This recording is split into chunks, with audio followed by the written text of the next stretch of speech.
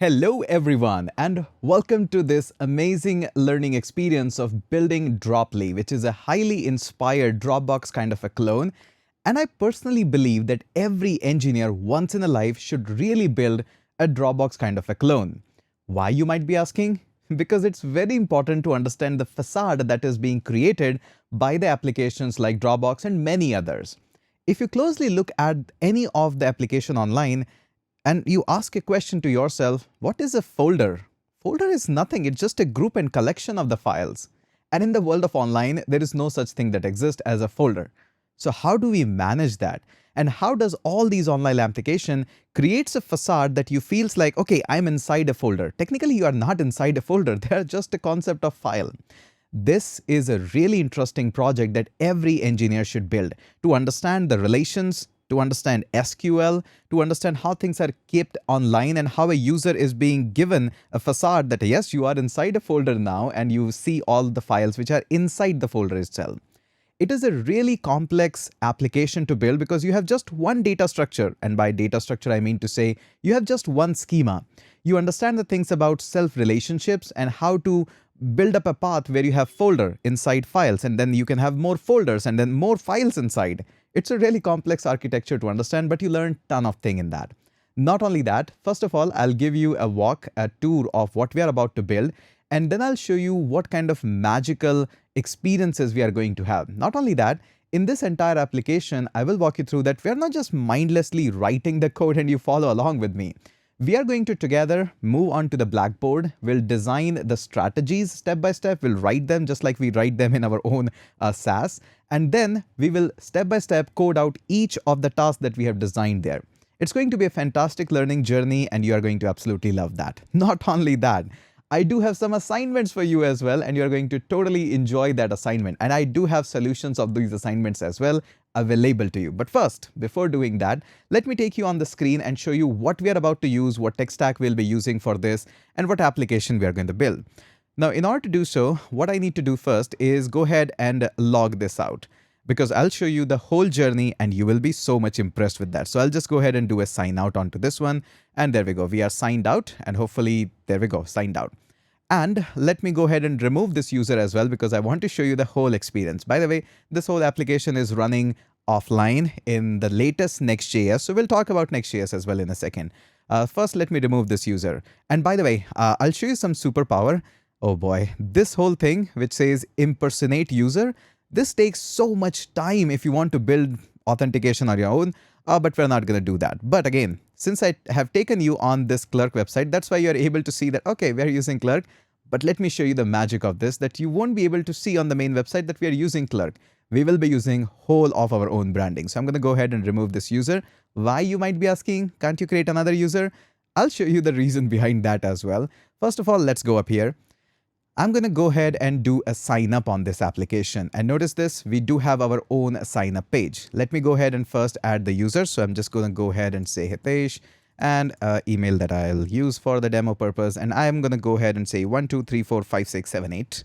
And then we'll tab 1, 2, 3, 4, 5, 6, 7, 8. And I'll try to create an account. And as soon as I try to create the account, it will say, hey, password has been found in an online data breach. So please don't use this. This is all being taken care of it. Now let me quickly go ahead and enter a real password. All right, so I have entered my password and let's try to create an account now. And once I try to create an account, what you will notice is everything is still in our branding and it asks me to enter the 6-digit code. Let me try to find the 6-digit code which has delivered on to my inbox. All right, so I have the code in my inbox. Phone is easier to access. And we're going to say, even if you see this, this is totally okay because it every single time generates the random one. And I'm going to go ahead and verify the email. And now we have status of verifying the email. And yes, this whole thing is powered by Clerk, but you don't see the Clerk branding on its own.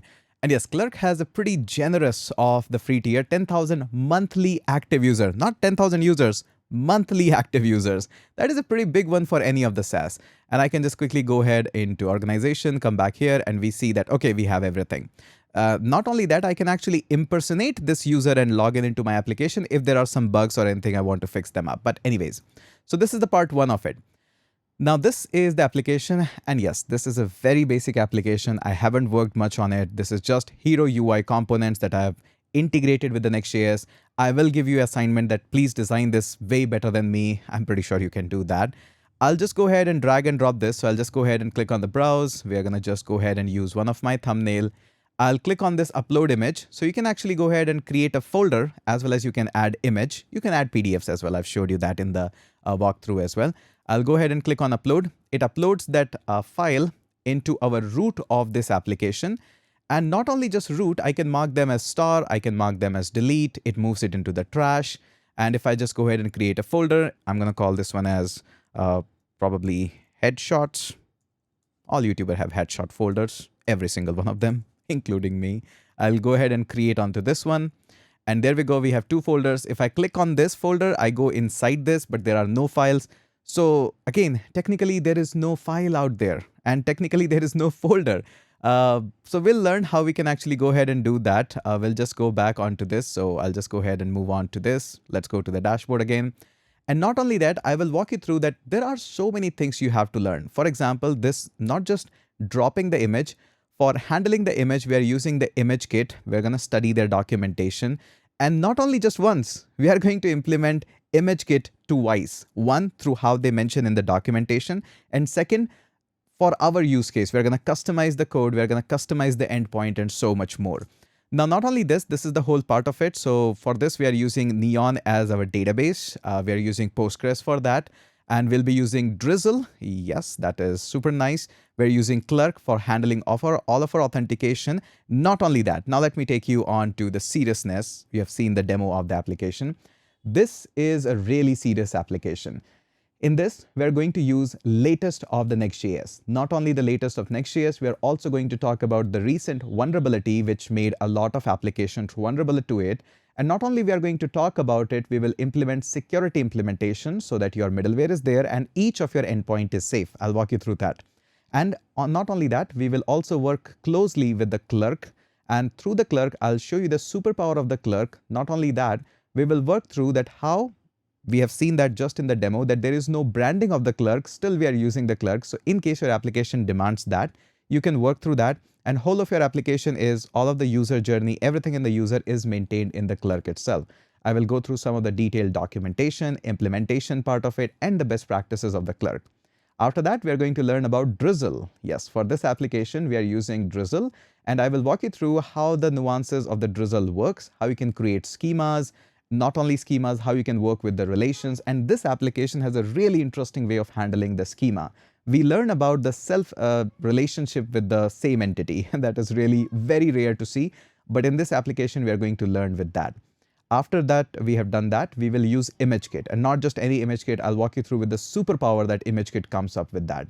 We will learn how we can restrict the files, certain types of file to be uploaded on our platform. We will work through with image and PDF only, but I'll show you the walkthrough that how you can add more of the files, but we're going to just work with the two. Surely you can add more.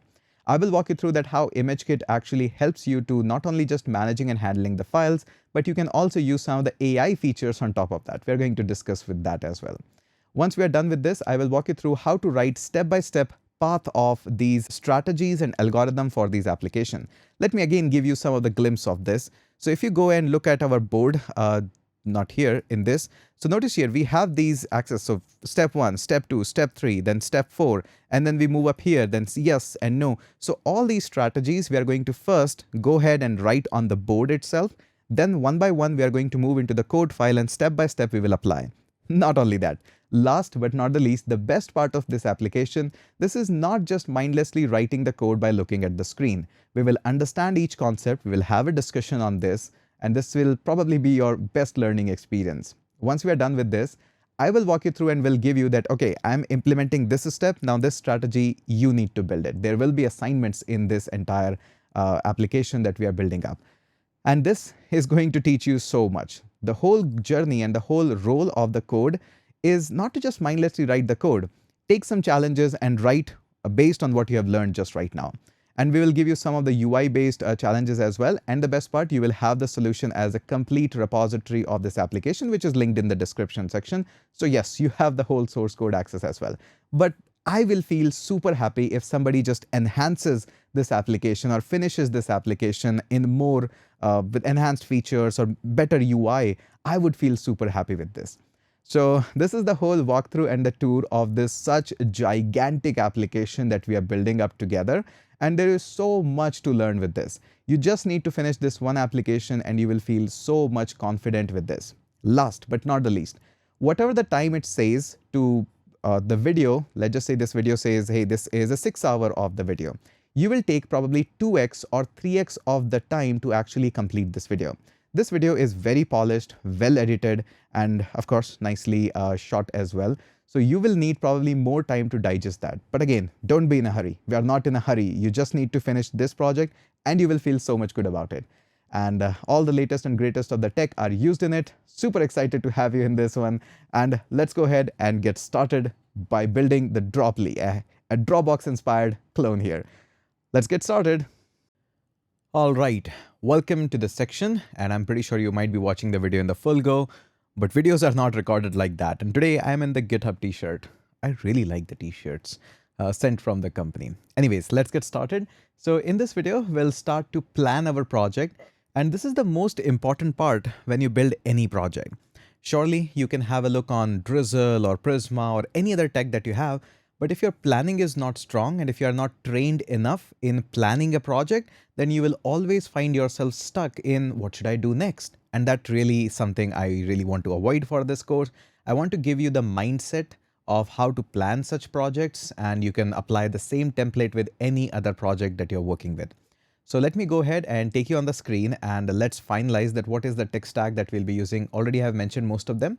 But in this one, we'll just get started. We'll initialize our project and you can all follow along with me. This will be a great journey. But the most important part is how we are going to lay down the stepping stones for working each and every task. So breaking down the big problem into the small one. Let me take you on to the screen itself. And here we are. All right. So this is my VS Code. We'll be installing everything up here. Super easy. And this is all the tech that we'll be using. So we'll be using Imagekit and of course the NextJS version of it. Of course, we'll be on the NextJS. And yes, don't you worry about the NextJS. There was a lot of drama around that how middleware should be used in NextJS and all that. We'll take care of all of the security part as well. Nothing to be worried on that. So we'll be using Imagekit because every project which is like this or any other needs some kind of storage, and Imagekit storage is one of the easiest one to work on with. So we're going to follow their documentation line by line and I'll walk you through. After this video, you have to be never ever worried about integrating Imagekit in your application. You'll be very easily be comfortable with Imagekit and you will be able to inject them in any Next.js project. Apart from this, we'll be handing down all of our authentication headaches to the Clerk. And surely I do have a couple of other videos about authentication from the scratch and everything. But for this project, my main goal is to walk you through with the process of building a bigger application. So authentication, it really consumes a lot of part of the tutorials and the project if you're building a SaaS. So we won't be wasting our time there. Clerk really makes sense. It handles all of our headaches regarding the authentication. So I'll walk you through how simple it is and how you can customize it.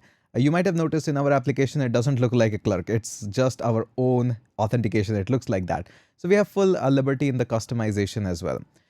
And apart from this, we'll be using a database. We'll be using Neon for it. Feel free to use any Postgres or SQL version. Drizzle can handle all of it. So we'll be working through that. And for the ORM, this time we are going with the Drizzle. I created a couple of videos with the Prisma as well, but this time it's time to understand the Drizzle. It's equally simple, but there are a couple of more steps involved, but we need to go through with it. And apart from this, that's it. For the library, we are going to be using HeroUI. I'll walk you through each step by step, how this can be installed, nothing to be worried. And with this, we'll be using Next.js. So first of all, let's go ahead and copy this command and move up here. And let's go ahead and install Next.js in this folder. So I've already opened up a folder in my VS Code. All I have to do is paste this command and at the end of it, just put a dot. The final dot here simply means don't create a subfolder inside this folder. Just install all the things in my current directory. Really simple. I'll hit enter and now it will ask me or allow me to select my options and feel free to choose whatever you like. In this case, let's go with the TypeScript. Although we'll not be using heavily the TypeScript in this project, but hey, whatever we can. I wanted to show you some of the steps, some of the stuff that you can do with the Drizzle, which will make your life super easy while using the TypeScript. So that is why we're going to be picking up the TypeScript. Linting, yes, of course, I love linting. Tailwind, for sure, give me that. Do you want to have a source folder? I would say let's skip this time. App router for sure. TurboPack, yes. This makes life a little bit easier as a developer.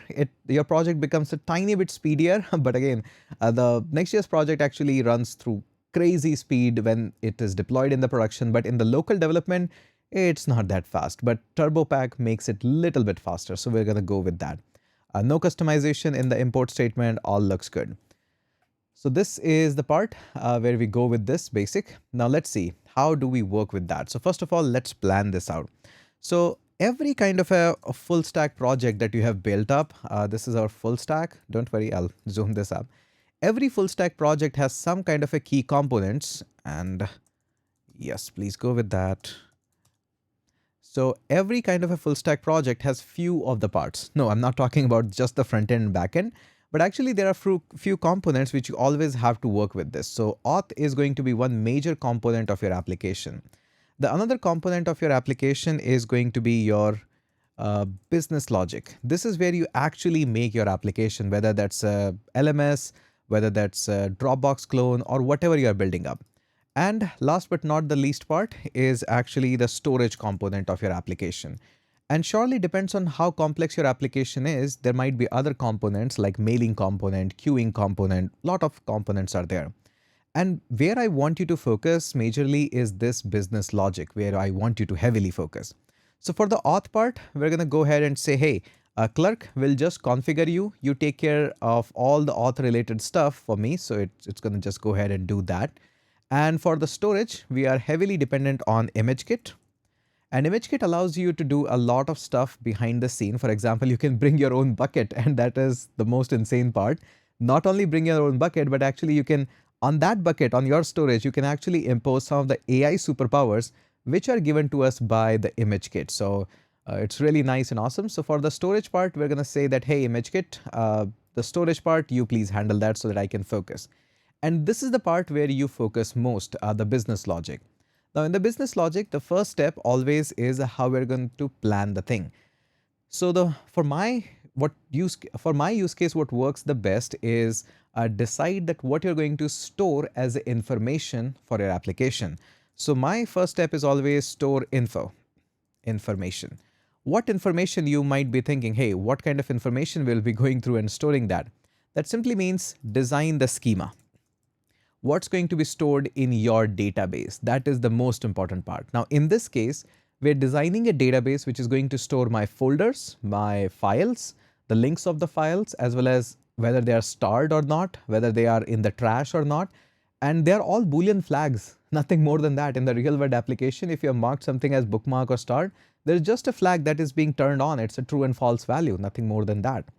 And apart from that, this schema, when it's being designed, I want a structure which is a little bit unique in its own concept. And I want schema something like this, that let's just say, for example, we have something like /document. Now inside the /document, I would say that, hey, we want to have a project or projects, whatever you like. And further down the road, inside this project folder, I would have something like resume.pdf or png, whatever you want to have. So I have something, this kind of a structure that I want to go through. So this will have project, further structure like this, and the project will have this application. So this kind of a structure that we have. Now this is a relation. So how we are going to define the relation in Drizzle, that is also something we are going to learn. So within the very first video, you are learning about how to design schema, how to have properly configured your Neon URL or any other Postgres URL. You're also learning about Drizzle and as well as this schema structure design. A lot already, just we are getting started. So let me go ahead and walk you through that how to actually work with this. First of all, Drizzle, it's fairly easy to work on with. And before you start with the Drizzle, just create a free account on Neon. They have a pretty generous free tier, and just grab a URL. I'll walk you through how you can grab the URL from my application as well. If I just go up here onto this, let's just say I'll go to the dashboard, or if I go just purely up here, you can see I have one application being running up in my free account, and I can click on this. And once I click on this, there is this connect click, and I can click on this and just grab this URL. Just if you click on this copy snippet, which is just right here, and it will just copy this whole string. This is what we need to connect with this. Pretty simple, just sign up and just create whatever it says as the default and just grab this URL key. This will allow you to actually go ahead and look into your database and connect with this. But in order to connect with the database, we'll not be connecting through direct SQL, but we'll be using one ORM, which is Drizzle. Drizzle is really popular and really works nice. So let me just tell you how it happens and what it works. So this is your backend. So this is how we design our backend. Now your backend is 100% capable of reaching out to any database, whether that's Mongo. In our case, we are going to have a flavor of Postgres, any other database. Surely this works like that.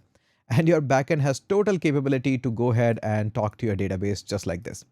But what I really want is to make my life a little bit easier. So I will just go ahead and install an additional ORM, and this ORM can be any. This ORM lives inside your backend, and whenever I need to talk to any Postgres, I actually go ahead and talk only through the ORM. ORM gives me special libraries, special methods, which makes my life a little bit easier instead of talking directly to Postgres.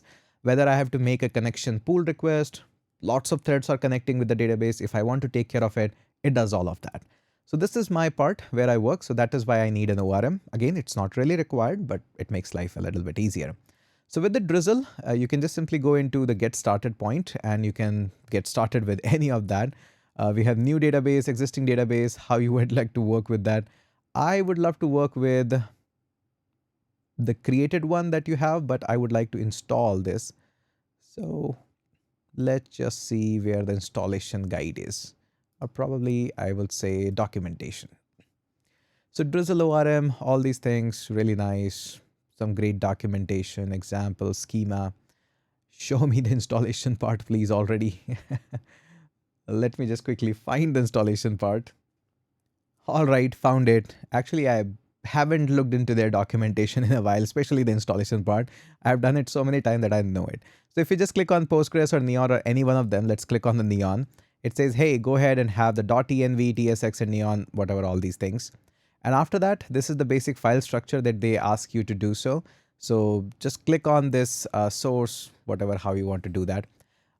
We will just keep everything into the lib. And then we have the DB, which has schema.ts and index.tx. They actually mention all of this. These are important files, Drizzle config, schema, and index. I'll show you, I will do this. The step one is to install all of this. So the first portion is installing all of this, but with as regular dependencies, not as a dev dependencies. So I'll just go ahead and say, hey, give me Drizzle ORM, the core ORM for talking to database.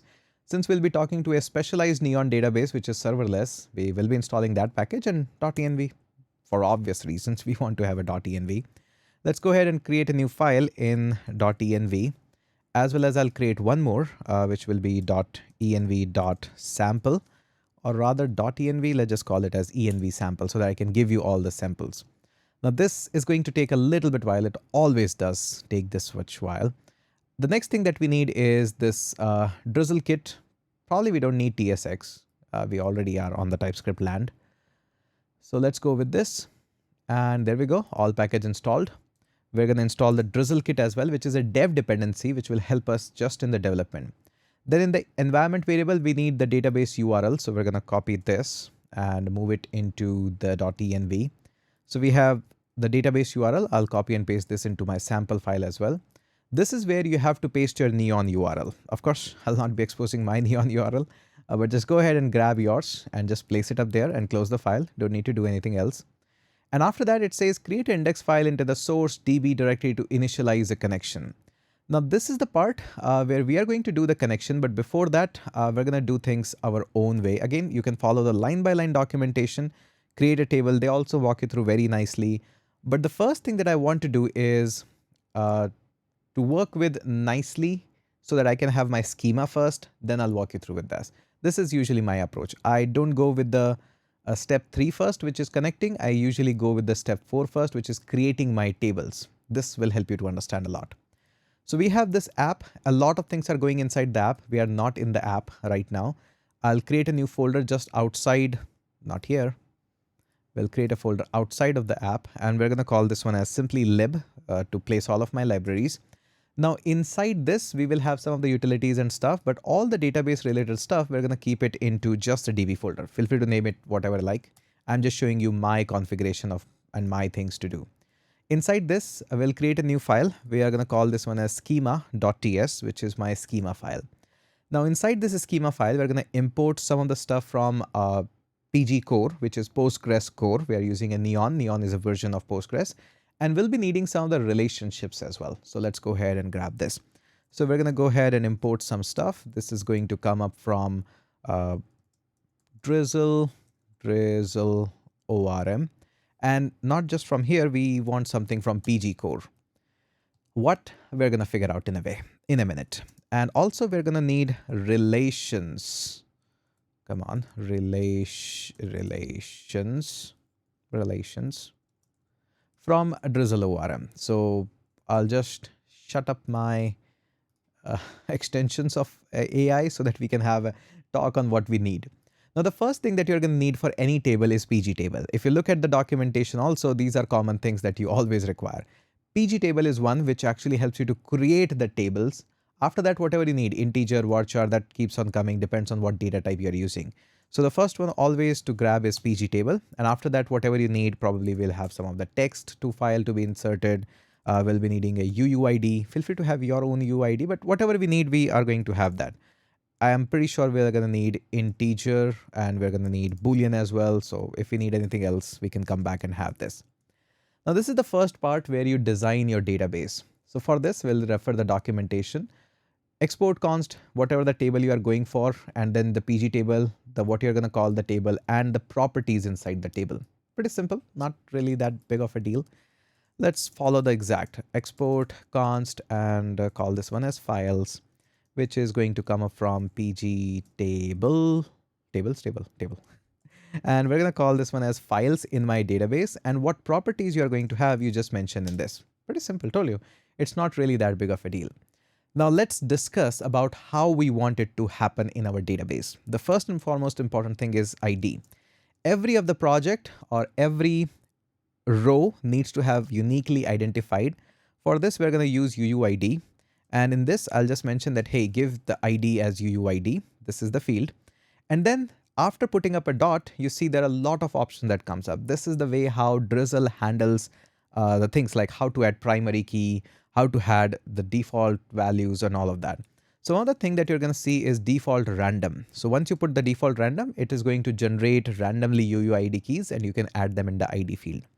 Then we have this primary key. Obviously, this is how I'm going to look up into my database and hey, based on the ID, just find me up this. So this is the basic. You will have all of this in this. Now after that, let's also store some of the basic file as well as folder information. How we're going to do that. Now, basically, there is no difference between a file and a folder. It's just how you store them, how you put properties on them. That's the most important part. So everything is going to have a name, which is going to come up from the text itself. And in that, you have to provide a property that this is going to be attached with the name itself.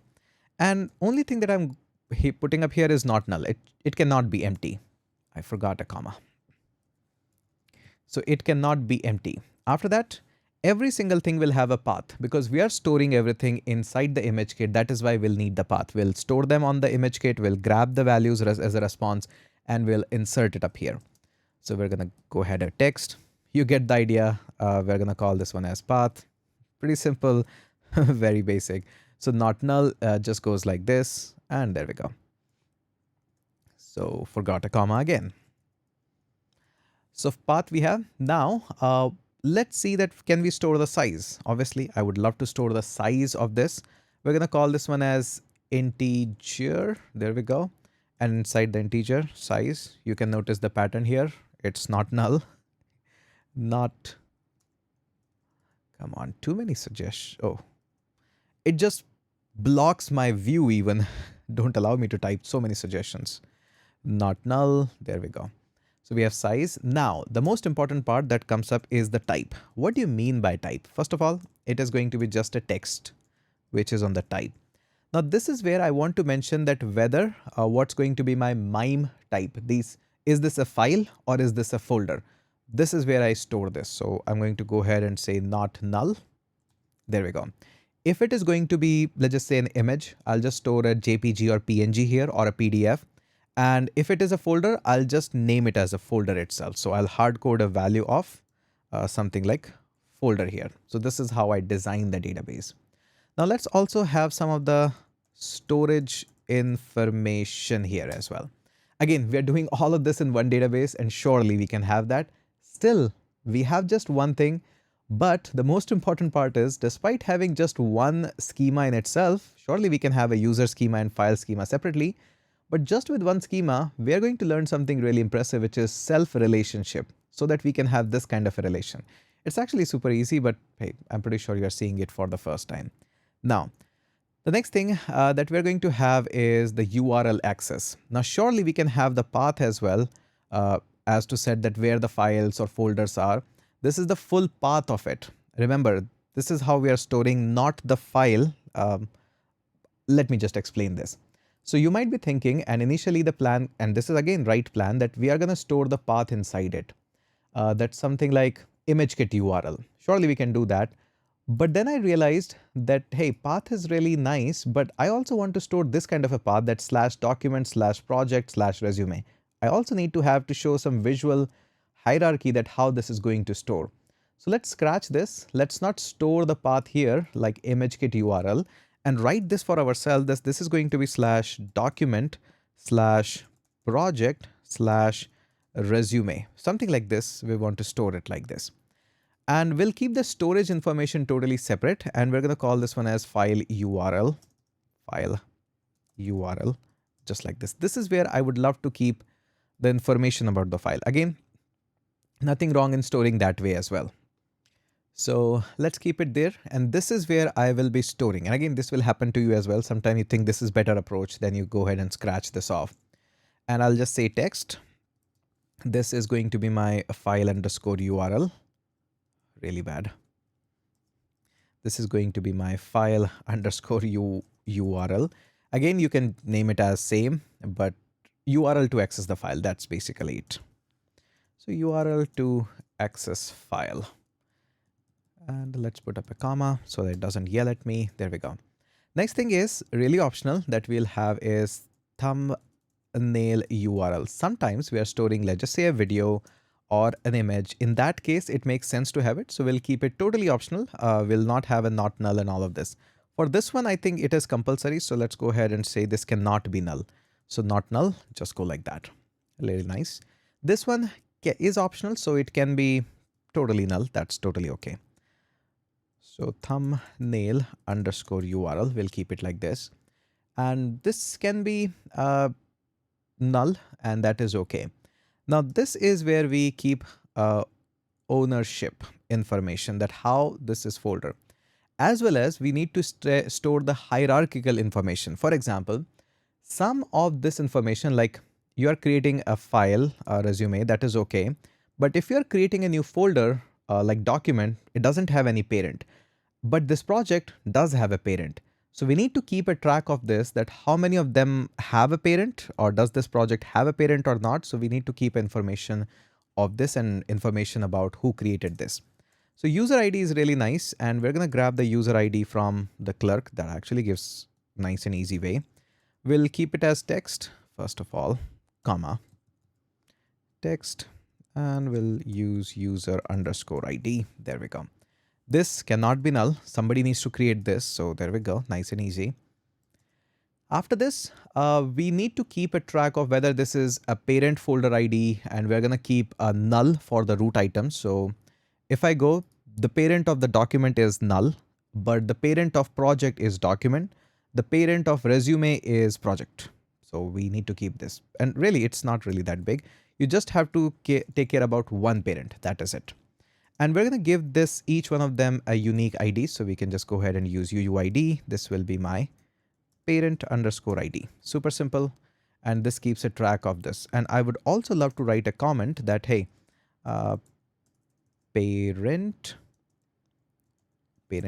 folder ID. And we'll just say null for root items, any items. Probably the resume is at the very root, so that can also be there. And again, these comments actually wrap up there. So if I just go ahead and click on view and word wrap, this is how it looks like, but then it gets blocked out of my view. So that's why I keep it. It's a little difficult to actually write this way. I prefer this way, but for the videos, I have to go through like this. All right. Okay, so this is how I keep the track of the information. Now, the Boolean flags. We need to have this. So we're going to call this one as file folder flags. This is where you design basic features like clicked, marked as star, clicked, bookmarked. And later on, you can query based on this and show only those folders. So really nice, classic SQL. So we're going to go ahead and say, first of all, that is folder. So if you're marking anything as folder, that's going to be Boolean. Did we imported that? Yep. So this is going to be my Boolean. Super simple, just like this. Mark this as is underscore folder. So this, if this is a folder, and we're going to call this one as default to false, and it cannot be null. If it is there, it needs to have a value. So this is my basic is folder. I will treat everything as a file, but if this flag is on, that means this is a folder. And we will mark this is starred, is a start. So if you can use better words, I'm running out of this one. Is starred. Yeah, I think that's good. Boolean. And we'll just say is underscore starred.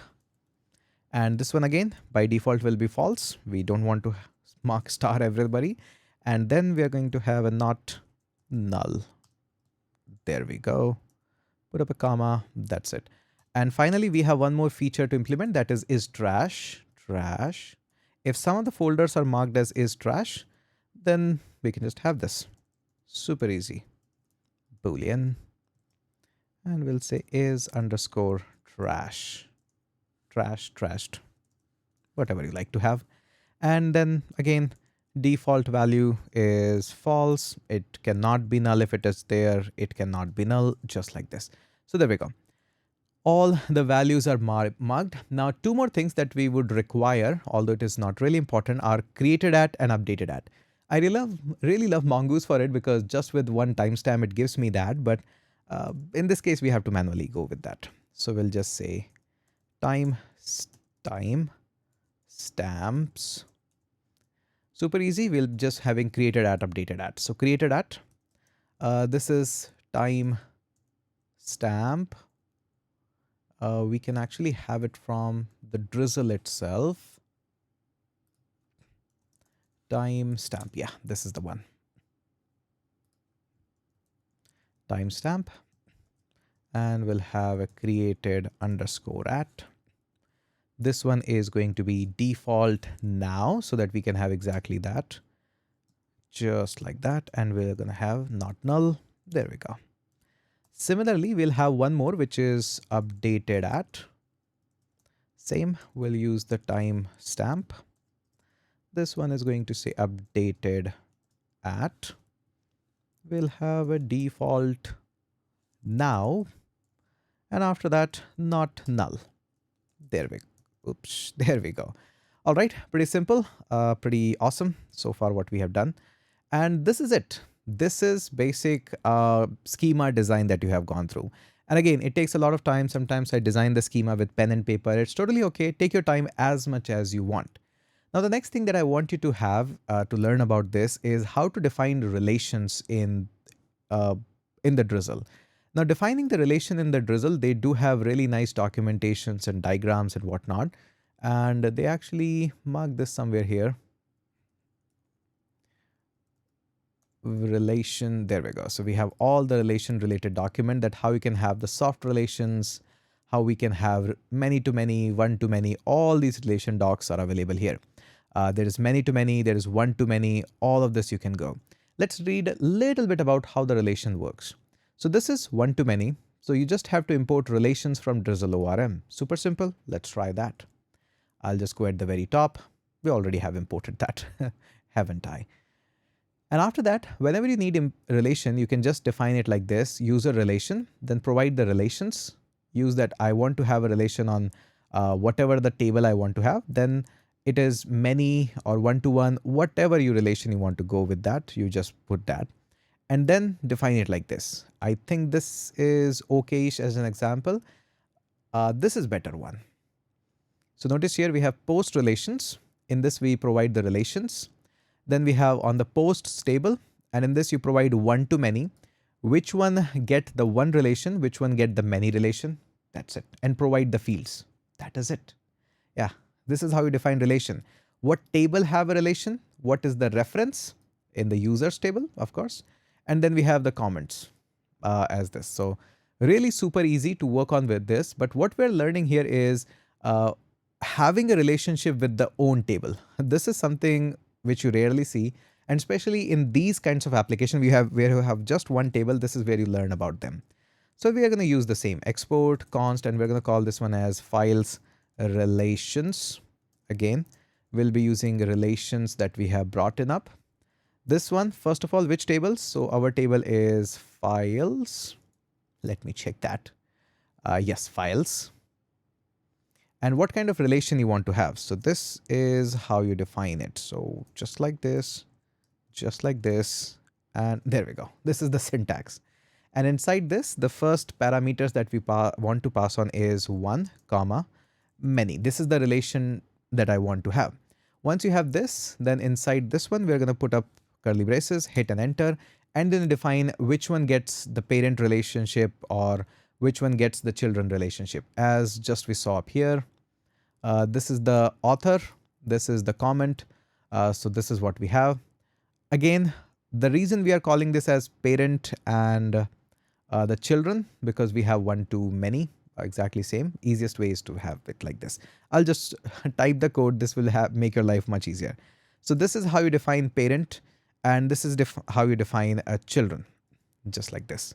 Children one is super easy. We want to have one to many, and I'll just write a comment for you.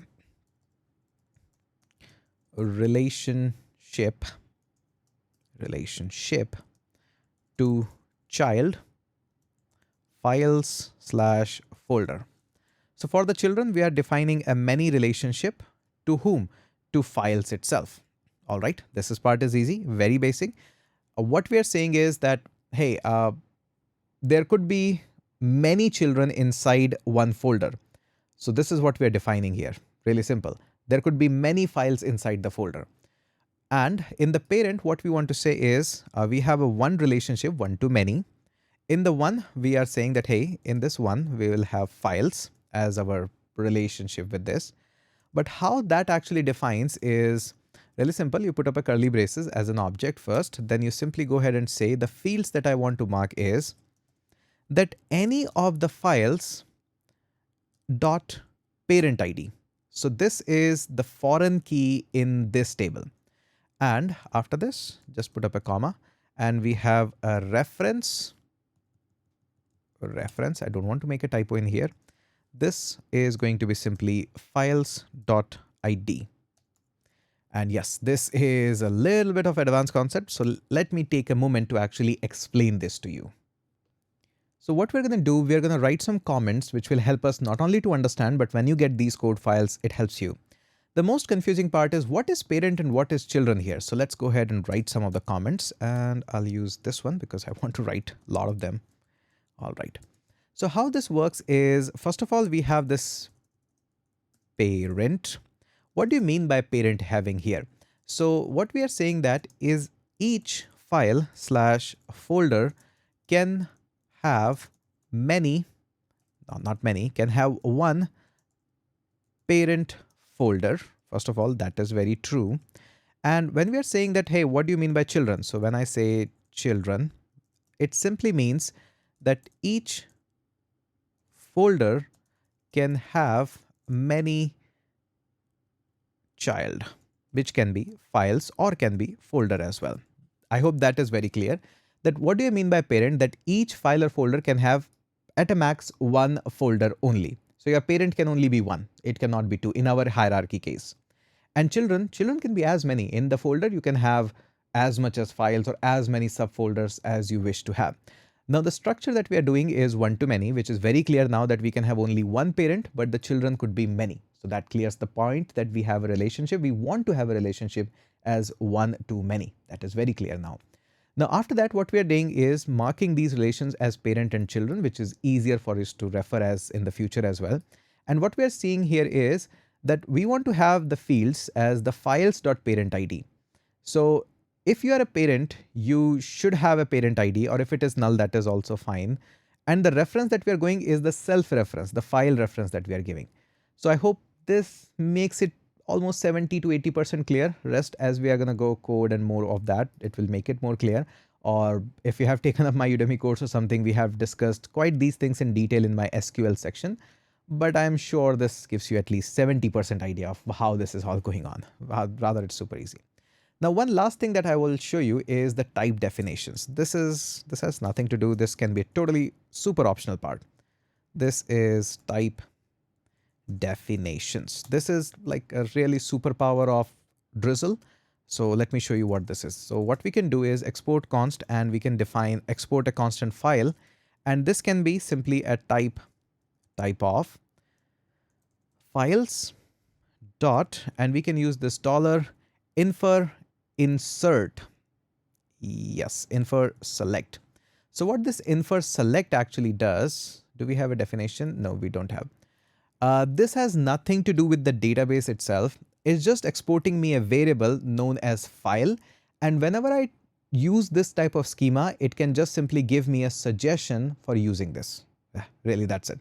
Super simple to work on with. Yes, I totally understand. What do you mean by giving us a type? It literally gives you type definition. So since we are in the TypeScript ecosystem, and Drizzle supports heavily on the types.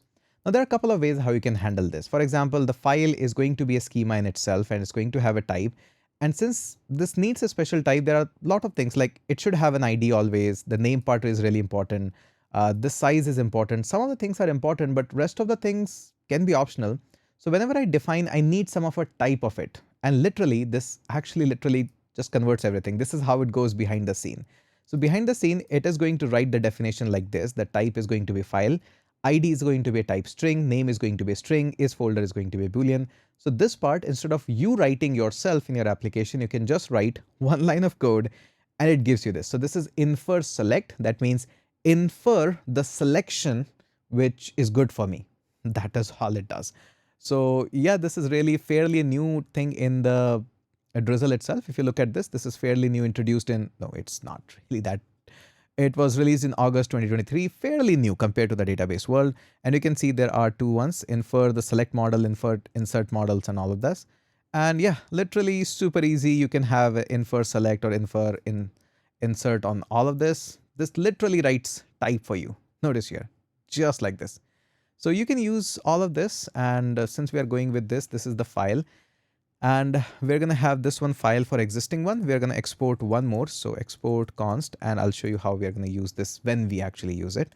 This one is going to be new file and same type of, and we're going to go ahead, files dot $infer select and infer insert. There we go. So once you have this, again, this comes directly from the documentation that, hey, now you can infer. If you want to have a types just like this, you can just have to this one, infer select, infer insert. So at the time of inserting anything in the database, or you get any value outside of it, I will mark that, hey, what's compulsory, what is not. And if you change the schema, it automatically regenerates as well. That is really awesome of them. All right, so this is pretty good. I hope you have learned a thing or two, or probably more, from this really long lecture of Drizzle. But not only that, now you have a lot more command over schema. If you look at the couple of more schema of Drizzle, you will be able to understand that. All right, so this is the part one of schema.ts. Now we want to connect with the database as well.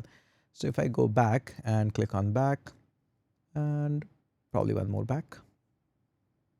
Yeah, we need one more back. There we go. And if I just go, I probably need to go back.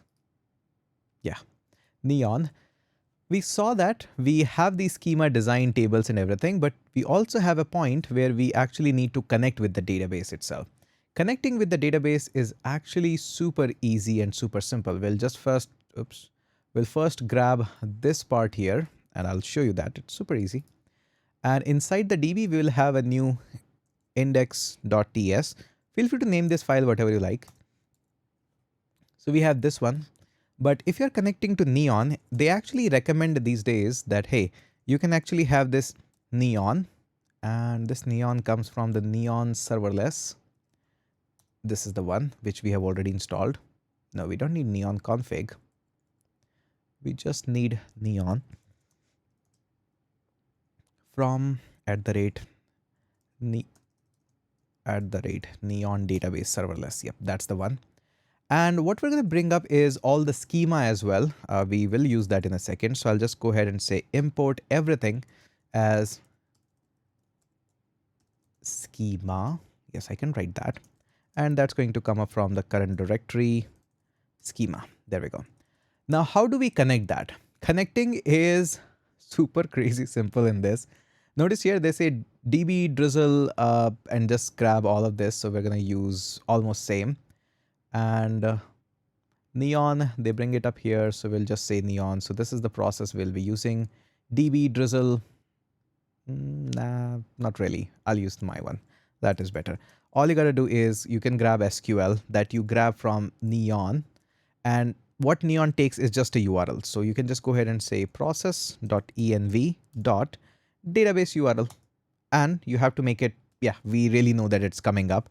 Or do your own settings. Sometimes people do a separate index.py, index.ts, where they import all of the process.env variables, check them and export them to make sure that they really are. You can use that as well. It's actually a better approach, but that's okay. And after that, what you do is one simple line. We simply go ahead and export a constant DB. And this DB is created via the Drizzle itself. So Drizzle, just like that. And the Drizzle, you say, hey, we need to pass on an SQL, as well as we're going to pass on the schema as well. That is it. Just 2 lines of code. And if you need sometimes that I want to import something SQL or everything, we can actually go ahead and export the SQL as a separate object as well. And again, this is totally optional. And if you want you to have it, you can skip that as well. Now, the most important part here is why we are exporting these 2 things. What do the 2 things actually do?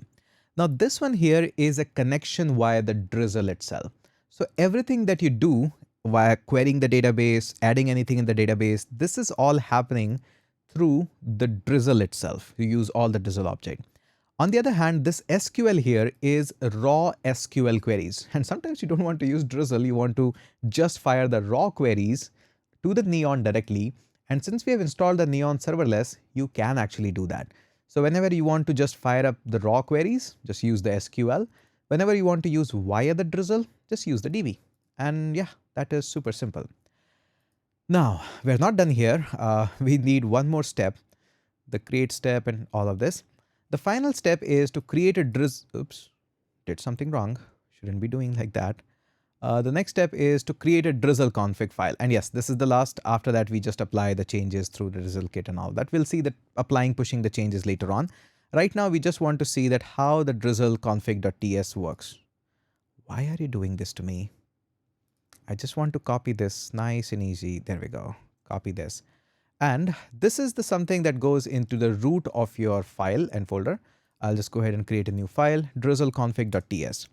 Now, how does this config file looks like and what goes inside this? The easiest way is to just copy all of this configuration. So copy this and we'll change and we'll learn and understand from this. So first of all, we are going to say, hey, let's define the config from the Drizzle kit. That is all okay. And then you import the .env config. We don't have a .env config and everything. So we'll just rewrite this something better. So we're going to import everything as .env, which is going to come up from a default package .env, which is already present in my NextJS application. And after that, we simply go ahead and load if there are environment variable from .env local or something. So let's go ahead and load this again. There could be different variation and version of it. I'll just say, hey, let load the config and let's make it nicer. In this application, we're not going to be using directly the env, but rather let's just use a path which says I want to first use .env.local because I'm developing application locally. If you don't want to use that, just skip this line. Hey, I want to use directly .env, then just say, hey, path is .env. that is it. But we are going to use a localized version. Let me also go ahead and create that. So we'll be using .env.local, and this is where all of my variables are going to live. So I'll just go ahead and copy this and paste this. Sometimes people use the local configuration, production configuration, and different configurations. That is totally okay, totally normal. Now we're going to go ahead and say that just after this, if you're not able to load the database URL, we want to just completely run away. So we're going to say if there is no process.env dot database URL, then we simply go ahead and don't want to proceed. So we're going to go ahead and say throw new error, which says database URL is not set in .env.local. Pretty nice and easy. Now after that, what it says that, hey, where are all the files? Where do you want to export the things and all of that? I usually keep my schema file at the very top because this is the first thing that I want to see. My schema file is not inside the source DB and all of that. I am keeping this inside the lib. In the current directory, go inside the lib, inside the DB, you're going to find schema.ts. This configuration file is how Drizzle goes into your application and load up all the data and push some of the data. So schema is inside the lib DB schema. Where do you want output file? What do you mean by output file? Drizzle behind the scene is going to write a lot of SQL queries, and it is going to give you all the output of the SQL queries. It's like a migration file.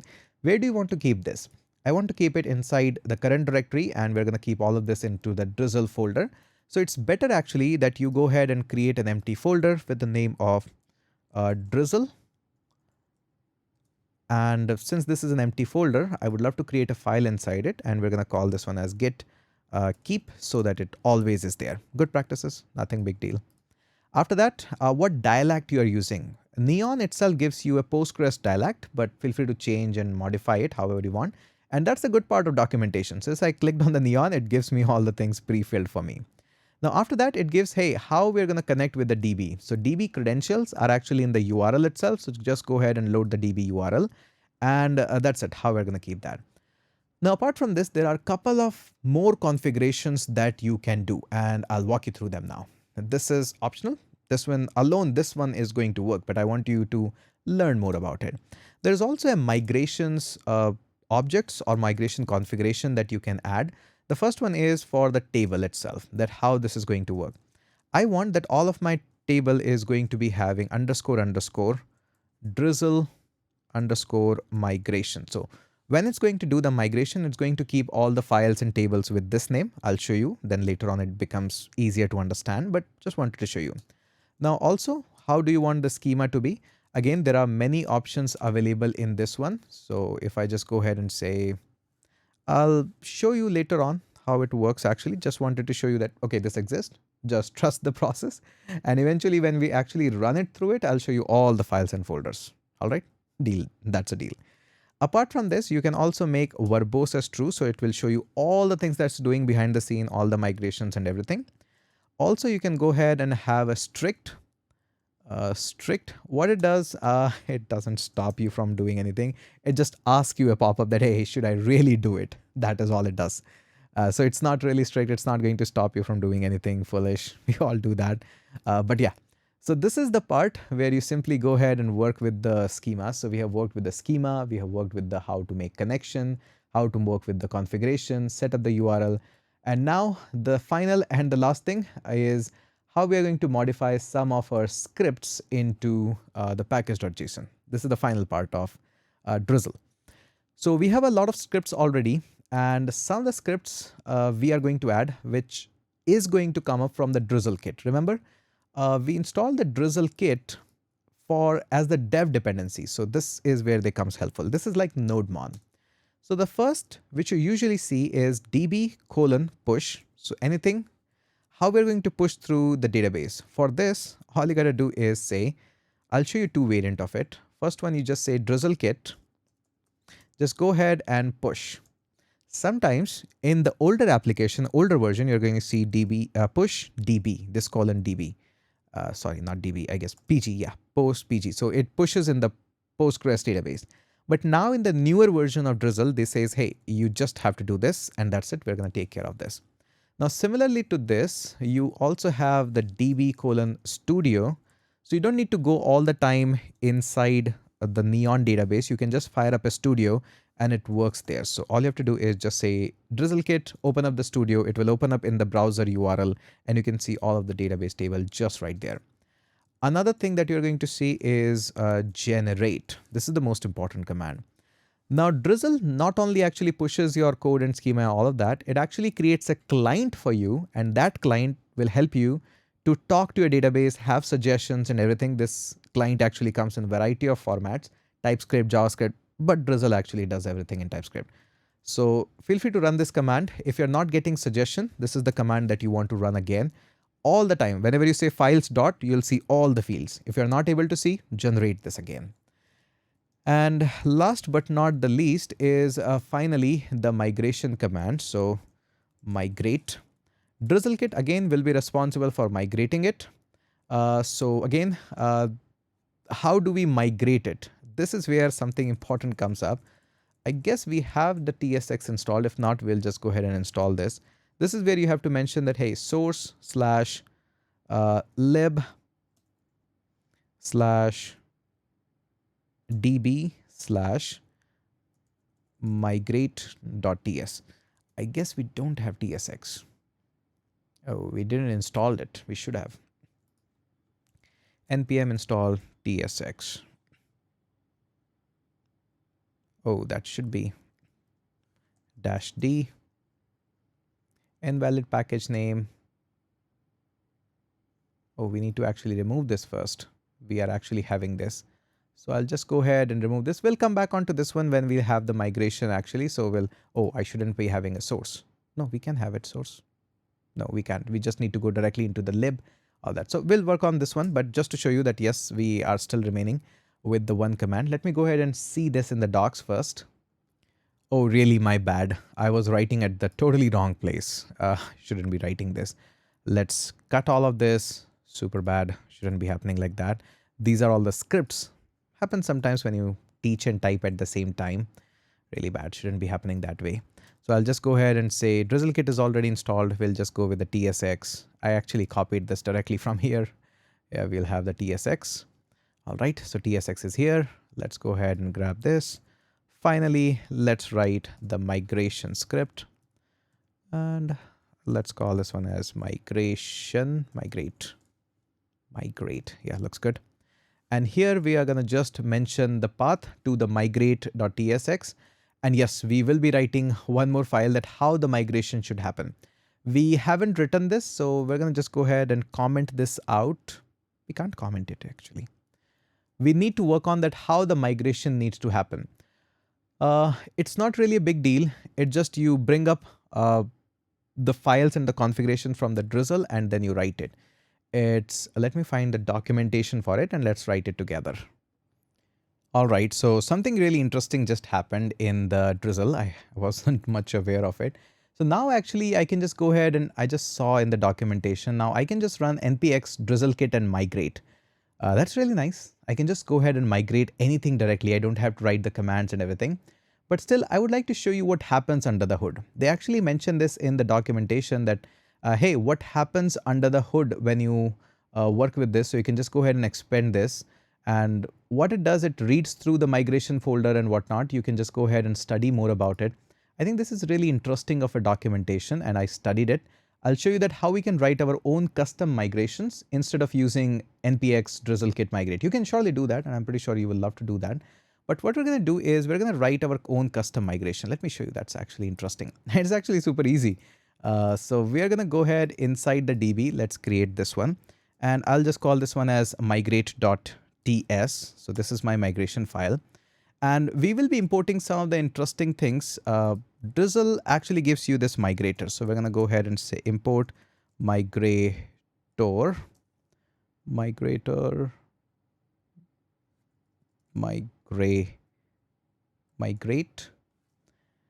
Yes, there is migrate and so many of them. I guess this is the one, Neon serverless migrator. Yeah, this is the one that is useful for us. We also need Drizzle. So we're going to go ahead and say Drizzle, and that's going to come up from Drizzle ORM / neon HTTP. because we are connecting with the HTTP. All right, and we also need a neon. I'll show you why we need all of this in just a second. And we're gonna need that with the @ neon database serverless. There we go. Let's also import the .envs as well while we are here. Everything as .env from .env. All right. Now what happens is, first of all, what we want to do is same thing which we did inside the index. If we don't have this, so import this. If we don't have the database environment, let's go ahead and close this. So let me go ahead and where we are having this, not here, Drizzle config. Yep. So this is what we wrote. We're going to copy this into the migrate. This is just a safety check that if we don't find the database URL or something, then it's okay. We don't want to proceed further. And we're going to write a simple custom migration function. And you'll be surprised to know that how easy it is. We're going to go ahead and say this is going to be my classic async function. We're going to call this one as run migration. Once we have this function, we don't need any parameter at all from this. It's just a try catch wrapper, and the end of it, we don't even need to export it. We're just gonna go ahead and say run migration. That's it. Now what happens inside this? It's actually super easy. It'll be fun to see. We just have a try catch block. In the try part, first of all, let's grab the SQL and DB, just like we had previously. So this one is SQL that comes from the neon. That's why we got the neon on the very first place. This comes up when you go ahead and say process.env.database URL. And we know very sure that the database URL is coming up. And let's initialize the connection. Whenever you initialize the connection, you do it through the Drizzle, just like this. And inside this, you pass on an SQL. And we're going to say, let's call this one as DB because this is our DB initialize connection. All right, this part is all done. Now, in order to run the migration, this is all it takes. Yeah, migrate. So this process takes time. We are going to await this. We're going to say migrate. How you're going to migrate? This is where you pass on two things. The connection string. Hey, this is how we connect with the neon database, and where the migration needs to go. So the migration folder where you want to keep it. I want to keep all of this as previously discussed inside the /drizzle. This is give me all the migration files, all the SQL related file comes up here. And after this, all you got to do is, why are you having the issue? Argument DB type session. Surely this should be all okay. All right, fix the bug. It was a little tricky. I was doing this. So neon serverless some places, and some places I'm using HTTP. So the Drizzle and migrate needs to come from the same place. A neon could be on the serverless, that is okay. But I was taking neon, this one Drizzle from HTTP, this one on serverless, which is not true. We should have both of them coming up from the same one. Either use HTTP or the serverless, and then it makes all good sense. All right, fairly easy to solve compared to other bugs that we usually face. And once we have this, let's go ahead and have a console log that, hey, all migrations are successfully done. So we're going to just go ahead and say console log, and we'll say all migrations are successfully done. I'll update these messages nicely. And let's also have a duplicate of this and move this into this catch part. And apart from this, we are going to exit the process if migrations are not done properly. So we're going to say process.exit, and we're going to exit with error code 1. And then we run the migration. Once we have this script, now surely you can run this without this script as well, but this is what happens behind the scene as well. Now I can simply go ahead into my package.json file and can have the migration, my custom own script, which can just like run like this. And we'll put up a comma here, and we'll say we can have a migrate db:migrate.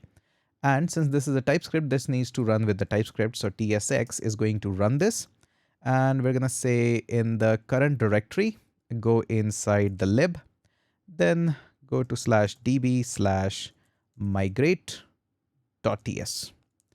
And that's it. You have to run this file, and it is going to run the migration for me. Surely. There is no hard and fast. I just thought will be cool.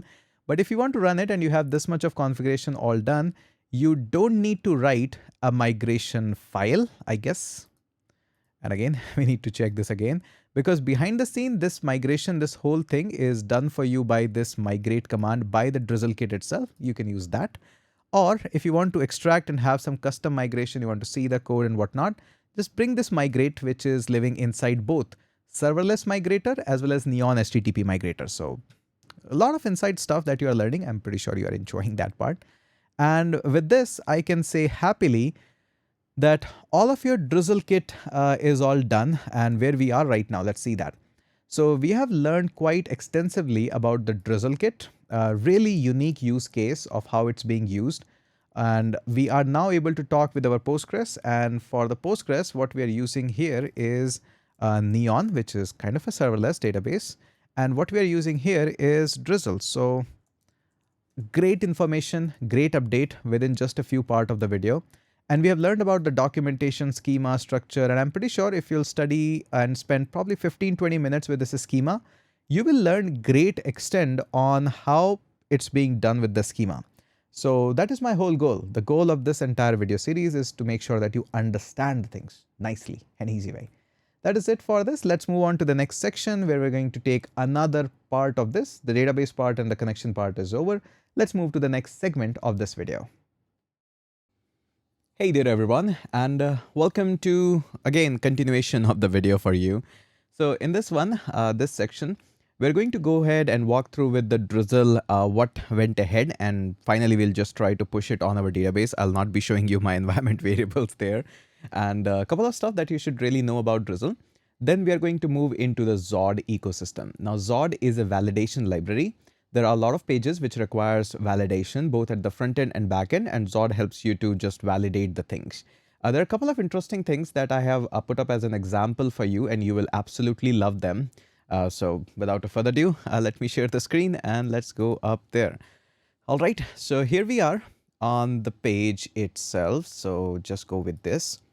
What do we have here is the same. We have the schema, same stuff. We have discussed that. We have migration as well.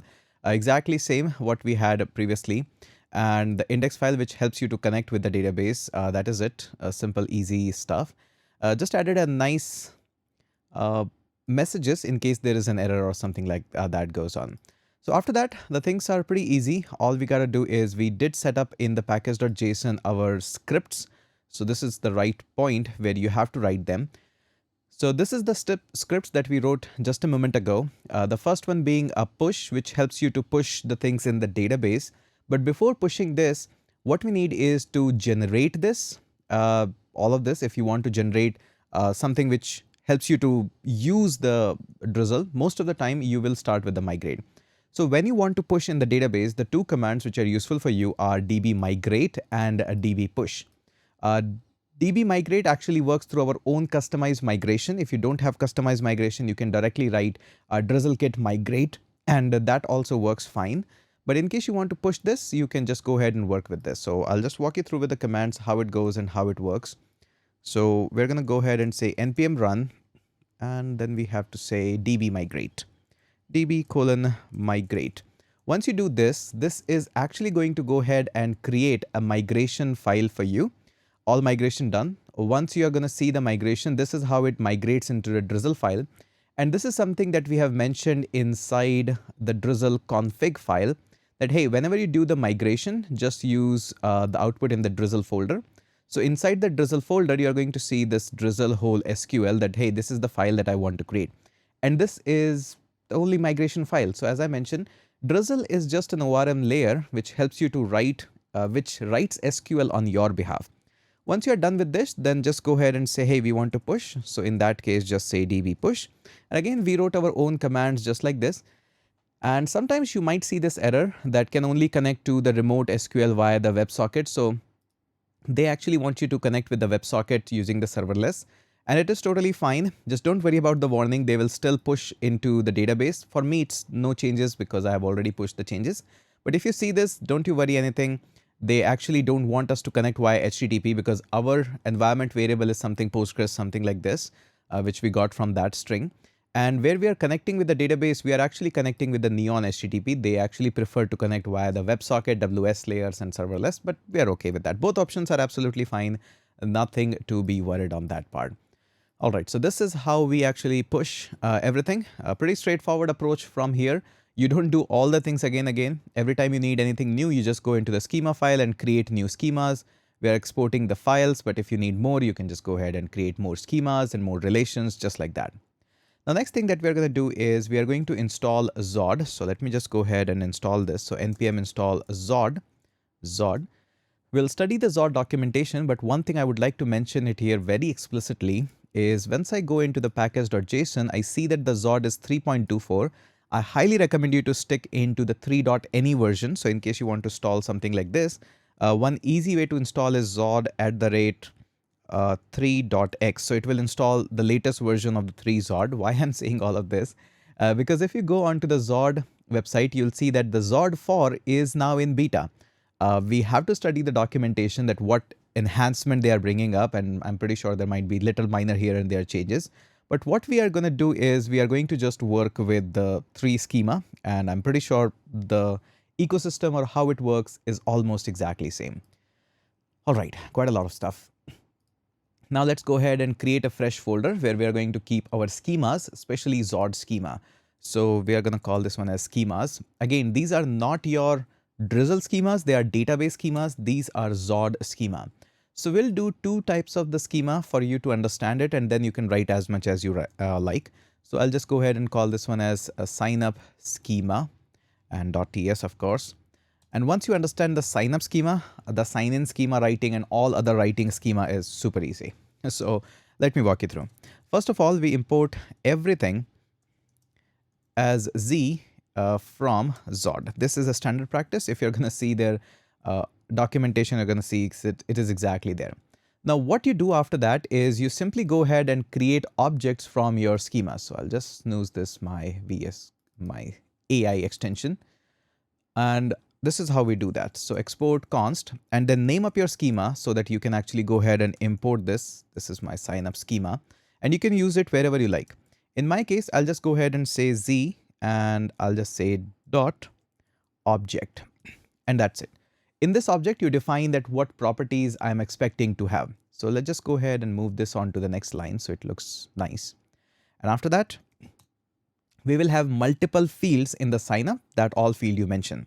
For example, email, how the email will be validated. Email will be again validated by Z or the Zod. It has a lot of features, like it should be a string. So once I put the string, just put up these parentheses that, hey, this will be now a string. It will automatically validate, hey, then my schema in the email should be a string.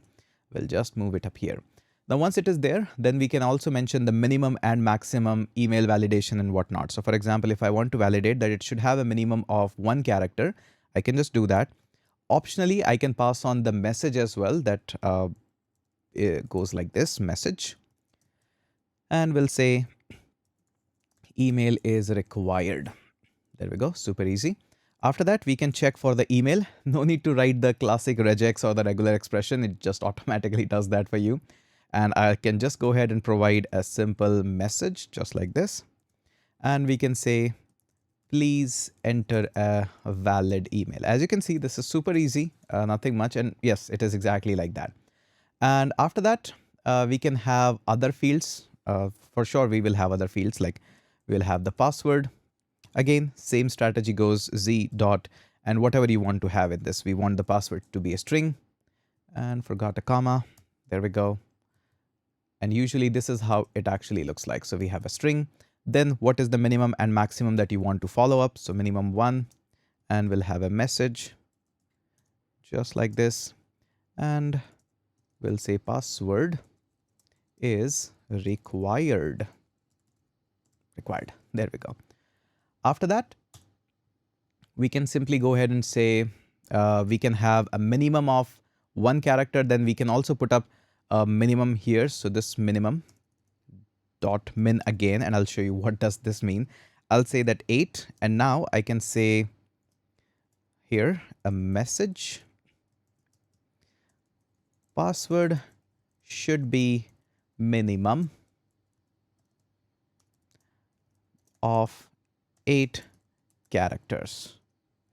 So first of all, the validation will go through with here. So if this is required, at least one character is there. If it is not having one character, it will show this error. If it is at least one character but not 8 character, then it will go here and will check for this validation. And surely after that, we can have more fields. We will have one more field, and this is very interesting where I want to show you something interesting part. I'll put up a comma here. And this one will be password confirmation. Password confirmation. This is very interesting, and I want to bring this up specially here. First of all, let's just go ahead and have a string, and we're going to just move it up here. There we go. This is string, and we are going to just go ahead and copy this and paste it up here. And looks like it messed up. There we go. There we go. Looks up. Auto indentation happens. So there we go. So we have password is required. So we'll say, instead of this, we'll say different message. Please confirm your password. All right. So the interesting part is now that we have these two things, the password and password confirmation. Password obviously goes through with a variety of confirmation phases, but the password confirmation has just two phases, that it is a string and it has this minimum validation. But there is no way to match that the password should be actually equal to the password confirmation. This is where you learn something interesting about Zod, which is very less discussed in the tutorial, but when you do things in the production, you will find this pretty common. So what you can do is just after this, once you have this object, the whole object, once you have this one, after that, you can actually use a method refine, which is very interesting. You should really go ahead and study about it. One use case that we do up here inside the refine is it takes two thing as a parameter. The first one being is the method itself. We call this as predicate function, and another one is configuration. So how does this work? Predicate function actually gets all the data that is stored inside the object. So you just go like this, and there we go. And surely there are a lot more things that can happen here. And then the second one is an object that you have to pass on just like this. Now in this, what we want to do is that we will get all the data here. Instead of doing this, we'll just go ahead and say that data.password. So all the above object is called as data should be equal to data.password confirmation. So this is where this policy needs to check and this needs to be accurate. If it is not, then in the config, you can provide couple of parameters or you can set couple of properties. The first one being message, which is very common. So in the message, we can just go ahead and say password do not match. There we go. Now up till this here, it is all okay. You don't need to add any extra field, but there is also one more field. Now, whenever you'll be using these Zod, they will come from an input field in our React hook form. So you can show this error wherever you like. For example, in the password field, automatically these error will be shown. In the password confirmation, if anything goes wrong, these error will be shown. But for the refine, you have to explicitly mention that whether it should go at the very top in the global or have to go in a particular field. I want that this message should go as the error field in a particular path. And that's what the name of the property is, path. We simply go ahead and say where this needs to go. So in this, we'll just go ahead and say this password confirmation, and this needs to be a string. So there we go. That's it. So I hope you understand this. This is very rarely discussed. And if you find this interesting, please do leave me a comment. I would love to see that, yeah, we actually are learning quite a lot in this one. All right. So this is all majorly how you define all of your Zod schemas. I'll just create one more so that it cement our memory here. I'll just call this one as sign in schema, and I'm pretty sure after watching me writing sign in schema, you'll be able to write all of this on your own. So import everything as Z from Zod. And again, the method is same. We just go ahead and say export const sign in, oops, should be lowercase, sign in schema. There we go. And we simply go ahead and say, hey Zod, we want to create an object for you. This is how it goes. And we'll just go ahead and work like this. And we're going to call this one as identifier. And again, it can be called anything, email as well. We'll just call this one as identifier. I'll show you the reason because we have to work with the clerk. So identifier makes much more sense. And this should be a string just like this. And of course, I would love to move this to the next line just like this. Makes me easier to read. And then we're going to go with the same process. We'll have a minimum of 1. If it is not 1, then we're going to go ahead and have a message. that says email or username is required. Whatever you are working on with, that is totally fine. After that, we're going to go ahead and say, let's validate it for email because our validation is for email. Then we should not actually have a username. Makes sense. We'll just go like this, email, and we'll just go ahead and have a message which says, please enter a valid email. Looks okay. And after that, put up a comma and add another field, in this case, which will be password, just like this. Z will have a object, which will be a string, just like this. And as you know me, I would love to move this to the next line, just like this. And we'll have the same properties. It should have a minimum of 1, which goes like this, which says message password is required. And we'll have one more, which is minimum. And we know that we are storing the password of the 8 characters. So same message can go up here as well, which can say password must be at least 8 characters. There we go. All right. So as you can see, if the refine is required, we add that. If it doesn't require, that is okay. And that's it. That is all there in the Zod. Now, just before we end up this section, I would highly recommend you to read the documentation of the Zod. So I'll just move it here so that we can see it all. And here as well. There we go. So in the Zod, you can simply see that there is an announcement, documentation, and website and whatnot.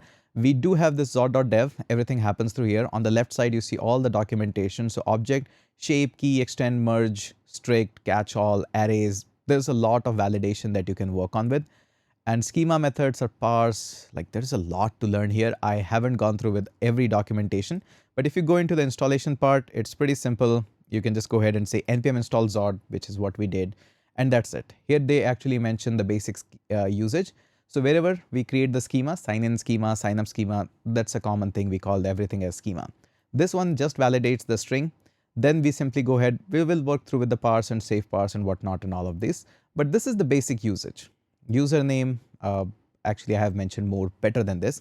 But after this, what you have to go is just find out the different ways of validating. So for example, you want to validate something as string, number, boolean, date. You just come up here, search for it, and eventually you will find it, and that is it. That is all it takes to work with the Zod. So I hope this section was absolutely clear to you. And in any of the project future on, you can actually create the Zod schemas. How to use them, I'll walk you through in the React hook forms section, where we are going to utilize the clerk as well. Let's go ahead and catch up in the next section. All right, welcome to this section or this video where we are going to learn about how we can use NextJS, Zod, React hook form, as well as clerk for your authentication. And we're not going to be using clerk with their clerk branding. We are going to show you that how you can use clerk with your own custom branding. There will be no mention of the clerk itself, but behind the scene we'll be using clerk. User will never know it, and you will have full control over how your website and sign up page and everything looks like. So whether you're watching this video in the complete section, the complete video where I'm putting this up, or I'm putting this up as a separate video, this will be a complete guide. You will absolutely love this. Not only that, the way we are going to design this application or the component is such a nice and elaborative way that you can put this into a separate page, it will work fine. You can put this into a pop-up, it will work absolutely fine. Not only that, I will walk you through that how you can sign up a user using clerk, and when the clerk sends the OTP, how in the same page you can actually grab that OTP, and once user insert the OTP, you will be able to validate that OTP right there. Yes, there's a lot in this video, and we're going to have so much fun while building with this one. And I'm pretty sure if you're going to enjoy this, you're going to leave me a comment that, hey Tesh, we enjoyed this section. That is all I'm asking. So let me take you on the screen and walk you through with the process of how this actually is being done. So the step one is obviously to go ahead and sign up on the clerk. So clerk, in case you don't know, it's a pretty awesome service. We use it quite a lot in our production as well. So clerk is the most comprehensive user management platform, whether you're building up or doing anything kind of a SaaS. When the time you are validating the idea, you should not actually put too much of stress into just authenticating the user and managing the users. The whole idea is people will not be paying you for the authentication. People will be paying you for the ideas, the business solution that you're working for. So a lot of for us, we actually manage it through the clerk itself. They have a pretty generous free tier plan here, 10,000 monthly active users, not the users, monthly active users is pretty insane. And I'm pretty sure everybody will be able to monetize their product after this. So go ahead, sign up. And once you are signed up, then just go ahead and create an application. Now, in this case, I actually have a lot of application going up. As you can see, we use this quite a lot in our internal tools, admins and whatnot. This one is just create a drop leaf. No need to do anything. Once you are done with this, come up into the configuration, and this is where I want to show you. This is the default configuration. I haven't touched anything. By default, whenever you actually use this, what Clerk gives you is anybody can sign up with the email. Not only that, they also turn up a couple of authentication strategies. The first one being password. So user will be able to set up the password in their account and then will be able to log in into their account. Not only that, they also gives you email verification code. So Clerk on your behalf will send in verification code to the user's inbox, and inside that inbox they will get the code, and then you have to put up some placeholder where they can put this code and send this verification to the Clerk, and they will validate whether the code was accurate or not. This is what we have to go through with this one. So this is all the setup. This is a default one, and surely you can actually go ahead and use more SSO connection if you have this one, more providers if you want to use them. There is more flow that we can go with this. My job and my role in this video is to make sure that you understand this flow, because this is a really unique flow where you get a lot of control of your UI, your colors, your scheme, however you want to have the sign up page. Apart from this, just in the previous video, we saw how the Zod is integrated. Let me walk you through quickly. So we created two schema. The most important schema for us is the Zod. So take a look on this. This is how we did. I explained this in detail, won't be doing this again. This is it. Just grab this schema. Now, coming up on to the most important part is we'll be creating one more folder here on the components. You can create pages as well, no problem there. First of all, let me just go ahead and add a component. Components would be good. And we'll be creating just a component, call this one as a new file, and this one is going to be sign up, or this one should be better, sign up form.tsx. So this is going to be a TypeScript component. Now, not only this, we will be of course using Zod, but for this to handle the form, I would love to use the React hook form. Surely you can use other forms, or if you don't like, you don't use just any form. But React hook form actually makes it a little bit easier for me to handle the things when we have multiple things, input boxes and all of that. I'll copy this, and first of all, let's go ahead and install this, and surely you can install it from wherever you like. For me, it's easier to just say npm install React hook form, just like that. Again, if you wish to install from other places, just go ahead and use that. And there we go. And apart from this, we also have some of the resolvers here. Let me quickly go ahead and check them. Had to search a little bit, but yes, they are there. So this is where they say that, hey, you can install the React hook form resolver is yup. One of them is yup. I'm not going to be using yup in this case. I'll be using another one, which is, it's not mentioned, but it's actually Zod. So I can just go ahead and copy this and copy. And instead of this one, yup is also a pretty good one, but we're using Zod in this case. So I'll just go ahead and say that, hey, we are going to use a resolver, which is going to be Zod. So let's just go ahead and install this. And let's see in the package.json what happened. So there we go. We have React hook form, Zod was already there, and we have resolver as well. So hook form resolvers, and we will be using resolver as Zod. That is it. All right, let's go into the sign up form and let's see how we're going to use this one. Now, since this is going to use some of the front-end components from the Clerk itself, it is a best practice that we go ahead and use the client. Otherwise, it will going to throw you error.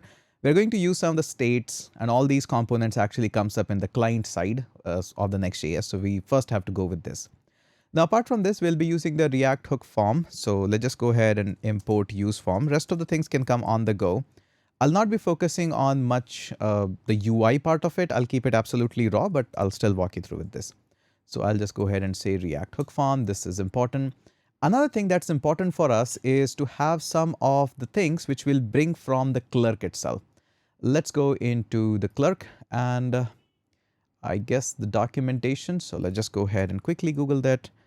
Clerk docs Next.js. They have a pretty straightforward approach. So this is quick start guide. And the step one is create next app. We have already created. We have to install Clerk Next.js. Let's copy this and come back here. And again, I'll be following exact documentation so that you can repeat my steps. The step one is to have the Clerk Next.js. Then it says add Clerk middleware and all these things. We will do that. I will walk you through with the cautions of middleware as well. This is not the part where it is important. Clerk provider, yes, I will walk you through with the provider as well. We will be doing that. And that's it. They say, hey, this is the step one. This is the easiest guide to have this installation and everything. Literally, you can set up the middleware and have use their own components like sign-in buttons and all of that. And it actually gives you the whole UI as well. We just don't want to do that. We want to have our own custom UI for this one. Now, in order to do so, I have to bring in a method use signup, which is a hook from the Clerk Next.js. So I'll just go ahead and say import. And this one is use sign in, and there is a sign up. We are working on sign up. So let's just go ahead and grab this. And that is it. That is all we need. Let's import Z as well for validation. Z from Zod. So we'll be using the validations and all of that. Rest of the things, whatever we need, we can actually bring them up whenever we need that. Now, the most important part is, first of all, let's bring the schema. So we wrote some schema for the sign up. We need to bring this one as so that we can use them for the validation. So I'll just go ahead and say import. This one is sign up schema. There we go. And we'll just mark it as Zod schema, Zod custom schema. We wrote this. And then finally, the most important part is export default function. This is going to be sign up form. And feel free to inject this form wherever you like. There we go. That is all it takes. Now, the step one is to decide that which component do we want to return. We cannot just go ahead and return that. We have two things that we are doing at the same time in this application. The first one is submitting the form, which is user sign up. And the second one is verification when the user adds the OTP. So for this, two methods will be used, obviously. So we'll have, first of all, on submit. Feel free to call this method whatever you like. This is where we'll just initially say, hey, this is classic on submit. We'll have the async method and async just like this. And we'll probably use arrow functions in this one. There we go. Another method that we are going to have, just like the on submit, is going to be handle verification submit. So there are two submit that are going on submit. There we go. So we are at least putting up a boilerplate, and this is how you'll be doing the boilerplate as well. Now we have two conditions, and from where this condition actually comes up. So whenever you do a sign up, you will be doing the sign up using this use sign up method. And this is a hook. We need to understand that how to destructure this hook. Pretty easy. So we'll have this use sign up just like this. And when we actually go ahead and destructure this hook, we actually get three things in it. And you can read in the docs as well, go up with that. The first one is sign up. We'll show you how this method actually works. Then we have is loaded, which is a Boolean that indicates whether Clerk has completed initialization and all of that. So if Clerk is processing something, this is something that you get up there. So is loaded. And then this is set active. Now set active is going to give you, this is the one. So a function that sets the active session. So if everything goes good, you can set up an active session, and later on you can take some data from this active session that, hey, whether user is signed in or not. So we'll be using this one as well. This is how you destructure that. Now the most important part that we have here is a couple of more things we can do is sign. All right, a little bit of an itchy throat. Now we are back up here. Okay, so what we're going to do here in this is we'll use this sign up, and this sign up comes with a lot of methods. One of them is prepare email address verification. That's a long name of this. So this method simply takes your email and password and all the confirmation password, whatever you have, sends it to the clerk. Now, the moment it sends it to the clerk, clerk on its own will initiate a verification process of sending the OTP.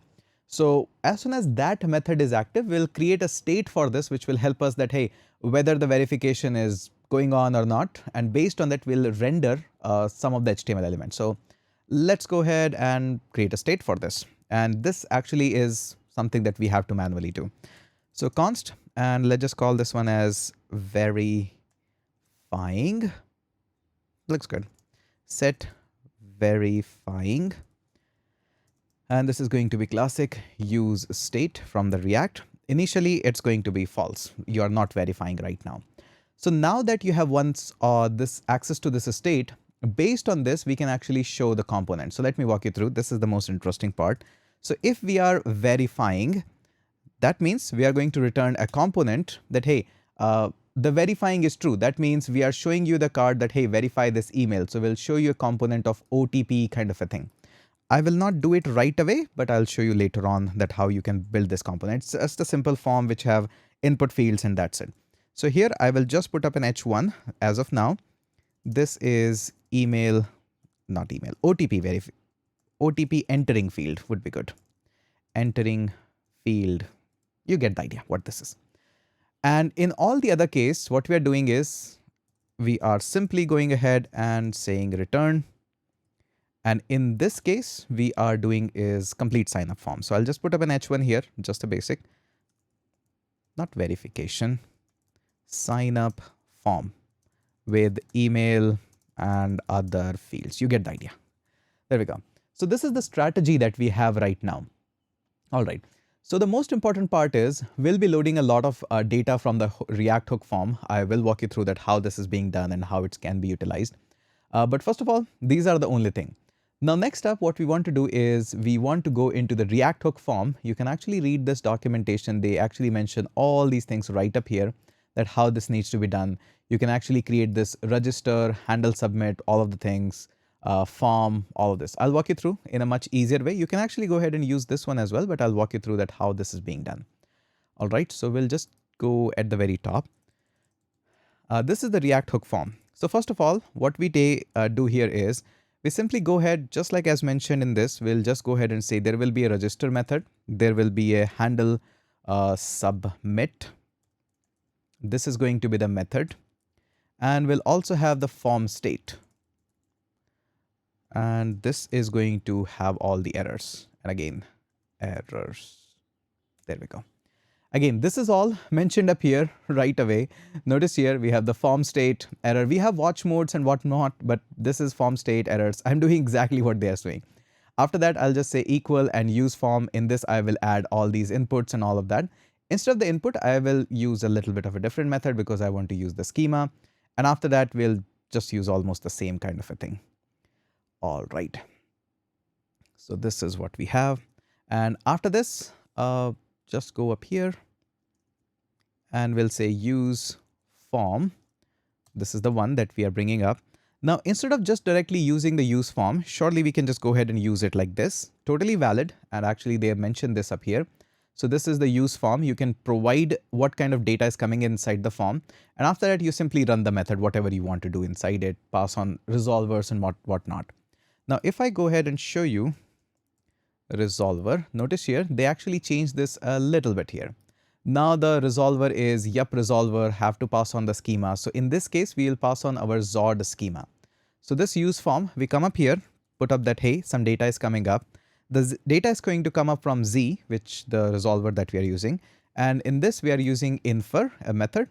And further, we have to add the type. So this one will be of type of, and then call up sign up schema, whatever the schema you are going up, sign up schema. That is it. This is a clear indication that this form will have the Zord schema validation. Now, once we are done with this, then we have to actually overwrite some of the errors in method with the Zord itself. So we will explicitly mention that, hey, what resolver you are using? We are using Zord resolver. So we have to mention this Zord resolver. Nice. Oh, nice. We have imported that automatically. Oh, we have Zord resolver here. Pretty good. This is exactly what I wanted. So we have Zord resolver. What schema we are actually providing this? Because Zord can have many schema. So the schema that we are providing is sign up schema. There we go. This is all good. Then we have to provide just one more thing, which is really last. And don't worry, it looks too much, but it is not. The last field is the default values. Each of the input fields that you're going to have, what is the default value they have so that I don't run my schema on that default values. And there we go. So we'll have an email field. I'll very soon add that. We will have a password field. This is the default value. And we have password confirmation, which is having a default field. All right. This itself looks a lot initially. And for the very first time when I did, I was also like, oh, this is too much that's going on. But once you start using it, you will realize that adding more field is actually super easy. We have just password confirmation. I can literally just copy paste this in any other file, in sign up, sign in, whatever I like. And this is not too much. It looks a lot, but it is really not that much of a lot. All right. So what we're going to do is, and by the way, this handle submit is just a property in which you mention that, hey, where all of my data needs to go. So in the handle submit, when we create the form, we will say that, hey, all the form will go to the on submit. All right. So this part is all done. Now since we know that this type of data actually comes up, what kind of data will come in the on submit? We know this will be data, and this data will have a type. We know this already now. We have done it once. Z.infer, what type of data is coming up? We'll say type of, and we'll say sign up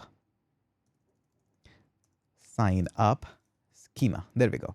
Now this also knows that, hey, what type of data is coming up. Again, this is all TypeScript stuff. If you don't like it, that is okay, but you should like it. All right, now let's go ahead and see that how this on submit can actually work. Now, first of all, we know that a lot is happening up, is loaded and whatnot. First of all, let's make this one as if is loaded. That means something is already happening. This is happening inside the clerk itself. So the step one always in this case, if it is not, is loaded. If it is loaded, that means we are doing, then we'll just go ahead and return. I hope that is clear. It's a very just a Boolean flag. Is loaded is true. That means, say, it's already loaded. Something is happening. After that, what we're going to do is let's create a couple of more states. With these states, we can actually put up a spinner in our sign up form, as well as we can set some errors as well. So they will be pretty nice to have. So let's just go up here and we're going to go ahead and say const. The first of all is going to be is submitting. Set is submitting. So if you are submitting the form, we'll use this one, use state. And by default is false. We are not submitting anything. Another one can be auth errors. So we'll fill up all of our errors here. Auth error, set auth error. And we're going to go ahead and say use state, just like this. What we can do is right now we'll just go ahead and say null. If you are more cautious about it and you want to be, you can just add that, hey, what data type is going to be coming up. It can be a string or it can be a null. All right, then we have to reset these form values so that something is happening. So once this is all done, if it is not returning, then first of all set is submit. Let's turn this on true so that spinner can kick in. Let's also submit set auth error. We just actually place that as null. So we are resetting all the errors. After that, we need to send some value to the clerk. So we'll just use the try catch. Now in the try catch, what we can simply do, and it's just one line, is sign up. Remember the sign up? I hope, let me jog your memory. This is the sign up. Yep, that is all what we're doing. The first step is inside the sign up, we are going to go ahead and simply fire up a create method. And yes, these all methods like create email link flow, create session ID, create user ID, they're all given to you by the clerk itself. And this is the create method, very simple. It takes two properties up here while creating. This is obviously going to create a promise. The first one is email address. We're going to take the email everything from actually data.email. So this comes up from that field. Then we have password. So that is also coming in, and we'll just say data.password. All right, this needs a comma, should be all happy. This is going to take some time, so let's just go ahead and do the await. Once this is all done, that means it has created a user in the clerk. Remember, we have to create a user, but now is the time that we verify that user as well. So once this process is all done, we have met the await here. Let's do another await and again use the sign up. This is a very powerful method. It has so many things. If you put up the dot, the crazy amount of scroll bar and crazy amount of things you can do is a lot. I don't remember the next method name. I always just say prepare. It has a lot of things. Prepare email address verification, phone number verification and whatnot. I'll use the email address verification. It's a long name. And there we have to just mention a couple of properties that, hey, what strategy we are using. And this is the strategy. Again, the strategy that we are using that, hey, we want to use the email code, email link, enterprise SSO, whatever you wish. You can send an email that click on this email to verify, but feel free to use whatever you like. I'll just go with the email code. And that's it. Once this is all done, then most important thing is now that this is all done, we have to say set verifying. We have a state and we have to turn this on true. Why this needs to be true? Because based on this verifying, we are actually showing the OTP entering field or the sign up field. And there we go. Pretty nice. I told you, it is actually super easy to work on with the Clerk, and you are doing all this with your own branding. Now, error, we are going to go ahead and, I don't like it, but I'll just call this as any as of now. And we'll have a console.error, and we'll throw up the error just like this, and we'll call this one as sign up error. Pretty good. Colon, and let's also dump the error stack. So we'll just call this an error. Apart from this, we have to set up some errors as well here. So we have created a state for this, set auth error. And inside the set auth error, what we can do is we can destructure this error. And again, just console log this error, you will get the idea what all comes up. So error, this has errors just like this. And then if it has optionally chained, and again, you have to do a console log or read their docs. The very first thing, if it is there, it's actually a message. So we can just go ahead and do a message. How do I know this? I have dumped the errors multiple times in my console, digged up into it. So that's how. I just wanted to save some of your time. That's why I do this. In case you don't like this, completely okay. You can just put up a message here, something like this. An error occurred during the sign up. Please try again. So if you are okay, that is also. Now, once this is all done, try catch. Then what we can do is finally, no matter what happens, we can use a finally to set the state. Remember, there's a spinner loading up constantly. Yeah. Set is submitting, and this can be all false. No matter what happens, error or not, this is all. So I told you, it is super easy to work on with this. Yes, it is a lot of code. It looks like a lot. But if you look at the strategy wise, then it is not that much. And yes, I keep my tutorial really raw. Just enjoy the teaching part of it. All right. Now the next step is, okay, Hitesh, we do understand that how we can actually work through the on submit, but how I'm going to actually verify this? Is Clerk automatically going to do this? Technically not. You have to actually go through and submit this process. Again, that same sign up method will try to do the verification. Let me walk you through that code part as well. It's actually not that big of a deal. The first thing is, in the handle verification submit, you will receive a code. And that code, we haven't done any schema for that. Surely you would do that and you can do that. But as of now, let's just link it up into a classic state so that we can have some data. Otherwise, how we are going to get the data? So let's just call this one as verification code. Verification code. Set is set verification code. Set verification code. And simple use state, just like that. And this use state will have an empty. As of now, we don't have any code. I would love to have a schema on the verification code as well. How many characters, all numbers, whatnot. That's a good idea to have. But as of now, let's just loop that. I've already walked you through with that. So in this one, we will receive an event. And that event, since we are in the TypeScript, we can actually have this. So we'll have this react.form event. And further this, we can actually mention this HTML form element.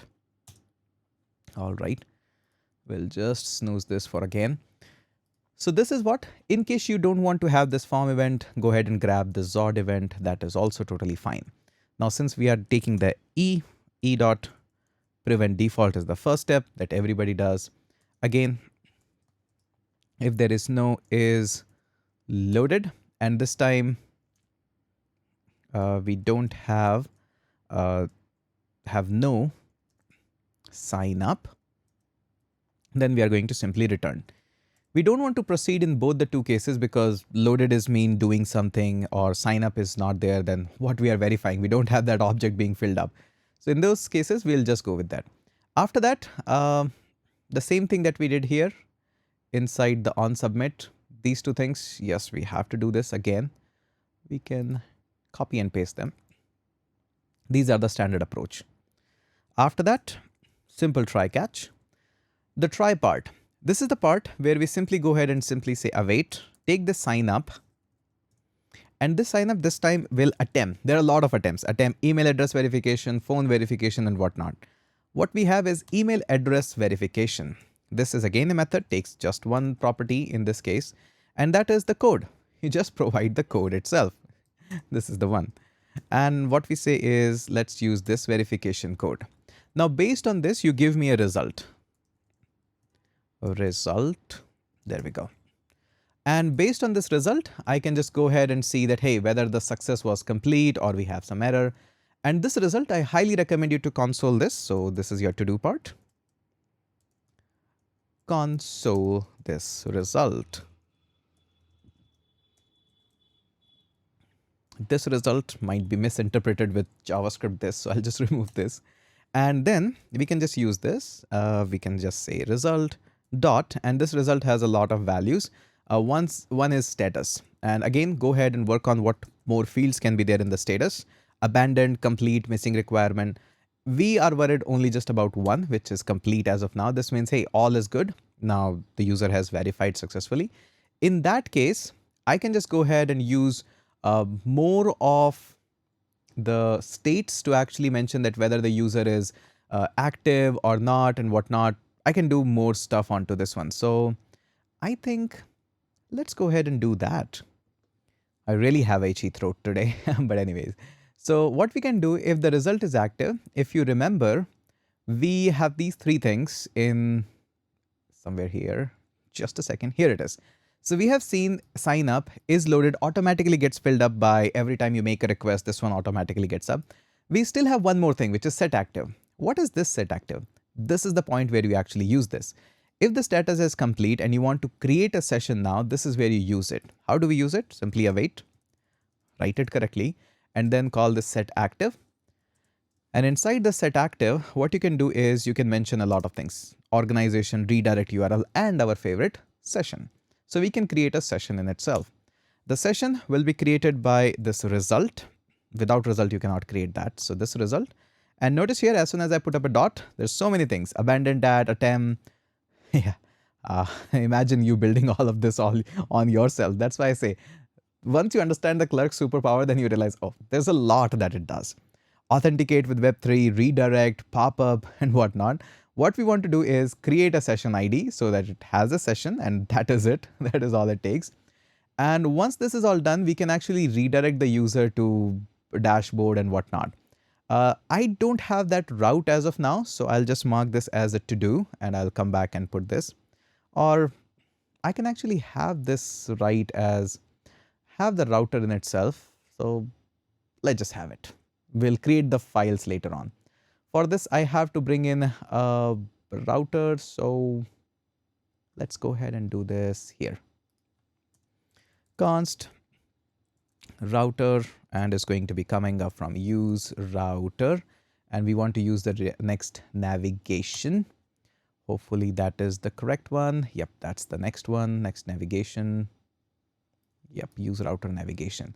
With this, now that the session is created, all I have to do is navigate to another page.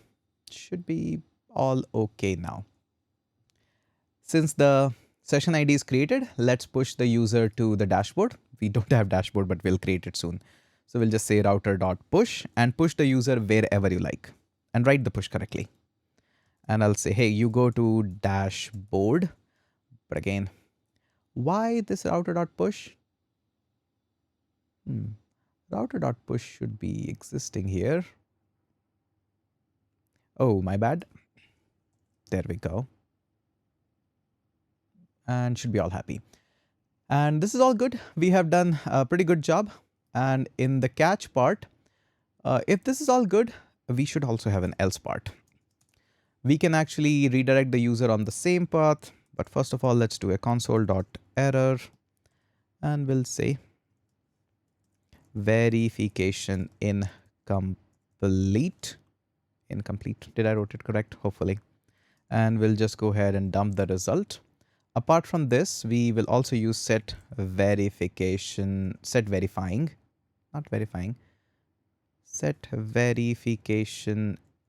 Where is our errors? We have error. Set verifying. No, we did created errors. We have auth errors only. We don't have verification error. We should actually create the verification error as well. No big deal. We can do it now. Const verification error, set verification error. That is also going to use state, just like this. And by default, they will be all null. And I would love to add a property for them, just like this. It can be a simple string or can be null. There we go. Ooh, that's a lot. All right, but looks okay. Now we can come back here. Now we have set verification error. This time we are having a verification error. So all we got to do is take up the errors, put that up here. And again, the process is exactly the same. They have a very trusty method of doing this. So the consistency is remarkable. And I can actually literally take all of this. The restructuring of error is exactly same. So we have set verification error. There we go. And this time, oops, we have to actually grab the error first here. So this time we have a result. So let's not do it up here. We have to grab the error. Cut this. I know, little confusing, but we'll just set the error as manual. Verification could not be complete. The reason why we couldn't do it because we need an access to the error, and errors are being thrown up in the try catch part. So that's why I couldn't do it there. But we'll do it here. Set verification error here, just like this. And there we go. This time we have it. So we'll have why this error is having. Error is of type unknown. Totally agree. It can be any to resolve this error temporarily. And we can have a console log of this error here as well. Previously, we were dumping down the result. This time we can actually have the error. Copy that, paste that. All right. So this is what we have. Again, a little bit too much, but it's okay. And again, don't forget the finally part. Finally, and we're setting set is submitting to false. Whew, a lot. But I'm pretty sure that it actually gave you the confidence that, yeah, it looks like a lot, but it's not. And we were able to do so much. We were able to not only submit the user data, but we were able to verify that and all of these things. Now, let me go ahead and quickly write a really simple card so that you understand how the verification process goes. And again, it's moreover like writing HTML. So let me quickly write that and then I'll show you. For writing the UI, we are actually using a UI library, which also you can use. So this is the one HeroUI that we are using, and we'll be bringing up some of the components from the HeroUI directly.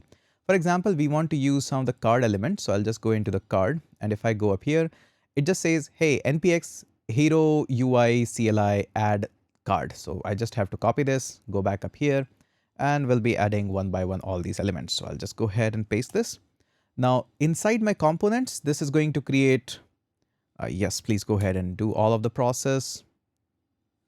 I have to bring it up here a little bit so that you can see. So it's fetching the HeroUI latest component data card. Yeah, it's going to do some stuff. You need to see all of this. So it actually not only just brings up, it sets up all of these things like framer motion, HeroUI system, themes, and everything. And I really like that it does automatically for me. The most important part for us is the HeroUI card, and that's it. The best part, what I like about it, it brings up not only this, I can just go ahead and use it directly. So for the usage part, it's actually super easy. And let me check the code part, and there we go. So all you have to do is import this, and it will be all super happy. So I can just put it at the very top or just right here. And it's saying can't find module or it's type declaration. I'll install the types as well. No worries on that part. But anyways, you get the idea that how the card and card body are being installed. And after that, I will be able to use it directly like this. So I can just go ahead and say card body. So I'll be using this one. Let me go ahead and use this. All right, the UI part is actually a difficult one for us, but we use the Hero library extensively. Let me walk you through what I did. So this is all the Hero library that we went with this. I used dividers and card. Fairly easy compared to writing everything manually. So if the verifying, the goal was to simply add an input box which has a button, submit, that is it. You can make it as fancy or as simple as you wish. We went with the card, we did a card which has a header which says verify your email, nothing else, it's just a text, no code there. Then in the card body, we have a verification error. If the verification error is there, then we load this component which has the verification error. And apart from this, we have this classic form which has just one input field, which is this one. This is a verification code type which has a type text placeholder. Enter your 6-digit code. As I mentioned, we can add schema onto this one, but we don't want to. Value is verification code attached to our user state. And this is the on change. So when anything changes, we actually just set this state so it constantly gets updated. In the submit, we have the same is loading is set to submitting so that the circular verifying with the triple dot or the verifying goes on. And if somebody submits this, we submit this onto a simple method. The form actually gets submitted and that's it. On submit takes the form to the handle verification submit, and there we take all of the things. Super easy. I have just added one more thing here just at the bottom, that if you didn't receive the code, we will actually take the same sign up because you are on this page. That means you have already submitted the email previously in that other component. And then we simply use this. Again, the whole point is sign up. This dot prepare, this is the main method that we learned. Apart from this, there is nothing much. So this is the basic. Now, this form also I need to fill up. So let me go ahead and do that as well so that I can give you the full project. All right, so I've added this form component and I've also added Lucid React icons. Again, these are fancy stuff, React icons, you add them, don't, doesn't really matter. Let me walk you through that how now you can attach the React hook form into your actual form. It's super easy process actually. The majority of work you have already done. Let me walk you through again to jog your memory. So when we were working on the React form, remember we have this hook use of state. This is something that comes up from, no, not this one, use form. This is something that comes up from the React hook form. We have two things here. The one is register. The second is handle submit. Handle submit is a property where you submit the form, and this register is something which collects all of the data. This is a big object, so you have to expand this object every single time. Rest of the default values, resolver, they're all okay, not a big deal. So these are the two things you have to understand. Again, remember, handle submit, where you submit the form, it's a property, and then register, it's again a property, it's an object where you collect all of the data. So once you are here into the return, what you're going to notice, this is card, this is just card head, very fancy, no big deal there. What's interesting is when we come inside the card body, this is again very ordinary element. If you have studied React from me or anywhere else, you know this is just if auth error is true, this component will load and this will show you the error, very basic stuff. The most important part starts here, the form. Remember, the on submit doesn't directly submit the form. Please don't do this mistake. This is a common mistake in React hook form, especially for beginners. Use the handle submit because this is what you have mentioned. And inside this, mark your method. On submit is my custom method, but I cannot submit the form directly there. If I'll submit the form, it will not take the data. And in my on submit, I'm expecting this data. This data can only come to me if I actually pass this form using the handle submit method in the React hook form, and through which I get this on submit. Very straightforward flow. And after that, another important part is this one, the object destructuring of the register, and mention that this register is now impacting on the email part of it. This is it. Rest of all is pretty simple. Notice this input field has nothing out of the blue. ID, type, placeholder, we have seen this already while you were learning HTML. Start content is just basic, another no big deal there. It's pretty basic. It's the type which gives given to by the HeroUI. So you can have as fancy as you like inside the card. If I just go ahead and show you the card type, they have a lot of things that you can have, the card, header, body, input fields and whatnot. I should be showing you the input field rather. So this is the input field. You have so many things onto this one that how you want this code. So they have this, yes, this is the one. So default values and all this. So by the way, this is all coming up from this HeroUI. The important for us is this is invalid. So we are actually checking all the errors, and out of that we are loading this is email. So all the email related errors, and error message. This is the error message that comes up if this email field is invalid, again through the XOR itself. The most important part, even if you avoid all of this, is this one. Register an object destructured registered email. You will find exact same replica in the password as well. Let me show you that. In the password, if I go back up here, you are going to see this is the one. So register for password. If you have 1,000 other fields, you just keep on going with that. Just mark their default values and keep on using. So this makes the life easier, that you can have as long as form. React hook form doesn't really care. We have just one object which is register. You keep on adding the values into it. You don't have to define 1,000 states. You just go everything collect in the register. Once are done with this, notice we are also collecting one more, which is the confirm password, just like that, super easy. And once this is all done with the policies and all that, I went little fancy with that. Now in the button, we just simply go ahead and load this button and say, hey, is submitting, let's just submit and that's it. Rest of the stuff is pretty basic. So this is your sign up component. Again, we took some time to actually create this, but we actually used some state of the art technology here. We actually used Zod, we used a React hook form, and I'm pretty sure you now are comfortably capable of handling any React hook form. Apart from this, we use Clerk, not just any ordinary method of the Clerk. You truly understand the superpower of the Clerk that it gives you. We verified the email, we created the emails, stored them in our Clerk, we started the verification process, we handled the verification process. So this is quite a lot, and I'm pretty sure this is your 101 guide of handling any of the sign up using React, Clerk, not React, NextJS, yeah, they are the same thing. NextJS, Clerk, Zod, React hook form, and that makes it an awesome tutorial. Please let me know in the comment section that you truly enjoyed this, and surely all the code files will be available to you on my GitHub repo and in the link in the description section. That is it for this video, and let's move on to the next section. All right, so let's move on to the next part. This part of the long video is going to help you to understand that how you can sign in any user. Although we have previously discussed that how your user can be signed up in the sign up process as well once the user has successfully verified the application, we're actually generating a session ID for him. It's exactly the same process with the sign in as well. So this particular section will be moreover like putting up a cement on the concept that we have gone through with it. So it would feel a little bit of a repetition, but let's just go ahead and do that part as well. So let me take you on the screen. Already have taken you there. There we go. So what we're going to do, we're going to close this one and we'll just repeat the exact same concept. And I'm going to see this part is exactly same. Just this portion is missing. That is it. So let's close this one and we'll create another component. We'll create a new one, call this one as sign in form.tsx, of course. And the process is exactly same. The repetition is exactly same and there's no anything big deal there. Let me first actually close this one, snooze this. And there we go. All right. So first one, we know this one is going to be use client because we are going to be about to use some use state hooks and whatnot. The most important part is to have the use a form. So this is the one which comes up from the React hook form.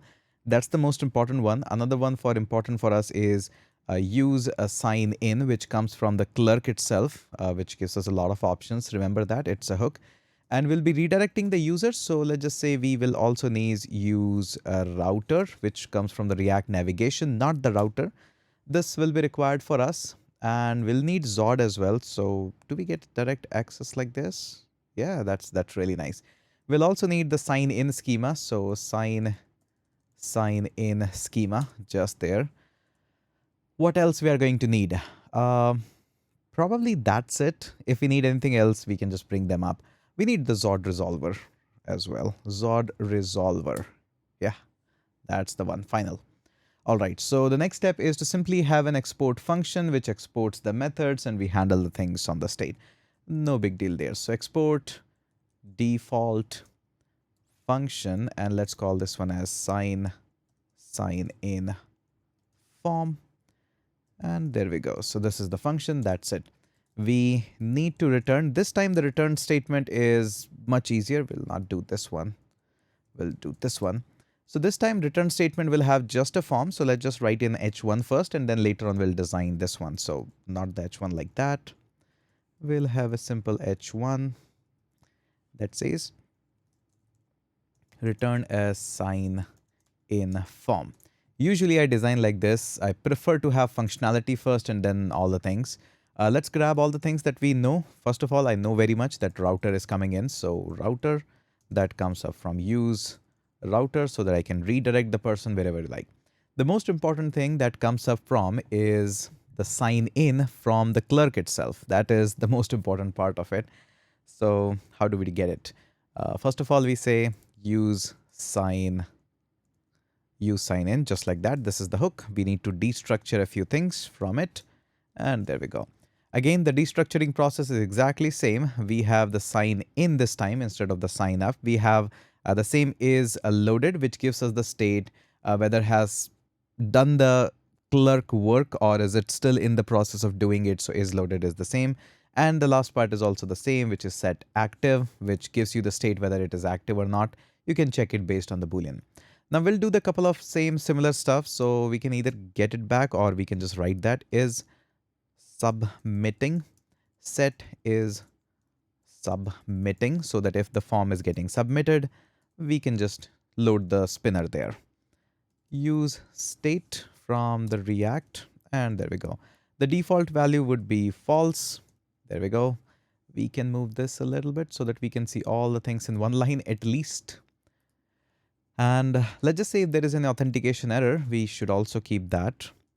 Again, you can define them later on, as well as you will define, as you will write more the components, you will be able to predict that, hey, this is the state I always need, so I'll probably need it here as well.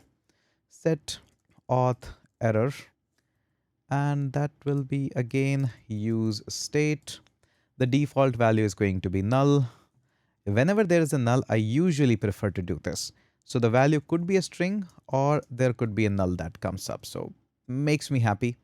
That is it. When we actually define some of the return statement, then we'll have some more components that show password, don't show the password. So based on the click, we change the format to type or text, not the text or the password field. So we just love that. Now the next thing is I want to use this use form. It's somewhere here. I know it.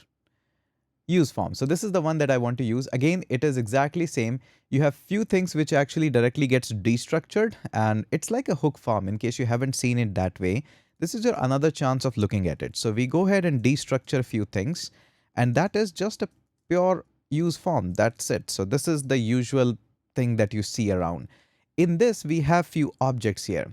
The first object that you see most of the time is the resolver. And we are using the Zod resolver. So we just go ahead and say we use Zod resolver and provide the schema. So sign in schema. This is the one. Yep. And another thing is default value. So I hope now it seems much easier as compared to last time what you saw this. So it's pretty easy. So default values, what are the fields that you are protecting and which needs to have a default value? So in my case, I will have an identifier, which I've already mentioned, which will be default. Another thing that I have is password. We don't have confirm password in this one because this is sign in. So this is the basic. Now it looks much more cleaner, much more easier. The only two things which we are worried about is the first one is register, where you collect all of your data, and then the method handle submit. Always remember this handle submit is just a method which further calls a method, and because it superimposed that, it passes on all the data in the register. And I'm pretty sure now it's not looking as scary as you saw it for the very first time. So that is very basic. All right, now let's see what happens on the submit. So let's just call this one const on submit. This will be a classic async method. And then we get some data and we arrow function it. There we go. What kind of data you'll be receiving? Of course, the data will be of use hook form. So that will come up there, but I want to validate this data. So for that, I will infer the data by using the Z form or Z form, Zod form, whatever you like to call. And here I have to mention that what type you will get. The type you will be getting is sign in schema. That's it. Super easy. Types are not that hard. It looks very hard for the first time, then it becomes super easy. And as I mentioned, this is a repeat process. So again, you have to check for set loading, have to move forward accordingly. So if there is no is loaded, then we go ahead and return it. Return. There we go. I can write that. And then we have to say set is submitting to true, because yes, we are submitting to that. And we'll say set error. What did we call it? Set auth error. So there is no authentication error as of now. Set auth error, and we'll just call this one as null. All right. Now coming up onto the logic, how do we work with that? We are submitting some information to the clerk, so we'll just do the try catch. Always good idea. We will await because it always takes some time, and then we simply use the sign in method, which comes up from the clerk itself, and we use a method that create. That's it, which creates an instance that, hey, we want to create a user up here. Again, in this method also we are using the create because if a user accidentally puts up in the sign in method, we don't want to lose that user. We still want to just capture the user because it could be a potential lead. And this is what you see commonly in many of the SaaS application, including what we run as well. So in this, you provide all the opportunities, not opportunities, all the values that we have. But again, it is totally subjective that whether you want to do it or not. But I'm showing you the common practice that happens. I'll just say we have an identifier which gets the data from data.email, data.identifier, yes. And then we have a password which also gets us data from data.password. There we go. Now this is all good. Once we have done this, this should have actually a status directly, because if the user is logging in, then it should actually create this. It should already have this. So as soon as you put this up, and if you grab the result just like this, so let's just say we have a result. The status out of this result should be completed, because this process is already completed in our database. And that's what Clerk take care for us. So if we go ahead and directly check that, hey, result, I want to check the status for it. So dot status, that should be equal to complete. And by the way, you can just put up, since this is type safe, you can see all the things. Need first factor, needs identifier, needs new password, second factor, whatever you want to do. But in this case, the status should be complete. That means the user is already created for us. So we'll just go ahead and simply do an await, and we will say set active. We don't have, do we have set active? We should have, yes, this is the one, set active. So we'll just go ahead and use the set active, and inside this we'll put up one property only, which is session. There we go. And how do we create the session? From the result itself, just like we did last time. And again, these are all coming up documentation. You don't need to remember any one of this. And by the way, the suggestions are great. So I'll just create a session ID just like that. Now, in case it doesn't happen, then we are going to go ahead and use else. We will set console log error. I hope you can do that. I'll just skip that part. I'll just say auth error. And we're going to say sign in error. You just get the idea. You write better error messages than me. Then in the catch part, what we can do is we can set the auth errors directly, set auth error, and we can just go ahead and do the same extraction, what we did last time.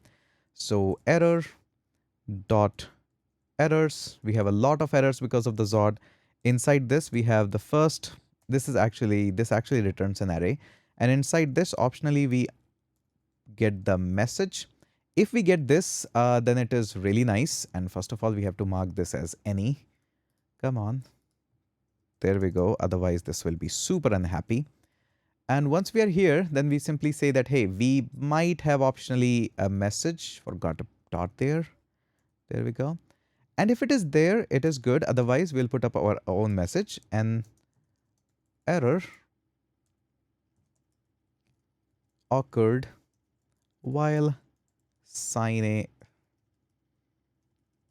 better message during sign in process. All right, and once everything is done, then we can use our classic finally. And inside the finally, we'll just say set is submitting to false, so that what rest of the things wants to happen can happen. Now let me go ahead and quickly write this part again and again. We'll be using the same classic technique, the CRUDs and all these operation. It's a pretty boring stuff. You've already seen that. All right, so this was a pretty easy process. Already you have seen this much. This is the portion where we have the card body. If there is an auth error, we load the error. Otherwise, we don't load the error. The most important part, as I mentioned, on submit doesn't govern on its own. It goes through the React hook form. That's why we have handle submit. And through the handle submit, we pass on submit so that it can pass me on all the registered data. Then in the input field, the most important part is this, just one line. And that is why everybody says React hook forms are super easy. But because of these extra features, people think that it's really complex, which it is not. So we have this register feature coming up here. Super nice, super easy. After that, just like that, in the password field also, we have exactly same field going up there. These things are just fancy stuff. We have added that while building the application. So there we go. We have this register. This whole thing is IOF show password. So we just go ahead and change the type to text or password. Really basic stuff. Everybody does that. And that is it. That is all what we have. Now, based on this, you can actually go ahead and redirect the user wherever you wish or not. So I have actually gone ahead and added the redirection feature as well. It's just a one line of code. No big deal there. added some more cleanup messages and everything. So notice here, now we are doing router.push. So if the session is created, we are pushing the user to the dashboard. We can do that. It's not a pure backend or frontend kind of thing. It's an NextJS. So we have a lot of things going on coming in. So that is it. This is your sign in form. And again, the best part is now that we have sign up form and sign in form, we can actually go ahead and inject this at whatever the place we like. It could be a pop-up form. It's just a standalone component. It can be injected wherever you like. You can even conditionally render that whether user is not or there. It's just a component. It's not a dedicated page for sake. So we can just go ahead and use that. So I hope now the concept of using the clerk and all of this is super clear to you, at least on the front end side. In the backend side, we are also going to use clerk very soon in a couple of seconds after this section of the video. And I'll walk you through that how you can use clerk to validate your endpoints that instead of just relying on the middleware, we will actually use clerk to figure out that whether this is an authenticated request or not. That is super important these days. You have to do that. So I'll walk you through with that part as well. That is it for this video. Let's catch up in the next one. Hello. In this section, we are going to go through with the clerk middleware. Now, there are two more things that you have to implement with the clerk, at least on the front end side. The one is the clerk provider, so that whenever you need any information about whether user is signed in or not, it's accessible to you at all places. Now, so far we have added that into sign up component or sign in component, but you can actually have an access anywhere if you properly implement the providers. And we will also implement some of the environment variables, as well as we will implement the middleware. The middleware was used to be one of the most confusing part of all the things. Now Clerk is constantly working in making it much, much better. And we're going to see that now how we actually can do that. So let me just take you on the screen, and it's much, much easier at that point. So let me take up here. This is all the key and values. I have explicitly just removed all the sensitive part of it. I do have my database keys above here. So there we go. So a couple of things you have to add in your environment variable is next public publishable key. So you have to mention this exactly like this. And then we have the clerk secret key. You get all of them through the clerk website. Just log in and get that. And very soon we'll be using the Imagekit. So these are a few things which comes from the Imagekit. Then we have a couple of clerk URL that I want that my sign-in should be loaded app/signin. We don't have that page, but we'll create that. We have just created the components. We will create a separate page with a folder name signin. Inside that we will have page.tsx where we will load that component. And similarly, after sign in, I want the user to be redirected on dashboard. So that's my dashboard. These are a couple of fallback URL. If there's something fallback to redirect or this page is not available, then in that case, it will redirect to the / homepage. And this is our app URL as of now, localhost, so we can reference it. I'll just close it and fill it up with all the details. Once I hide it from you, there we go. And a couple of things we have to go through with this now. It's super easy. The first one is let's handle the easy part, which is the provider, the clerk provider. The best place, one of the best place, actually there could be many, one of the best place to add it is inside the layout. Inside the layout, we can see that already the HTML is loading up. We want to wrap our HTML with the clerk provider. It is actually super easy to do so. You just come up here and say, hey clerk, I want to have a clerk provider. Give me that. It literally gives you that. You just simply move this at the very end of it, and that is it. Yeah, trust me. And this is all. Job done. Now you can access all the providers anywhere you like, and you can access a whole lot of details, all about sign up, sign in. Yeah, it works. It works out of the box. All the features on the front end, it works. All right. So this is the basics of the first part of it. Now comes up is a middleware file. So what is a middleware? The middleware is actually a super easy file. You want that all of your requests and routes and backends, everything is going on. We want to interrupt them in between somewhere and want to process something. We want to ask questions that, hey, whether you are logged in or not, whether you're authorized or not, and so many things can happen. This is a common practice being done in the backend, but for the NextJS, we recently saw a vulnerability that sometimes with some of the hacking stuff, you can actually skip this middleware. So that is why the updated guideline is now that every single endpoint that you are having, you should actually authenticate it independently. This is usually done in the larger scale projects and the SaaS and all of that. But now it is advised that even if the small NextJS based application, you should actually do that. So we'll do that. So coming to the point that we want to simply intercept the request in between and want to process something. So whether some routes are open and public, they can process. Some routes which are not, they can redirect it onto /login or something like that. For this, NextJS actually provides you a file which needs to go into the root of the project itself, which is called as simply middleware. Middleware. And again, remember this is middleware, not middlewares. There is no S at the end. It's a .ts file, could be .js as well, no problem. Now, how do we write this file? There has been a lot of debate, a lot of questions, but yes, now it is comparatively easy. So if we just go on to the Clerk, let's go to the documentation of the Clerk. So Clerk docs, it's much easier now. That's what I want to say. There's an NextJS app router quick guide. So we have this npx install NextJS and whatnot. There we go. This mentions that, hey, this is all you can use. We can have the Clerk middleware just like this. It works like that. But again, there is a little bit better way. Remember the Clerk provider, all the things we have implemented. So this is the part we have already done. And then it says create your user and build it. That's it. What I want to learn and understand about is the middleware itself. Do we have more in the documentation, which I'm pretty sure we have? Middleware, and we have next, whatnot, all of this. I'll just go into the middleware NextJS. So Clerk middleware NextJS. As we can see, this is the basic part of it, and we are going to just copy this. So we'll modify this. We have create route matcher as well. We have is protected route where you can protect the route. This is okay. We can use any one of them if you want to match the routes like this, but I'll show you the easy way.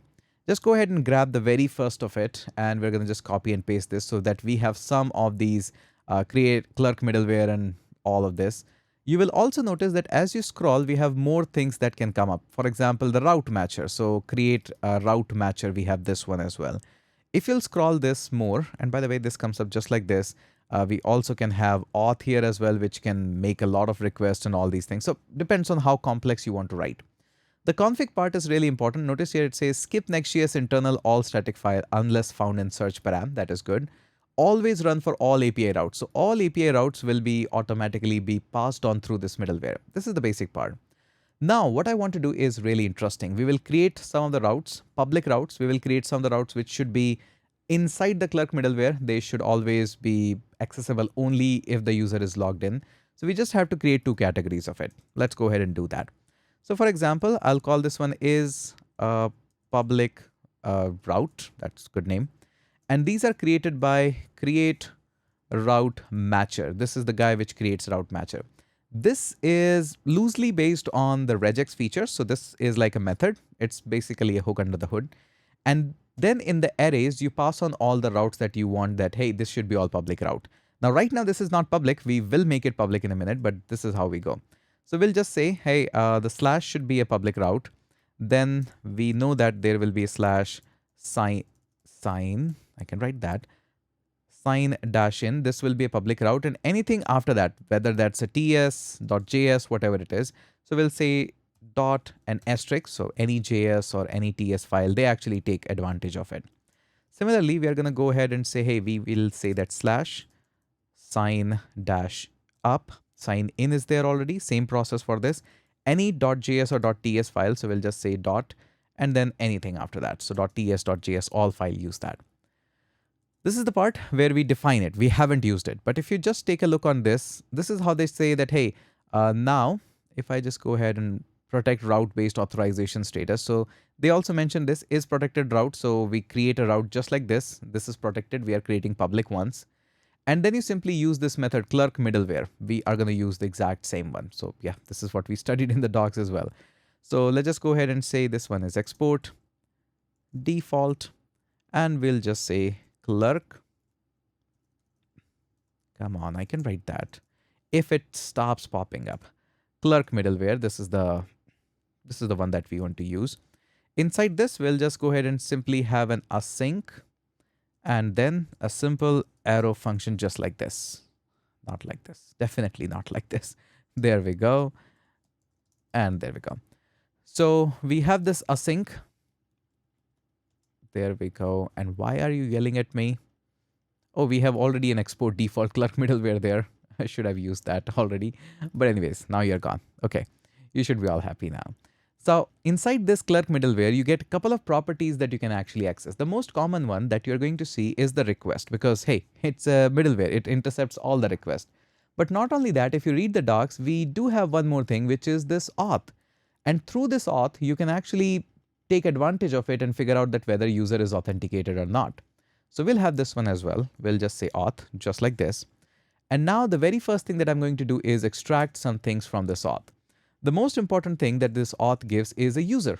Yes, you literally have an access of user, and all thanks to the auth, I don't have to write anything. Now through this user, you can actually go ahead and grab user ID and a lot of other things as well, but there is a unique way of getting it. So we have to say user ID. I'll grab the user ID and I'll just say again, from this, we will grab the user ID just like this. Why this parenthesis? Because we have to await a little bit. Await the user that, hey, we'll grab the user because it's not an instant thing. This auth actually grabs a little bit, takes a little bit while. Surely we could have done something like this, await. But again, turns out this sometimes works, sometimes doesn't work. I tried it. Again, sometimes it worked. This one always worked. So I'm just showing you, sharing the experience with that. Now, apart from this, we'll also take advantage of this request. We'll grab that what URL actually is coming up from this. And there's a unique way of doing that as well. Not that much unique, but hey, this is new URL that comes up. And through this URL, you can just go ahead and grab the request URL. So that is it. We'll just go ahead and say URL. There we go, just like this. And we'll say request.url. There we go. Super easy, super basic, nothing too difficult as of now. All right. Now you have grabbed this. Now based on this, that we are going to say that, hey, whether the user is accessing it, he's getting redirect or access or everything. So just like that. So super easy work. Now we'll just put up some conditions. So if we have the user ID and we are saying is public route. So if it is, we have the user ID and we are on a public route on this request, and we'll also say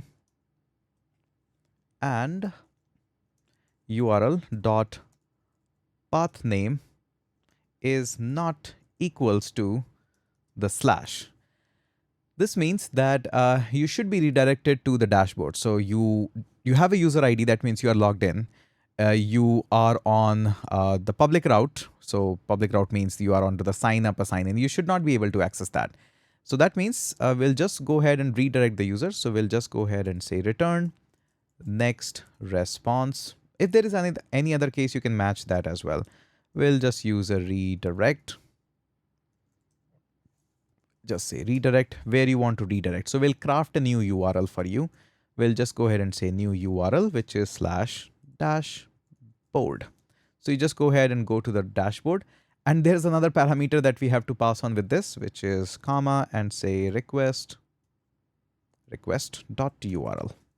There we go. Yeah, this is a weird syntax. Nobody remembers that. The best place to find out this is just up here. So we have a lot of examples in the Clerk documentation, and I actually use most of them. So we have the protected route. This is public. So auth.protected. We'll use this one as well in a minute. We can have a debugging process and all of that. So this is the first part of it. Now, how do we protect our middleware? So that is where I really like this. This is the part where we simply go ahead and say protect non-public routes. And you'll see just in a minute why I wrote this exact way, because it's in the documentation just like that. So we're going to say if it is not is public route a request, just like that, then what we should do, really simple. We'll just go ahead and say await and auth dot, surprised to know there is a protect method, and it will do all the protection. You don't have to do redirection, protection. It will automatically get to the sign in, and from where it's going to grab the sign in from your environment variables. And again, this part, yeah, this is exactly which I brought in from the documentation. So no magic is happening up here. Request public route, then go ahead and protect this. And they actually mention a lot of documentation. To protect all of your routes of application and define specific route as public, you can use the above, any of the above method, and simply invert the if condition. So we have just inverted that. So this is public route, all of this, and we're just working with that. So additionally, what we have done, we have actually copy pasted this exact same example. The only additional thing we have done here is that, hey, if the user is authenticated, we don't want him to access the slash sign up, sign in. That is the only part we have added. Otherwise, we could have simply just copy and pasted it. It would have worked flawlessly. But I wanted to show you that how this whole thing works. It's not really that difficult that people think. You just have to dive into the documentation, have to extract the things. That's it. But again, if you don't do this, hey, this whole part is actually optional. Just get rid of it. Totally fine, totally okay. All right, I hope this video has given you enough of confidence that how you can actually use the Clerk middleware, the authentication, the most confusing part of it. Yes, when we'll be writing the APIs, I will walk you through that how to protect with this. That's not going anywhere. That is it for this video. Let's catch up in the next one. All right, the next part that we're going to do is handling the image upload. Now, majority of our work is going to be done by the Imagekit itself, and then from there onwards, we'll start to design our APIs so that we can see that, okay, how to structure the folders, the trashes, the starred, and even how to maintain the structure. That's a very interesting and fun part. But let's actually finish up the Imagekit part because that is super easy to work on with. I'll show you what's the best part of this and how to grab it actually. So first of all, go up onto the Imagekit. So this is the Imagekit, and I'll show you why I really like this because the documentation, the moment you simply go up into this, you will start absolutely loving it. So let me walk you through first. This is the Imagekit. And Imagekit is actually a media delivery and management for high growth team. Basically, what this says is it's a real-time media processing API. So not only they actually store your data, whatever images, PDF, whatever you have, they actually on top of it applies their own media processing engine, as well as they apply some of the AI features onto it so that you actually works that. One of the best part about it is they actually support bring in your own storage as well. Like you can bring in AWS, whatever you like that. And they actually have a lot of AI feature, which you don't have to write in the code itself. Just with the URL basis, you can actually have the image, expand it, move it into the circular. You can have the image optimization, verticals. They do a lot of it. I actually did another video where I mentioned that how you can easily build your Reels clone or Instagram Shorts clone, YouTube Shorts and Instagram Reel clone. So I have walked through with their features intensively in that video. We have so many other things. What I highly like about them is their pricing. So anybody can get actually started with their generous 25 GB of free bandwidth that they offer, and 5 GB of DAM storage, 500 video processing unit, which is a lot to get started. So go ahead and create an account. I already have an account. Once you create an account, you can actually go into their developer options, which is hiding just behind me. So there we go. So here you're going to see the developer option. This is where you can just simply go ahead and click and have all of your keys. So all of your URL endpoints, your public key, your private key, you can just go ahead and grab it. And if you are just here, so just click on Node.js and you can actually have a lot of things SDK integration just right up here. We will use it just in a minute, but surely you can grab it from here as well. What I really like about it is just move on to the dashboard and you will love this. So let's just say, let's click on the Imagekit and we'll just go back onto the Get Started page. On the Get Started page itself, you see on the right hand side, we have this integration, React, NextJS, Angular, Android. So pretty much everything in almost whatever you need. I'll click on the NextJS and it takes you to the documentation. In the documentation, you'll find that you can click and open in ChatGPT. So this whole documentation summarized will load up in the ChatGPT and you can just ask any questions and just modify it however you like. Although if you are like old school like me, I'll really like to read the documentation and see and understand it on my own. If I have further question, I would love to ask ChatGPT or any other LLM. Now the installation guide on the right side is pretty awesome. We have the installation steps, then we have some of the image component. This is like moreover the front end part of it. After that, we have like lazy loads and all of that. So they are grouped up nicely. And at the very end of it, there is an upload file section that, hey, how do I upload this? If you read just this part, you will get everything what is required to understand and everything. If not, just after that, there is an upload example that how you can actually upload this. Here they mention all these steps. So first step is this one. So generate authentication parameter. You have to go, we are in the app router. So we have to create an API endpoint in the upload auth, or you can name this whatever you like, route.tx. In this, you have to code this file exactly like this. The whole point of this file is simply grab the parameters which you have, which is provided to you as the secret tokens.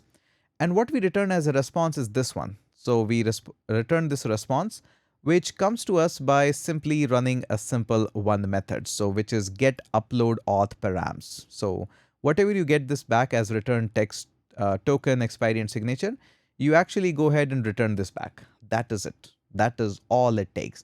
Rest of the magic happens in the front end, and I'll show you, walk you through. First of all, let's implement this much because this is already quite a lot. And for the very first time when you see it, it might be a lot.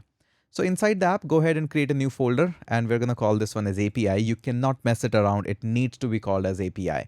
The API folder serves all of your backend inside the app folder. So it is kind of a compulsory. Now inside the API, we'll create another folder. Feel free to name it whatever you like. I'm going to call this one as Imagekit-auth. So I explicitly know that this is Imagekit related stuff.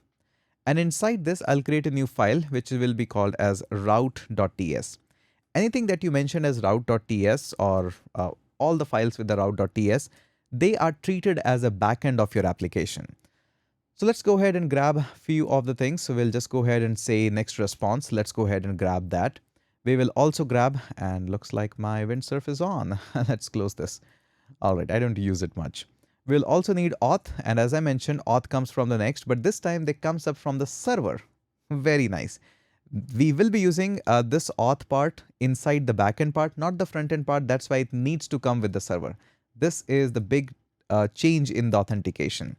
And we haven't got the ImageKit, so let's go ahead and grab this. So I'll just go ahead and say npm install ImageKit. We will need one more, so I'll walk you through with this one as well. Installation and setup, we'll need the ImageKit, and we will also need the ImageKit next as well. So we need both of them. Copy this, come back here, and we'll just go ahead and grab the ImageKit for the next compatibility. And it will take just a few seconds, hopefully. Come on, you can do it faster. There we go. So we'll need this ImageKit as well. So I'll just go ahead and say, hey, ImageKit. I probably need to reload this. Reload the window.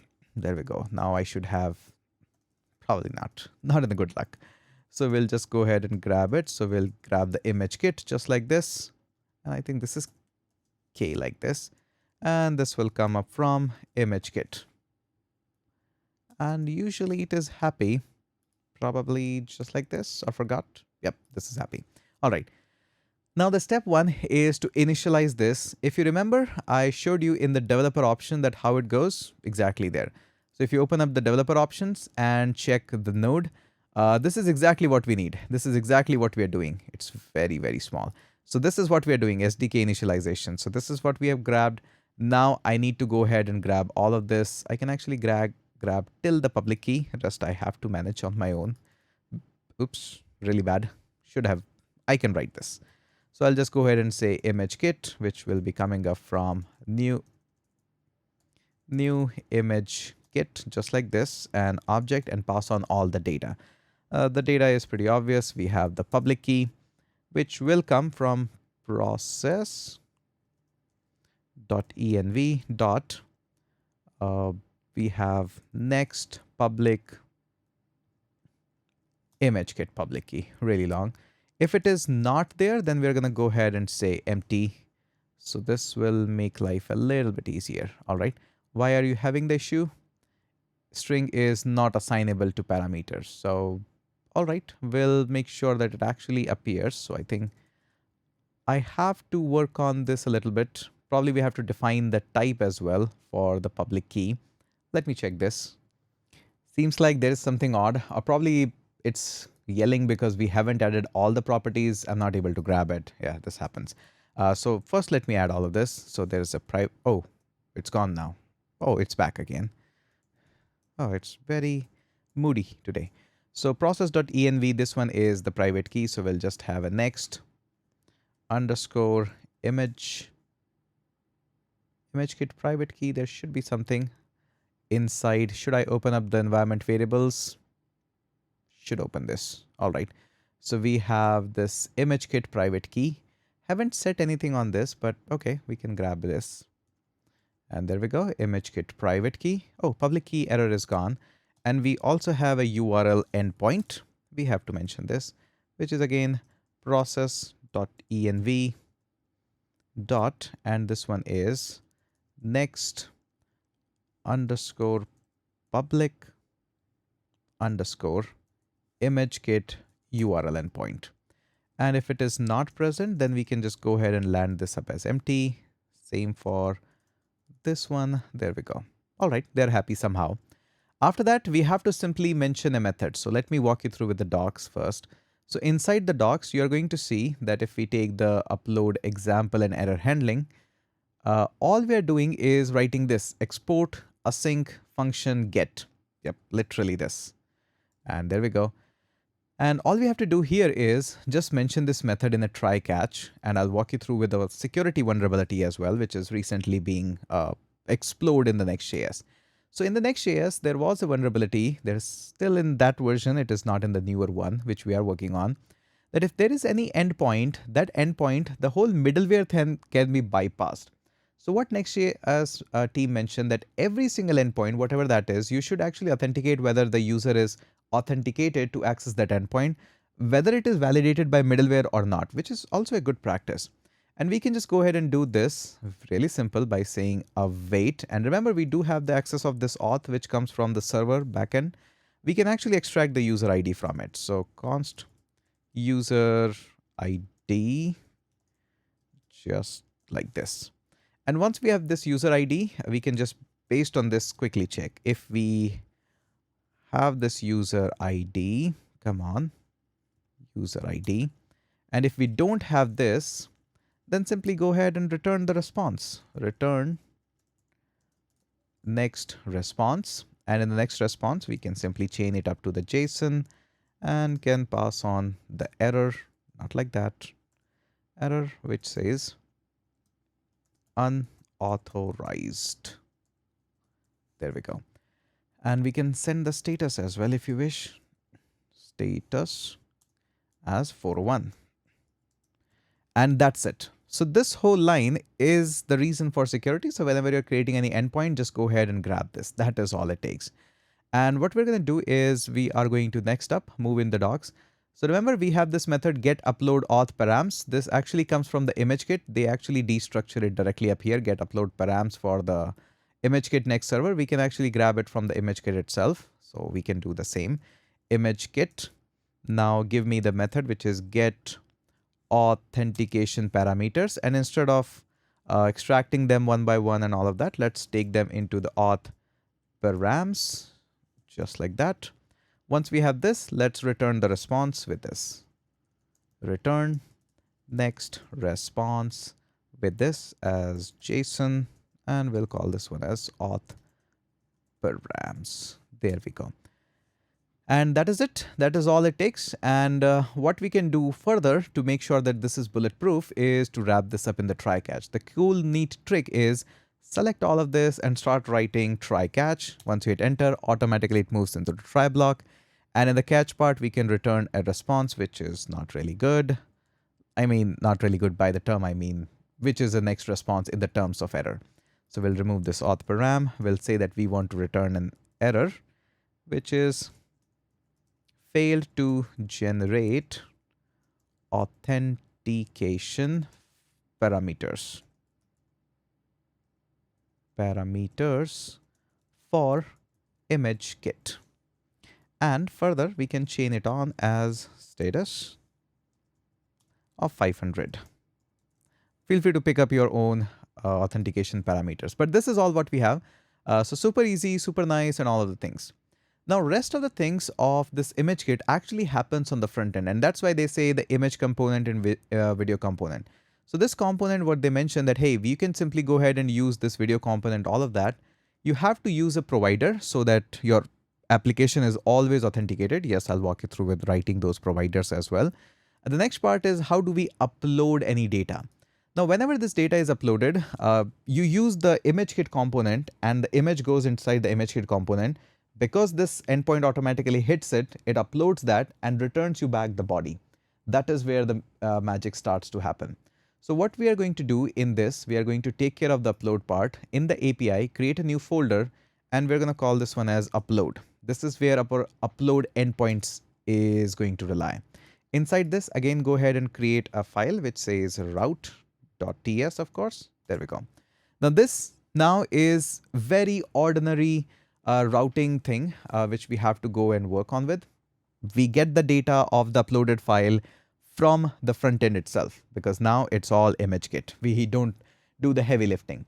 Our job in the upload is to take the data, user ID from the front end as well as the image, take it onto the upload endpoint and save it in the database. That is all what we do here.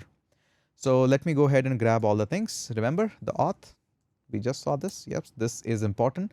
And remember the DB that we have inside the libdb so that we have the database connection. And remember the file that we have inside the schema. So grab that also. And I guess that's it. That's all what we need. And then simply a function, export async. Hopefully I wrote the spelling correct. Yeah. And this will be on the post endpoint. So this is how we write endpoints. This will be request, which will be of type next request. And there we go. That's it.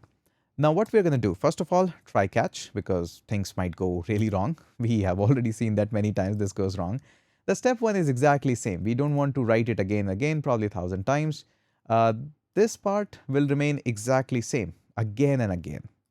In every single application, this will remain just like this. So we need to have a next response. There we go. All right, so you can create a small utility which actually gives you a true and false, but I think the code is in itself is so small that we probably don't need to write anything for this one. It's really very small. Now the next part is once we have validated that the user is authenticated, because assuming that it's authenticated, I'm reaching to the line number 13 here. Let's go ahead and parse request body. Request body. Now here we're going to go ahead and say, hey, we want to have a body. Every single time in the NextJS, you have to await that. That is the difference. If you are coming up from the Express or anywhere, we don't await it there. JSON, there we go. All the data is coming up here. Now comes up the most important part. What do we destructure from the body? If you understand this part, that's it. You understand this route. The first thing that's going to come up is the Imagekit. Yes, very important. As I mentioned, we are adding this route here, Imagekit auth, because it requires authentication. There will be a provider, just like Clerk, there will be a provider which wraps up your application, and Imagekit provides you those upload zone where you can just drag and drop the file. It will upload the file and give you response back. We are expecting that response here. And apart from this, we are also expecting that we will have a user ID here, user ID. We can mention this user ID as a type as well. If you wish, we can add the type as well. I am not sure whether this user ID will have that or not. So let's just call this as user ID, and this one is coming up. Let's just call this one as body user ID.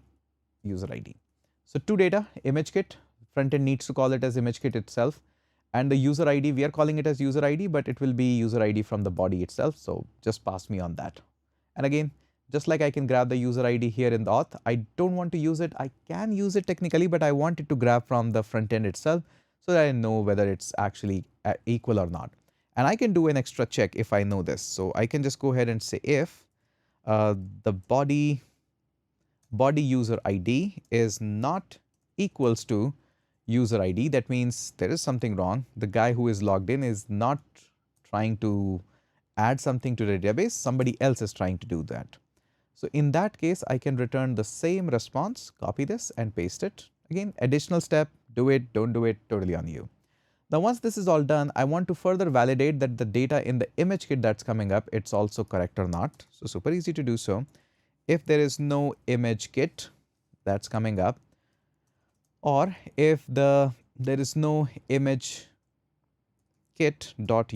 because that is the most important part for me. If that's the case, then I'll go ahead and again return a response that will say not authorized this time. It says invalid file upload data. All right, so both the things are validated. We have written a pretty good code.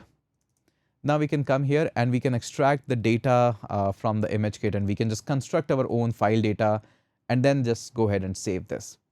All right, this one is going to take some time. So we're going to go ahead and say const file data. And this will be a big object. We have to add all the properties. So name of this file is going to come up from Imagekit dot name. If this is not there, then we can just go ahead and use untitled. And surely there should be more to it, untitled with the date and all of this, so that it has a unique name in itself. And then we have the image, we have the path. And let me grab all of this and one by one. Let me show you a few of them. So Imagekit dot file path. This is again going to come up from the Imagekit itself. If it is not, then we can provide optional data, and we can use the Imagekit name as well if it is not coming up. Again, there's a lot. I will do that in a minute. Then there is a size. So we have to extract all these things from the Imagekit itself. I'll tell you one more thing before we add the size. I'll do that in a second. The next thing, the most important thing, is the user ID. We have a user ID property, and that needs to get user ID just like this. This is the most important part, and rest of the things can have the nulls and all of that. So let me go ahead and quickly pause the video, grab all these files and add the data. All right, so I grabbed the data, and yes, you have to peek it into the file and all of that. So we have the name, path, size, all coming up from the Imagekit itself. Type, file URL, thumbnail URL, all coming up from the Imagekit. That's why we wanted to have this Imagekit as a whole object to be passed on to us. These are the stuff we have already discussed. Don't want to discuss it further again. Now what we want to do is insert the file into the record or the database itself, which is again super easy. All you got to do is await. We have this DB with us. Remember this one? So we have this one. And then all we got to do is have an insert method. Where do you want to insert? I want to insert into the files. I already have the access. And then just simply go ahead and say, what values do you have? I have this whole object with me, which is file data. That is it. Now what we can do is we can extract this, call this one as new file, just like this, and just that. All right. So, and again, one more thing we have to do is dot returning, so that we know it actually explicitly returns that, otherwise it doesn't. And once this is done, just send the response. Yeah, super easy. Return next response, and the response that I want to send is .json, and inside the JSON response, I'll just send this new file. All right, in the error part, we can actually borrow the error part. This is exactly same, no big deal. And the error part goes like this. So next just response error, failed to save info to database. There we go. Told you, it's really simple to write these kinds of endpoint. I'm pretty sure I'm taking it a little bit of a time to explain them, but your brain needs this much of time to grasp all this information. We have written a beautiful code. It's secured, it's expandable, it's scalable. It's really nice. I hope you have enjoyed this part. So as I mentioned, this is all it takes to get started with the Imagekit. Nothing big deal. We just took some of the credentials from it. We understood that, hey, there needs to be an endpoint which will be used throughout the application. We also seen that how the upload whole flow of the uploading is going to work. Now we have a couple of more endpoints for detecting whether it's file, folder, and some information. We're going to do that tomorrow. For me, for you, it's just the same day. So let's catch up in the next segment. All right, so welcome to the news section of the same video. In this video, we are going to work with the folder structure of the application. So in our Droply project or any Dropbox inspired project, we have two things to manage mainly. One is the folder and one is the file. Now, file is the real thing. It actually gets uploaded, while the folder are just a facade. Yeah, they are literally just a facade. They don't really exist. They just mimic that, hey, we do exist. So in order to give the user that, hey, the folder structure exists, we just create a path and that's it. And the folder is just a name, a path which says, okay, this is how you need to represent the structure. So first of all, I'll walk you through and take you through the path that how we are going to structure it line by line. We'll first take it and draw it on the drawing board, that how we need to plan this accordingly. Then we are going to come back and draw an endpoint. We'll write the code and we'll work with there. It's the easy part. The file is comparatively more challenging. Not challenging, it's really a more work that we can do star on the files, we can do delete, mark it as a trash, we can have the listing of all the files, how to get those files from the database, represent them. It's a bit involved, but surely we're going to do that. So let me take you on the screen first. And the first thing that we are going to do here is to see and plan it out, because sometimes you really need to understand it. Okay, how we're going to plan this whole thing. So let's just try to write a lot of text so that we can see that how this needs to be planned. All right, so the first point is entry point.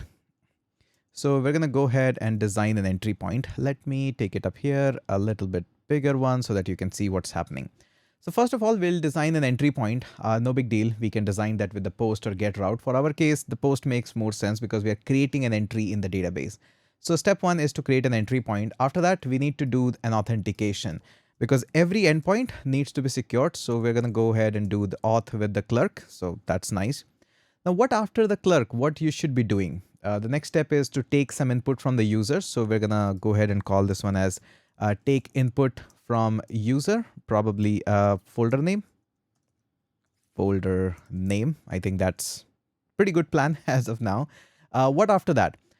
Now, just like we saw in the previous section, that while taking the input from the user, we'll take the folder name, but we'll also take the body ID as well. So user ID will take. So we're going to go ahead and say take user ID and match it so that in the backend we are sure that the user ID that's coming up from the front end matches from the backend. So the user who is trying to create is actually the user who is trying to do so.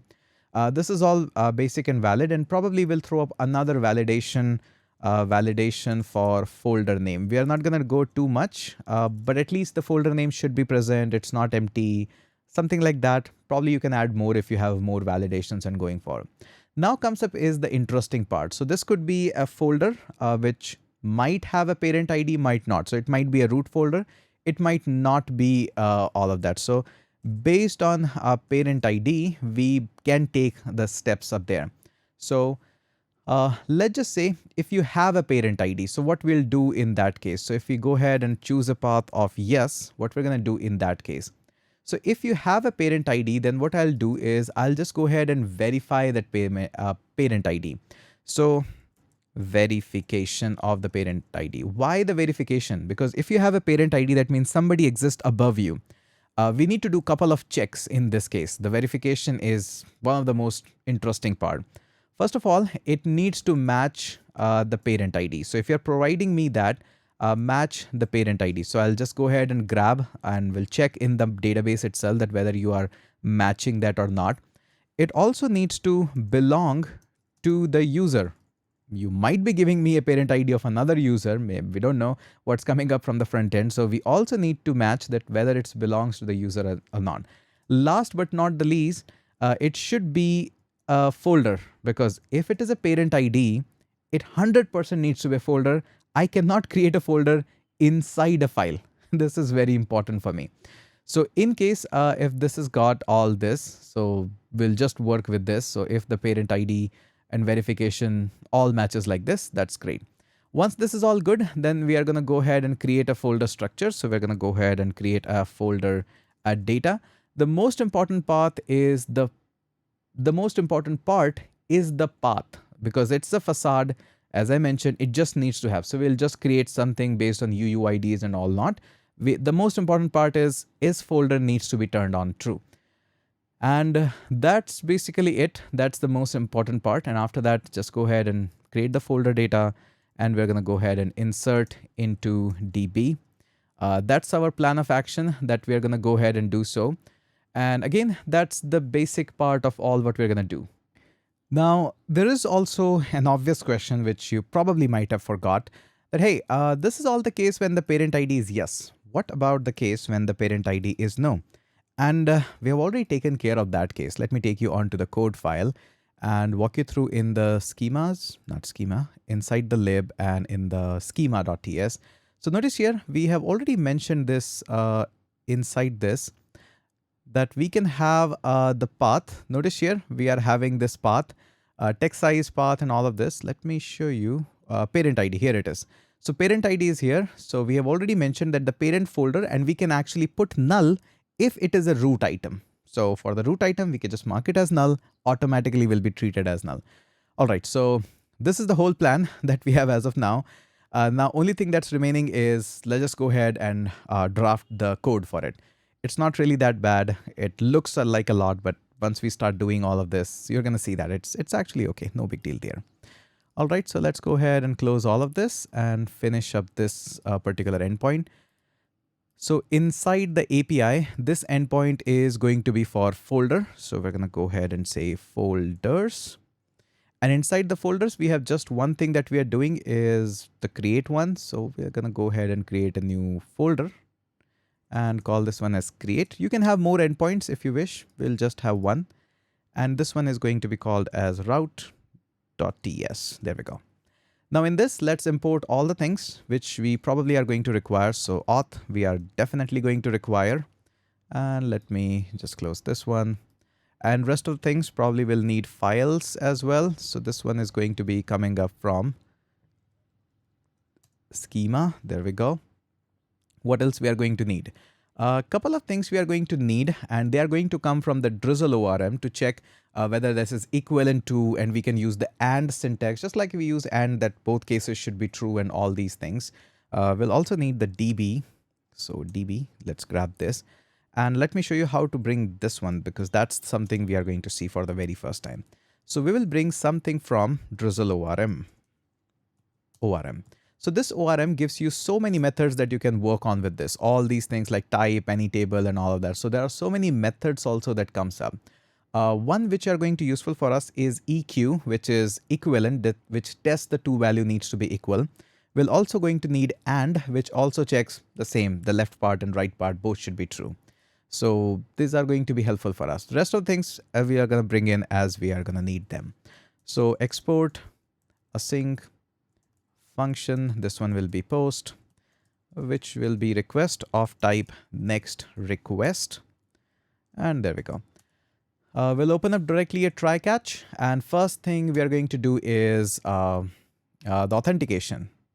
The verification, sorry, not authentication, the verification part. So we'll just go ahead and say await, and we'll just say auth. There we go. Now we'll just go ahead and say, let's destructure this and directly grab the user ID from it.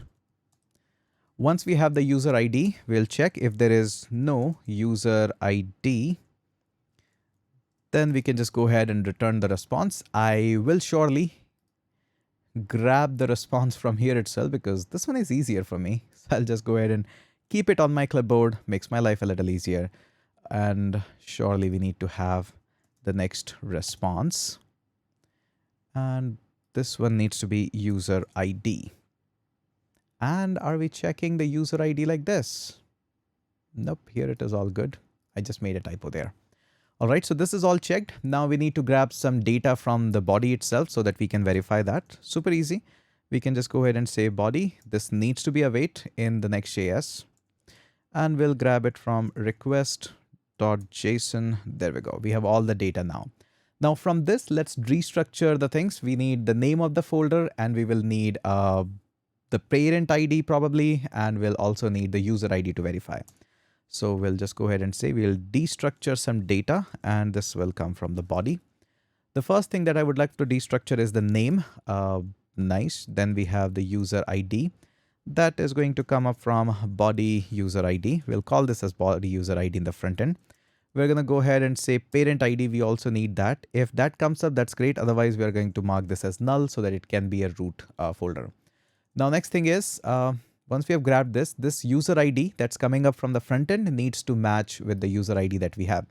Super simple, nothing to be worried.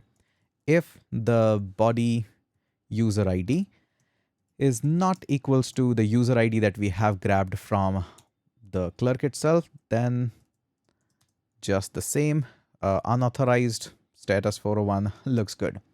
Now we'll do a small validation check for the name itself. This is the folder name. So this is the folder name, not here. Take input from the user, folder name. We have matched this validation for folder name. So let's go ahead and do this. I don't know from where this pop-up is coming in, probably some display. All right, so let's see that if there is no name, or what validation we can put up. It should be a string, so type of name is not equals to string, or we can also check for the emptiness, so name.trim. If it is equals to the empty string, in all those cases, we would love to return a response. that says with the error, not unauthorized, that says folder name is required. There we go. Status could be 401 or probably 400, depends on what makes sense to you. You can just go ahead, work with that. All right, this part is all done. Now we have to check whether the parent ID exists or not. It could be null or it could be like that, but we want to check whether it exists. If it exists, then we want to move into the yes part. So if it exists, we want to do the verification. All these three verification we're going to do and work with this. So if there is a parent ID, then only we are going to do. So first of all, what we're going to do is we're going to await. We're going to call the DB. This is the DB that we want to have. We need to write await better. Await DB. Now inside this DB, we can actually go ahead and select the values that, hey, how we want to go. So the way how we do it is we mark this that we want to perform a select operation, and I'll move this one to the next line here. And why are you having an issue? Await has no effect, but still I'll put up an await. There's a database call. I'll always put the await. Now from where do you want to select? So I want to select, we can put up the select conditions as well that only select, but we want to select all the files. So from, I want to select from files. So I'll just go ahead and grab the files. Okay, now we want to put up a where clause. This is just writing an SQL. There we go. In the where clause, we will have couple of conditions that, hey, from where this needs to come up. We will put up and use an AND condition that all of this needs to be true. That is where the AND comes up. Now we will say equivalent or equals to. So both we need to provide two parameters. They needs to be equal. So I'll use this one just like this, EQ, and then provide two values that, hey, what column versus what column needs to be left versus right needs to be equal. So I'll just go ahead and say that first of all, the files dot ID needs to match with the parent ID. So if you have provided me the parent ID, this is the first part where it needs to match with the parent ID. So if I'm selecting this, there should be an ID for this. So it will select this and will match for it. Not only that, we are not just happy for it. We need to have another one that does it belongs to the user. So inside this, there should be a user ID field which belongs to the user. So we can verify that. So I'll just put up a comma. Again, use an EQ. And we will say that the files, whatever you have selected, will have a user ID field. This needs to match with the user ID that you are providing me. So user ID. And last but not the least, it should be a folder only. So that is super easy. We can just go ahead and say equals. And I will say the files that we have will have a field is folder that needs to match as true. That is it. Now all these three conditions needs to be true because we have used an AND statement and we are working on this. Again, mentioning it very clearly, it should match the parent ID. If you're providing me the parent ID and I'm selecting it from the files, it should match the parent ID, that the file's ID there. And then after that, it needs to belong to that user and it should be a folder. If this is all good, then we need to have the parent folder. So we are going to go ahead and say this will, I will just get back the result just like this. There we go. And I will hold this one as parent folder. All right. So now I have access that if you have provided me the parent folder, I will go ahead and grab that parent folder that, okay, this is, I do have an access of this.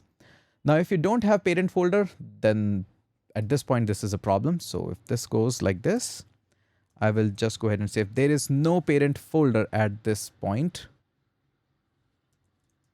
parent folder, why is it not suggesting me parent folder?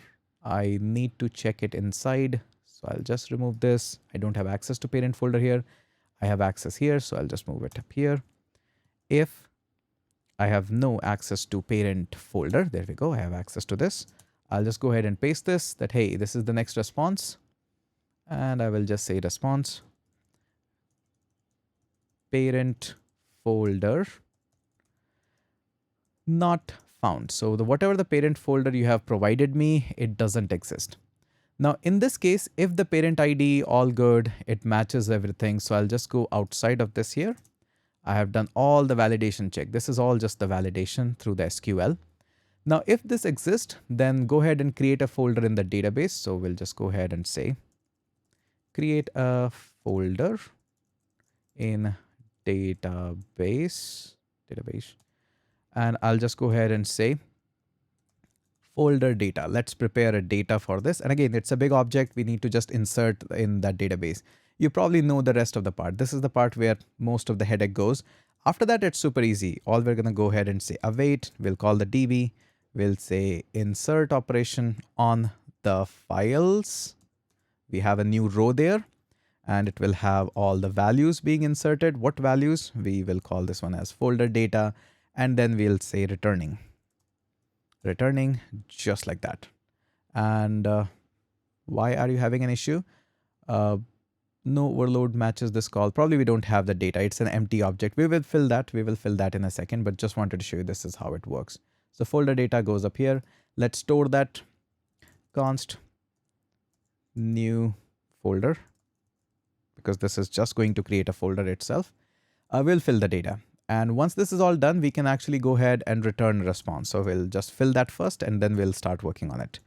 Return next response will be .json. And in the JSON, we will put up an object of success to be true. Then we will have a message that says folder created successfully. And we will return also this folder as new folder. There we go. All right, the most important part which is remaining now is this one. So how we're going to fill this folder? So this is going to be a new row of the folder. We'll just have this. First of all, it needs an ID. So we'll provide an ID. There are a lot of ways how we can provide the ID. We will use the UUID v4. I thought it will give the suggestion. It's not. So let's go ahead and grab this. And probably we don't have installation of this. So let's just go ahead and install this. We will anyway use it. npm install UUID. So once we have this, there we go. Super easy fix. I'll just go ahead and say import. We are going to go ahead and import this from UUID. And the way how we import it these days, it's little changed. I'm pretty sure you have seen that somewhere, but if not, that's okay. This one is UUID v4. So we'll just call this one as v4. Now we can go back and we can just call this one as that, hey, we want to have a UUID and UUID v4, just like that. Now we have a unique ID. Now here's the interesting part. The name will be exactly what you have passed on, but I would still love to have a trim on it so that there is no spaces at the start or end. All right. And we also need to have a path. Now this is the most interesting part. So path will be like this. So we will have a slash folders. We'll use the same for everyone. And then inside this, we are going to go ahead and say that, hey, this belongs to a user ID. So user ID. And after that, we will have a dollar. There we go. And we'll just go ahead and say UUID v4, execute that. There we go. So this is the path that we have. And then size is always going to be 0. It's a folder. It cannot have any size. The type, the most important part, the type is going to be folder. That's the one.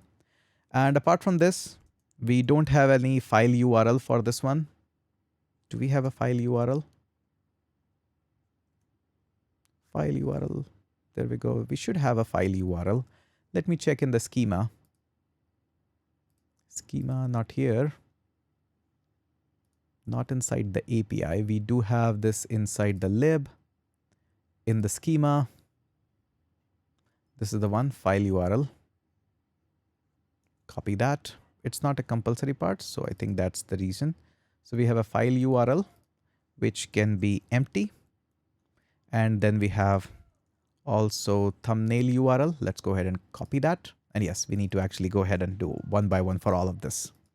Thumbnail URL, that will also be null because there is nothing. And then most important part, we will have the user ID. We will also have the parent ID, just like this. And most important thing is folder. I'll show you this in the schema. So we have this is folder that needs to be turned as true. So is folder, and this needs to be turned as true. Rest of them can be false or can be empty. As you can see, the error is gone now, but still we'll bring them. Is starred right now is false, but I'll bring this. Okay, this one is false. Yeah, actually behind the scene, I go and actually bring all of this just like this. And there we go, is trash will be false. All right. So this is the all data that I need to put up. And yes, literally I have to go into this one. This one will be created automatically. Don't worry about that. But this is how you craft the folder. Again, remember, folder doesn't actually exist. It's just a path which we have. So we upload, when we upload any file, we upload after this and make this as a path. This path is just used for displaying in the front end. The actual data will come up from the file URL from itself. That is it. So I hope this video has given you enough of confidence that now you truly understand that how the folder structure works. This is how exactly they work in the operating system as well. They are not there. This is not, it's just a container of the file. It's just a path which is there to give the user a feel that, okay, everything is organized. Apart from this, it doesn't exist in the reality. All right, so this was all about the folders which exist in any online application. I hope now it makes much more sense. It's just a matter of data structures or the schema that you have designed. Rest all is just facade. All right, that is it for this video. Let's catch up in the next one. All right, so continuing in our application that we're building, now we have thoughtfully thought through the folder section. It's time that we go ahead and think about files. This is where a lot of magic happens, but once you see the step one, a lot of things will automatically start to make sense. For example, let's break down the session into just one thing. I will just double click on the file, or I'll just see the basic home folder. How should I see my files? All the files that you have created in the home root folder, they should be available there.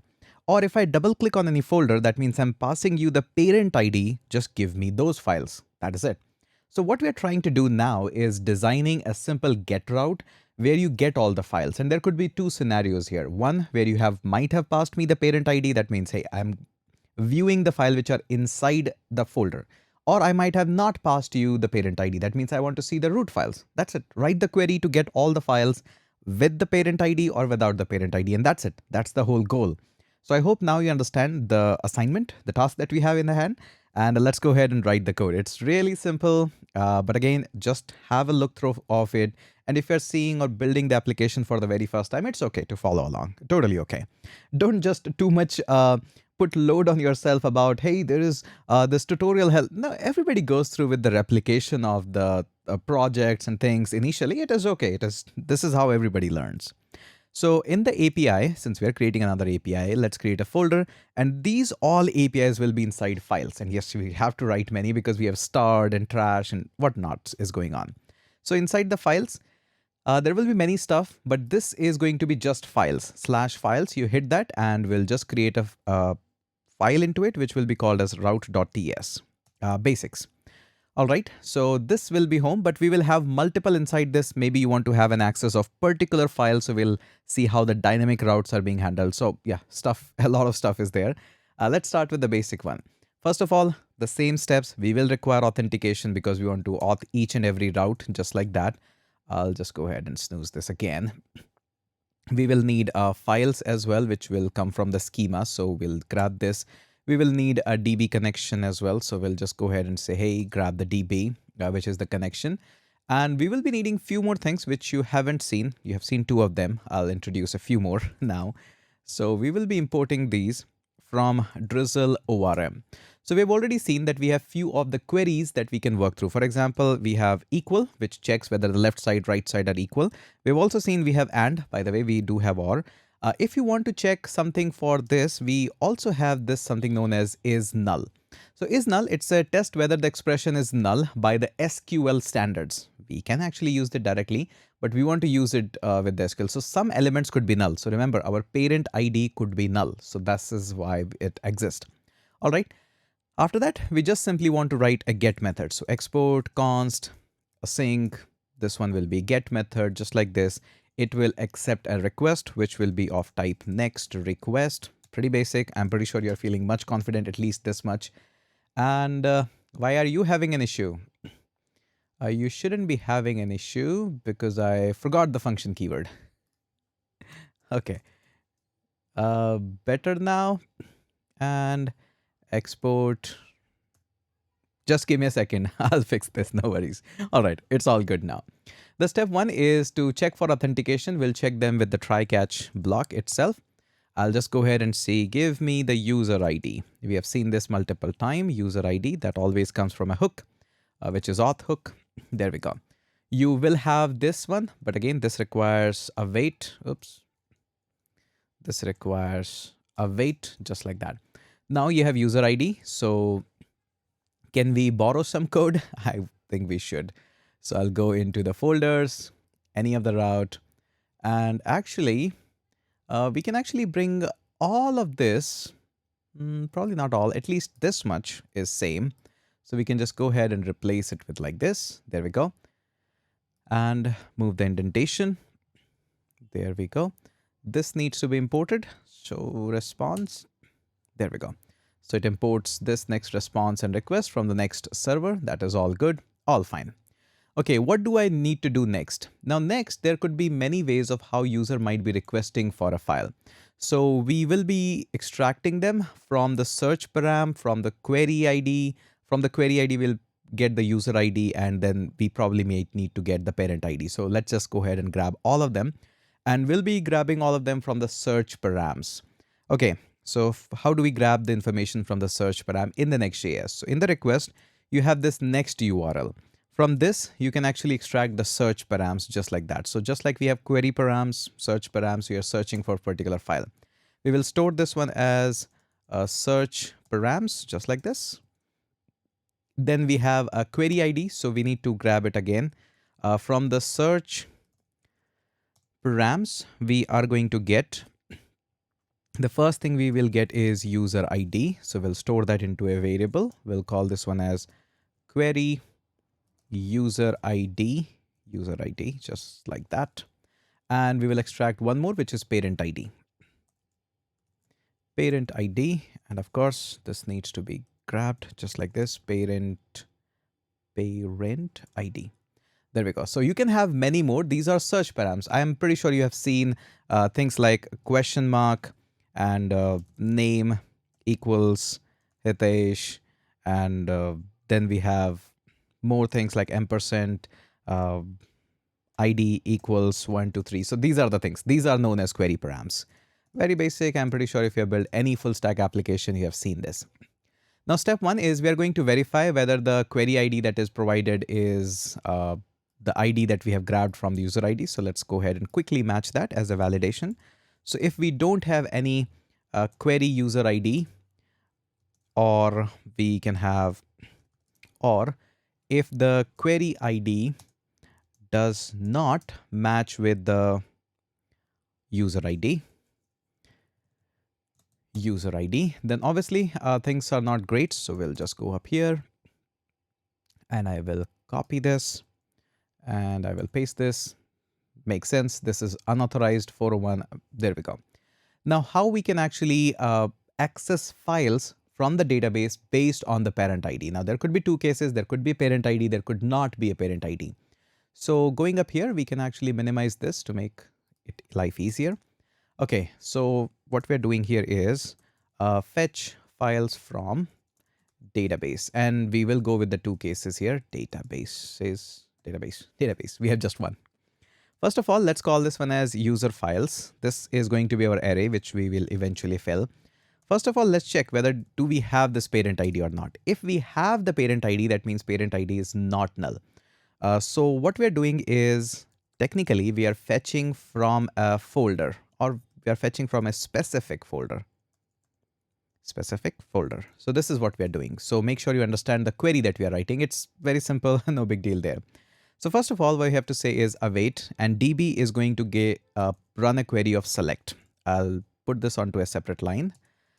All right. From where do you want to select? From files. This is where we want to select. Do you want to select all? No. I want to put you some of the where clauses so that you can filter the result. Where, there we go. Inside the where, I will just give you some of the matching that you have to do. So we'll use the AND clause that all of these things should match. So inside this, the first that comes up is EQ, that it needs to match with the equivalent or equals to the one.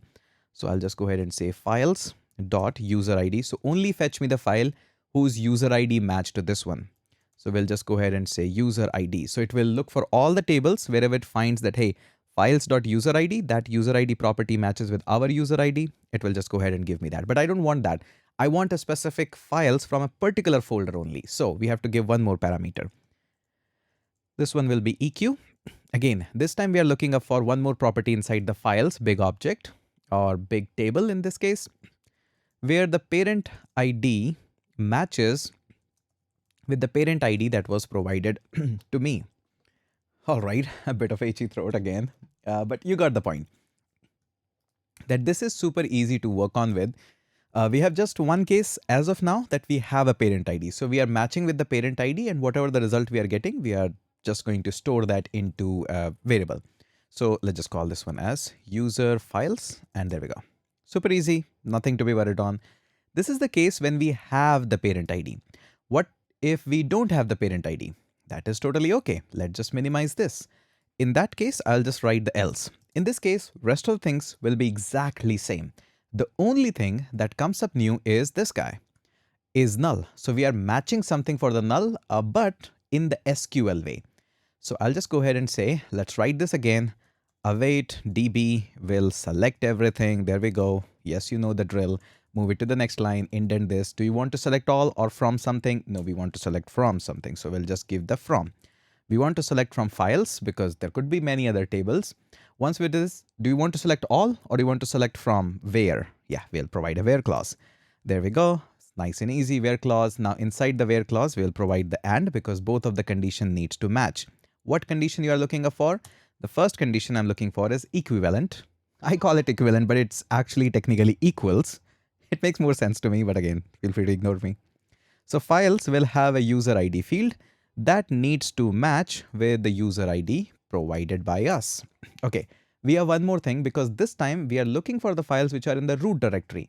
So you also need to match for one more condition, which is, in this case, is null. Is null. So in the null, which particular point or which particular property should be null? You have to provide just that much. We're going to say that, hey, this time we have this files dot parent ID. This should be null. So this is the null we are looking for. And again, if this gets us the result, we'll just go ahead and say user files will be equal to that. So no matter what happens, the user files are actually given to us. So I hope now you get the idea. Okay, this was not that difficult to fetch the files. We saw the conditions, we wrote the queries for that, and that's it. Once this is all done, you can simply go ahead and say return. Return, if you write that correctly, that is good. We'll just say next response goes like this, .json, and what we're going to serve is user files. There we go. And that's it. In the catch part, all we got to do is paste this. Yeah, I still have this. So we have error, and error is going to be error fetching files. We can just go ahead and say failed to fetching files. That is also good. Status could be 500 in this case, 500. But again, feel free to modify these errors much better than me. So all right, this was the part. I hope you enjoyed this. This was pretty nice and easy that we now have the ability to fetch any kind of file. Surely you can write more queries and easily fetch all the files data. It's just a matter of presenting them. That's on the front end part. All right, let's catch up into the next section now. All right, moving on into the next section. Now we're going to design an upload endpoint.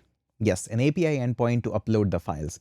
But the obvious question is, hey Tesh, haven't we designed a similar endpoint? And yes, you are absolutely correct. We have just designed this. So let me walk you through. We do have this upload endpoint, but let's walk through that how this endpoint is working. And I don't want to leave any stone unturned in this entire course. I am putting it every effort in this just to make sure that you get the full value out of it and you leave a comment that, hey, we truly are enjoying this section. So in this one, what we are doing is we are expecting that the front end will go ahead and upload through the Imagekit, which is surely possible, 100% doable.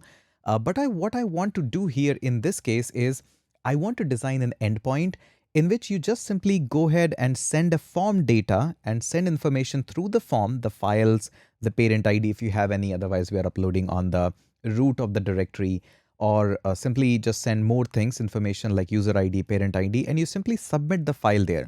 And this endpoint is responsible for doing everything. We are going to send the file to the ImageKit. We're going to take the response back, and we'll just do things like that way.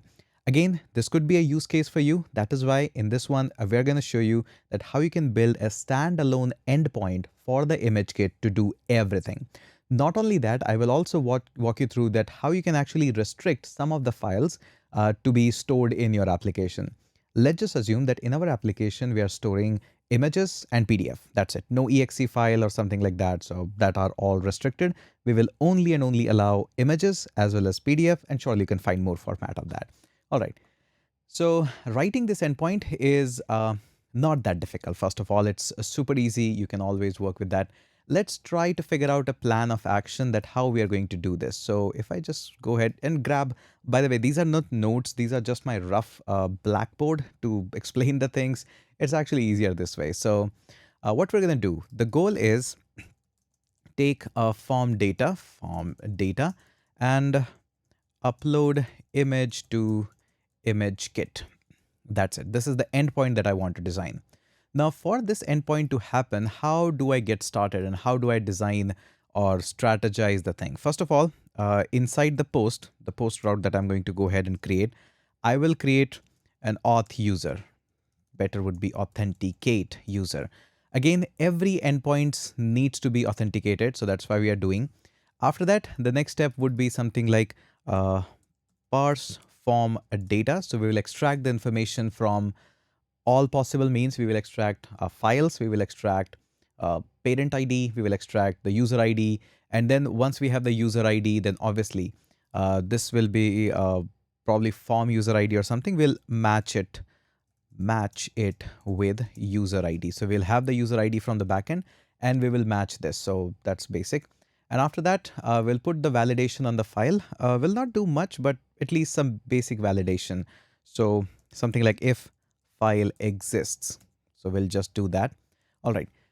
Once I have what more I want to do, let's just say I have done all the validation and stuff. Then the next step to check would be the most important part here would be the parent ID. So we have two ways to proceed. So this one is parent ID. Again, for this, we'll move the same format. So there might be a yes case where the parent ID is there. So there is a yes case and we'll draw the nice diagrams there. It looks nice. And there could be a no case as well. No, not just like that. And we'll draw the nice diagrams there. All right. So we could have a simple yes case there and we could have a no case as well. So I'll just draw the diagrams nice and easy. If we have a yes case, that means you have sent me a parent ID. That means it is not an upload in the root of the directory. If it is a parent ID, that means it obviously needs to be a parent ID of a folder only. We can put a mode check on that and then we can go ahead and upload. If it is not a parent ID is null, that means that user is trying to upload on the root directory, and that is totally okay. We will simulate that as well. Now for this, we are going to make sure that if we have this yes, then we have to do a couple of checks here. These are very important. The first of all, we need to make sure that ensure, and I can write that, ensure that it exists. By it, I mean to say parent ID. This is all happening for the yes part. I can shrink that. There we go. First of all, make sure that it exists. Then make sure that it belongs to the user. That's again a good strategy check whether somebody might be spoofing or not. And if it is a parent ID, it is very important to mention or to check it should be a folder. Otherwise, if it is giving a parent ID of a file, you cannot upload file inside the file. That would be wrong. Now, once all of this is done, then we're going to come back here and we'll check that, okay, everything is good. Now check if file is of type image or PDF. We are just taking two of the example, but you can go ahead and proceed more with that. All right. Once this is all done, then there is another step that you have to take. Yes, this is the most important part. And if you have studied any time Node from my Udemy course or from my online boot camps, live courses, anywhere, you know this. What we have to do is we have to convert file into buffer. Convert file into buffer. ImageKit uploads the buffer. So we have to use array buffer to upload that, and then we have to pass it on as a buffer. It's always usually just a piece of code, 2 lines of code, dot array buffer, and that's it. It does the job. But again, It is very crucial to understand that what buffers are, and I have explained them in great detail in my Udemy course of the Node.js. If it is rolled out yet, I'm pretty sure it will be very soon. So I have mentioned this, so go ahead and study that. Once this is all done, then it's okay. We just simply go ahead and generate a file name like UUID and all these things. So we're going to generate a file name. It doesn't really matter. You can have your file name however you like. The most important part is the path of the file that we're going to store and all of that. So we'll generate the path and we'll store that. If it is in the root, we'll store that in the root, and there we go. And pretty easy stuff. Once we have done all of this, we're going to upload the file to the Imagekit. This is the part where we generate, not the file, actually file name. Really nicely written, file name. And then simply go ahead, upload the file to the Imagekit, and that's it. Store things in the database. That is easy, but yeah, there's a lot of stuff involved, and that's why I'm saying it looks like a lot, but it is not. Just follow the process. If you can process this follow on a piece of paper or in here, you can actually go ahead and do this. I have done this a couple of times in advance, so I know this step, but again, the strategy is going to be almost same. And again, since we have done all of this in the past, I will go ahead and copy this because anyways, I'm going to need this. And let's go ahead and create another file route. This time we created just the files like this, but this time what we're going to do is we will create a /upload as a route. This will be inside the files, and right click, click a new folder. This one will be upload. You can place it anywhere you like. I think it makes sense to have it in the files, but again, no compulsion there. Oops, not a folder. We'll have a new file, which will be route.ts. All right. So this is the basics that we have studied. Now let's go ahead and write some stuff. Again, importing the statements and all the imports. Some of them we really are aware of it, so we know that auth is going to be required in just a minute. That's the basic of it. I'll just snooze this. We're going to need the next response, next request that automatically comes up. We need DB first of all. That will be connected. We also need the files as well. So we'll just go ahead and say, hey, give me the files. Most important part. And we'll need something from the Drizzle ORM. I'm pretty sure by now you are completely familiar with it, that yes, we do need some stuff from the Drizzle ORM to make the query. That's why I say once you actually keep on doing it, it becomes the next nature. So we'll need definitely an on and to just get imported. And we'll be needing an EQ to check the equivalent. And it's not from Drizzle Kit, my bad. It's from a Drizzle ORM. And we'll be needing Imagekit. Yes, we'll be needing Imagekit. Yes, this will come from Imagekit. And since we'll be providing the unique names as well, I think it makes sense to import the UUID as well. So we'll just say, hey, give us the v4 as UUID v4. That's how it says to import on the website as well. This will come. Okay, if we need anything else, that can come automatically. First of all, the step one is, since we want that things will be uploaded on the Imagekit, we need to initialize that. Initialization is exactly same. So we can just go ahead and borrow the initialization part. And where do we have initialization part? Not here. We have that inside some other folder. Let me check where it is. Definitely not in the lib. Do we have in the component? Nope. Layout? Nope. I am pretty sure I have created it somewhere, but I'm not able to see. Let me quickly find that. Oh, I know where it is. It is inside the Imagekit auth. Yes, this is where we initialized it. By the initialization means, I mean this part. This part is always 100% required, because otherwise how would Imagekit will know that, hey, I'm the guy who has this all keys and everything. These are like my passwords. So I'll just go back on to the route of the upload. The step one is to go ahead and initialize this. This is most important part. These are your Imagekit credentials. There we go.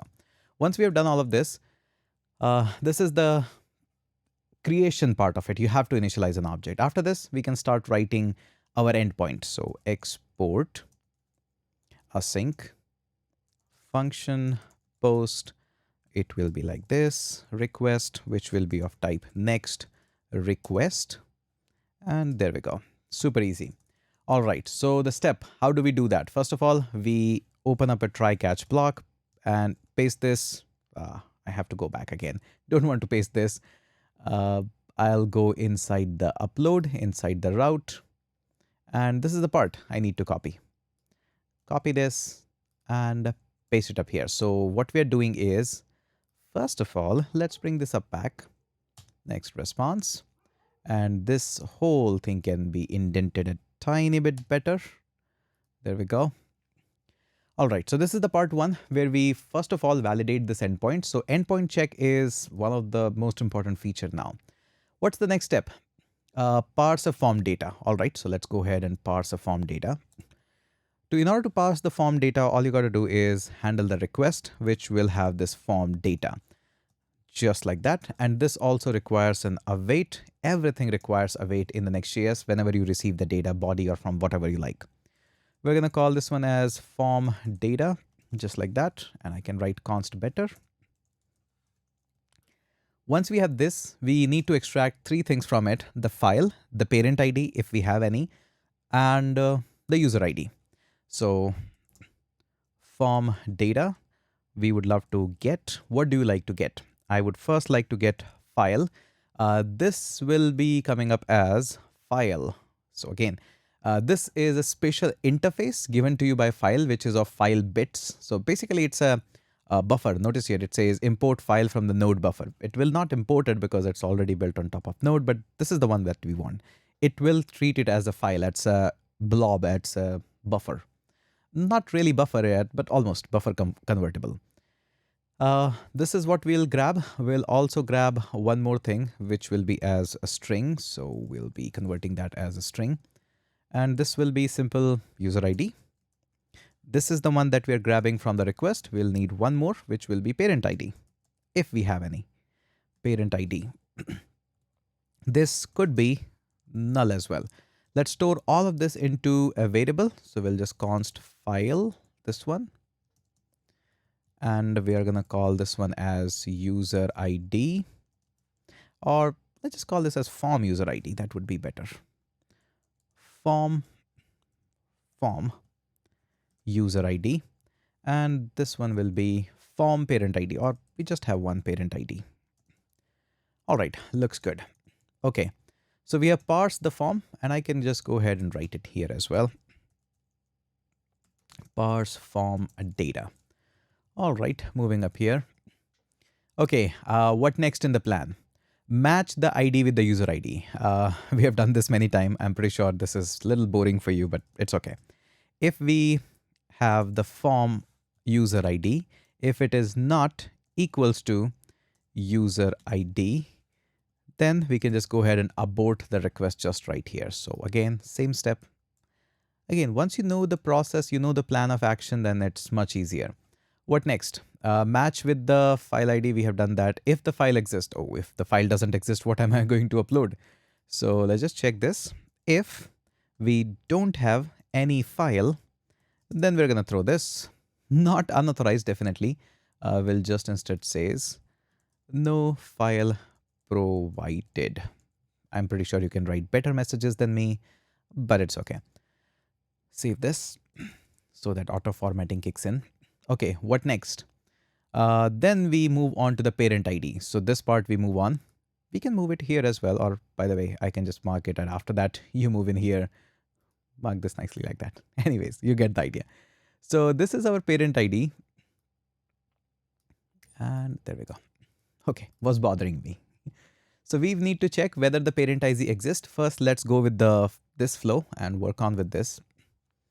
So if we have, not like that. If we have parent ID, come on, parent ID, then what we need to do?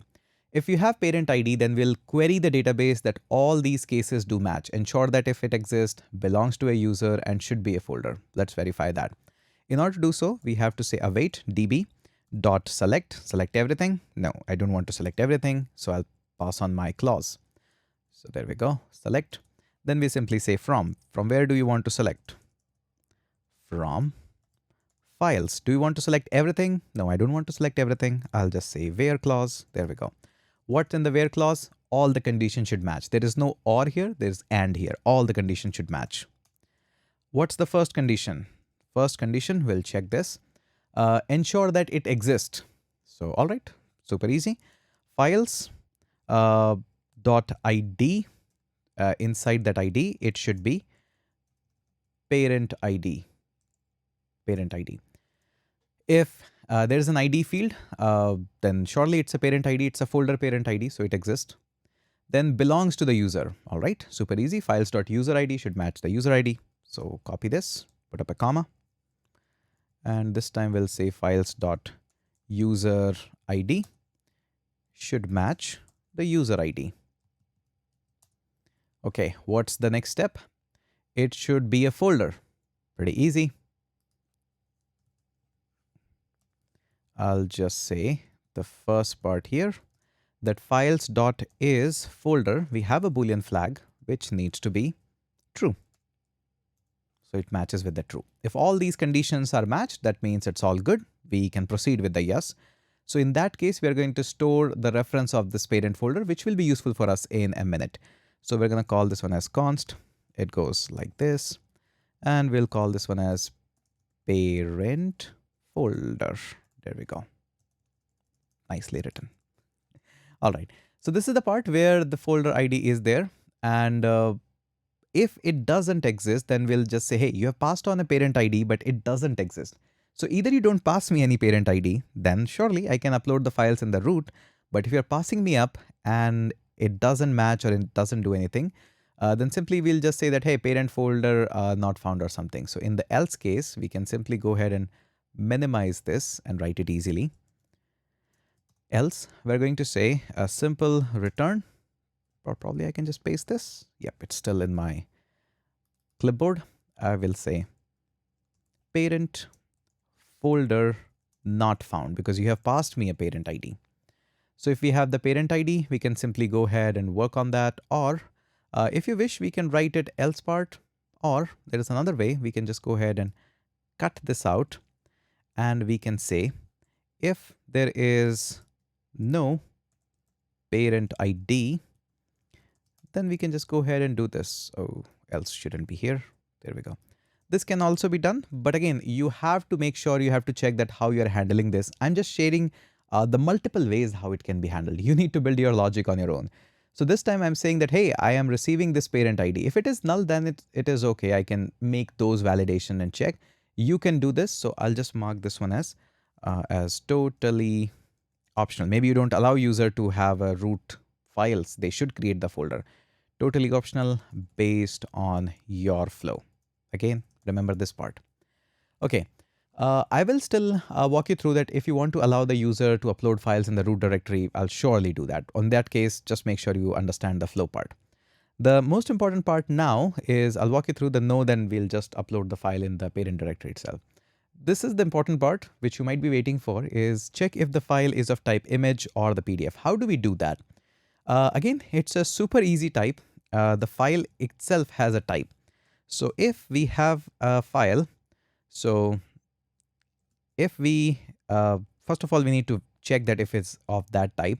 So if the file dot type dot starts with, and there are a lot of types of images, so I'll just say we are accepting all images, but if you want to restrict with PNG only or JPG, you can check that.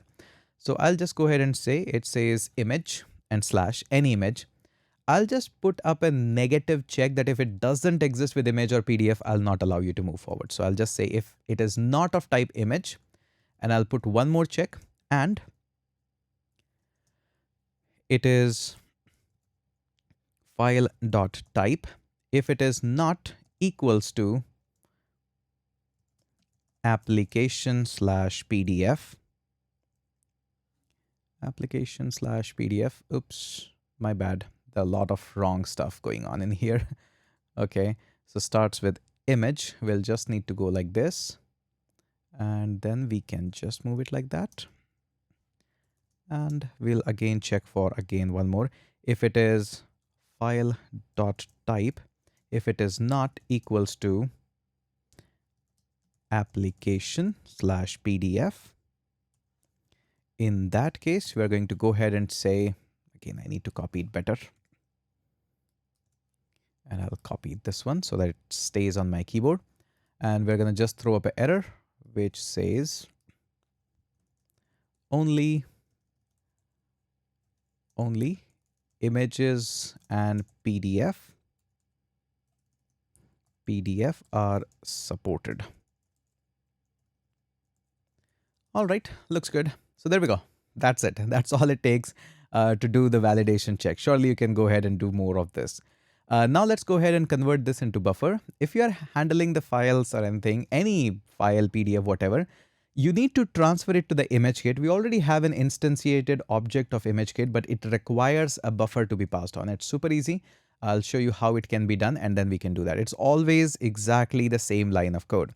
First of all, await because it takes time. Then take your file and use a method of array buffer. It will create a buffer. Buffer is nothing. It's just like an array, but in a different format, different hex format. And we're going to call this one as simply buffer, just like this. And once you have buffer, then we are going to actually create a file buffer. Right now it's just a buffer, but we need to create a file buffer from it so that we can transfer it. How do we do that? Super simple. Use the buffer object, just like you have object, arrays and all of that. We have the buffer and it can create a buffer from any of the files. So we just mentioned this above buffer. Now this can be called as file buffer. Is just like a very array-ish object if you haven't studied, but that's okay. That is it. And that's all it takes. 2 line, you can save it in the snippet or anywhere. Whenever it requires, you pass on file to any such upload services, especially ImageKit, you need to convert that into buffer. All right, this is it. Now what we need to do is provide some unique names and all of that. Now let me also walk you through, we'll do the unique names and everything. I'll not waste your time in that, but also let me walk you through that how the parent structure or the folder path exists when you want to upload it into a root directory and when you want to upload it into subfolder. So for this, you have to create a constant or a variable, which will be said as folder path, because that's the facade. Folder path is the facade. File, you just have a file URL. That's it. You can show it wherever you like. But this is the facade which gives the kind of a visual representation of having the folder and stuff. So how do we design that? So we'll just go ahead and say based on parent ID. If you have a parent ID, we're going to go ahead and do something just like this. If you don't have, we are going to do something just like this. Backticks are important in this case. So what we're going to do is we are going to upload everything inside a /dropleaf folder. We are always doing this. So this is my dropleaf folder. Once I am inside the dropleaf folder, I'll just go ahead and say $. There we go. And I will say everything will go inside each user ID. So that's a common path for everyone. And after that, we will have a /folder. And whenever we are going to create a folder, we'll back it up with the /folder. And after that, we will provide a / just like this and a parent ID. This is the path where we are simply saying, okay, you need a folder path because there is a parent ID being provided. So we are going in that and we are storing that information. But what if you don't have a parent ID? In that case, you are storing everything in the root of the directory. So root of the directory is same. We are storing everything in the dropleaf, and hopefully I didn't make any typo. And then we simply say $, just like this, and we say user ID. This user ID is a home of the user or the root for that user. Every user will have its own user ID. So there we go. And this is the most important part, that how we simply go with that. Now, another part that is important is upload file. We have converted this file. We have skipped ahead a little bit this, but once we have converted this file, then we need to upload it to Imagekit. How do we do that? This is the most easiest thing that you have ever seen. Remember this Imagekit? Yes, we have this. This has a lot of functions and you simply can go ahead and do that. For example, I'll await this. It's a file upload. It will take some time. So I'll just go ahead and say Imagekit. And as soon as you put up a dot, notice this bulk add tags, copy file, folder, whatnot, all these things are there. And one of the most important thing which we know is upload. Yeah, just provide the details of the upload and it will do the magic. It has a lot of options and you can study more about their options in their docs as well. Nicely mentioned in that. First of all, the most important part is the file. You have to give the file in the buffer format. So file buffer is the one. And after that, it doesn't really matter. So rest of the things are all cooked up by you. So next is file name. How do you want to name the file? The file name should be unique. So how do we create a unique file name? Super easy. We can just come up here and we can say const unique file name, or should be name. That will be better. How do we create them? Super easy. Use the backticks, use the UUID. So we'll just go ahead and say UUID v4 will generate this. So instantaneously generate that. And once you have that, just go ahead and put up a dot. And after that, we are going to use a $sign just like that. And we need to grab the file extension as well, because I don't know whether it's PNG, because I'm changing the whole name. So it could be a PDF, whatever it could be. So I need to generate a file extension as well. I don't have it extension. So this variable also needs to come up here. So const file extension. So how do we get the file extension? In order to get the file extension, we need to grab it from the file itself, or probably we can grab it. I don't want to corrupt my file name directly. So what I'll do is I'll say const original file name, and that will come from the file dot name. So I now know the reference that, okay, this file dot name is my original file name, and I want to grab the extension of this file from the file name. So I'll just go ahead and say original file name. We're going to go ahead and split it based on the dot, because after that, this comes up. And once this is being splitted, I can use a pop method to actually pop, and pop, as you know, push and pop just removes the last part. It gives you that. Otherwise, we can simply go ahead and use an empty one, and then here check for empty extension. Yeah, make sure you check that. And also you can put validation here as well. This is very important. Validation for not storing exe, PHP, or any other extension you have. Or you can check that, hey, we are only storing these 3 or 4 extensions. So again, a lot can be done, but my goal is to actually walk you through. My goal is not to spoon feed you that much, but you understand the concept. That is my whole goal. Okay, now this problem is solved. So we have a unique file name. Okay, that is all done. We also need to store where you store it. So folder, we can give you the folder path as well.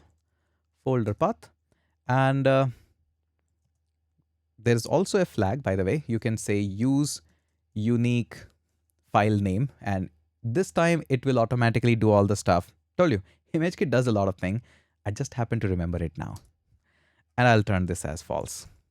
If you turn this on, you don't have to do this much, but with this one, you get a lot of control. And I love control having this. All right, so the next part is we'll create a file data, just like we did it past, file data. And this will be a big object. We will fill this object eventually. But first, let's actually go ahead and push this. Await db and insert. Where do you want to insert? I want to insert in files. Okay, do you want to insert it directly, or you will provide the value? Obviously, you cannot do that, so we'll provide the value. These are my ways of remembering the things. We'll just put up file data here. There we go. And this one is files. So we'll just go ahead, db insert inside the files. All right. And by the way, this is the files that I'm using from the schema. All right, this part is all good. File data will keep on giving the error. So we'll just go ahead and say returning just like this. Once this return, it will give me the whole row const just like this. And we are going to say that you give me a new row, but we'll call this one as new file. And once this is all done, then I can go ahead and return a next response. Instead of the error and all of this thing, we can just go ahead and remove this. And I will directly say new file. Surely you can add more of these values. In the error part, we're going to directly say that, hey, there was an error which says failed to upload file. All right, now it's time to fill up this monstrous of an object. And yes, there is no easy way of doing it. We need to go into the lib and schema, and we have to bring in one by one. So yes, name, path, size, type. Yeah, we have to do that. Name is going to be original file name. Then we have the path, which will be upload. Oh, by the way, we haven't actually grabbed any response from this. So we are just awaiting it. Let's grab the response from it. So we'll call this one as upload response. There we go. Now this upload response will give you a lot of things. So upload response, feel free to store whatever you like. I'll just extract a file path from it, and this will be my path that I'm storing inside the path. Then we have size and type. Size will be given by the file directly, so we can just store it like this. And then we have a type, which can also be given to you by file dot type because it's being uploaded, all of this data. And what else do we need? We need file URL, thumbnail URL. Copy that. Yeah, no other option. File URL. How the file URL will get from the upload response. Upload response dot URL. Then we have thumbnail URL also coming up from the upload response. Thumbnail URL.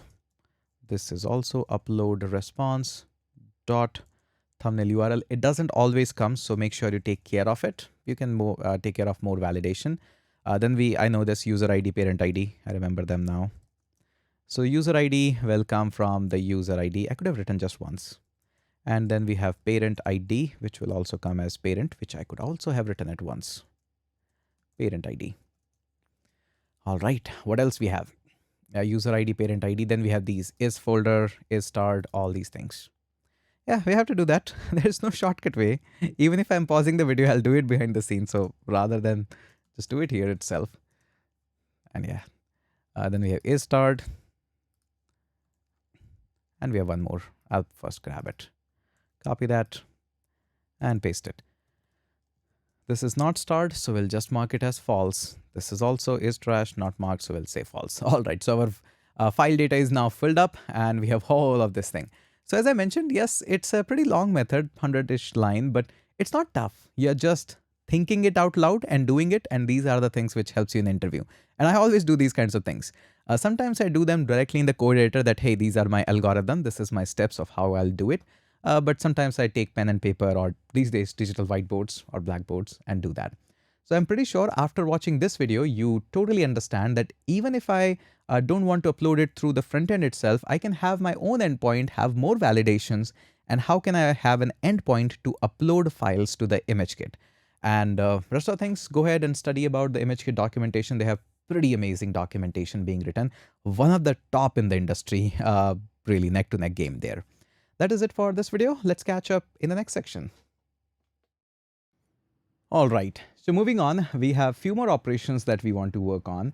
Now, the next operation that I highly recommend you to actually try tiny bit before me, and surely I'll give you some assignment as well. By the way, if you're not able to do those assignments, I highly recommend you to do so. But again, if you're not able to do so, the file and whole project is on my GitHub repo, but you're not going to learn anything from that. If you want to learn, just do the assignment. So whenever there is a file, there are some further assignments you want to do on the file itself. For example, you want to mark it as star or bookmark it, or you want to move it in the trash. You don't move it into the trash. You just mark a Boolean flag as trash. That's it. And sometimes you want to delete the file as well. Now, deleting has its own complication. You may be willing to just move it from the database itself, or maybe you want to do a thorough cleanup that remove it from your Imagekit as well, and then move it out of your database as well. And sometimes if it is just a folder, then you might have to do recursive delete as well. There's a lot of things involved in it. But let's start slow, and I will walk you through that how you can actually mark a file as star. And with the same process, you can just go ahead and utilize that how you can mark this as into trash as well, and try deleting as well. This would be a little bit of a challenge, but not as much as trashing or marking it as trash, but it would be nice to work on with. So let me go ahead and take you on this. So let's go directly on to the code file, and I'll just close all the others. In fact, this one as well. Now, first of all, how do we do individual file mechanism? For doing so, what you have to do is go inside the file. We do have upload as the project itself, but what we want to do here is inside the files, we'll click on this new folder and make sure you mark it as inside the square brackets. Yeah, inside the square bracket, just go ahead and write file ID. Now, anything that you write here can be accessed inside the code as well. This is a dynamic ID that you can pass, and you can grab it from the URL itself. So I'll just go ahead and mark this one as file ID. The way you write it, it should be exactly same accessed inside the code file. So I'm marking I as capital. So this is my file ID. This means that inside the file slash whatever the unique ID of the file. Now after this, inside this, there could be multiple operations that you might want to perform. So here we are not just creating just a file. Surely we can do that.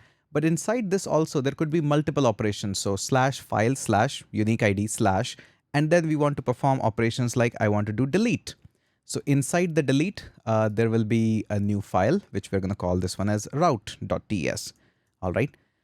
And just like we have delete, we have a new folder here, which can be a star. So this is where the star functionality goes. And I'll click on new file and I'll call this one as route.ts. And there could be more. For example, you might want to move it as delete, or you want to move it into the trash. So deleting means we are permanently deleting it, but there could be a trash setting as well.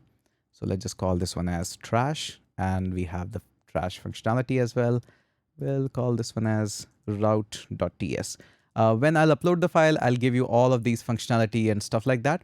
And by the way, just like this, there could be more features as well inside this file. Like this is file ID, all the particular actions on the file. Upload we have seen just as an extra measure.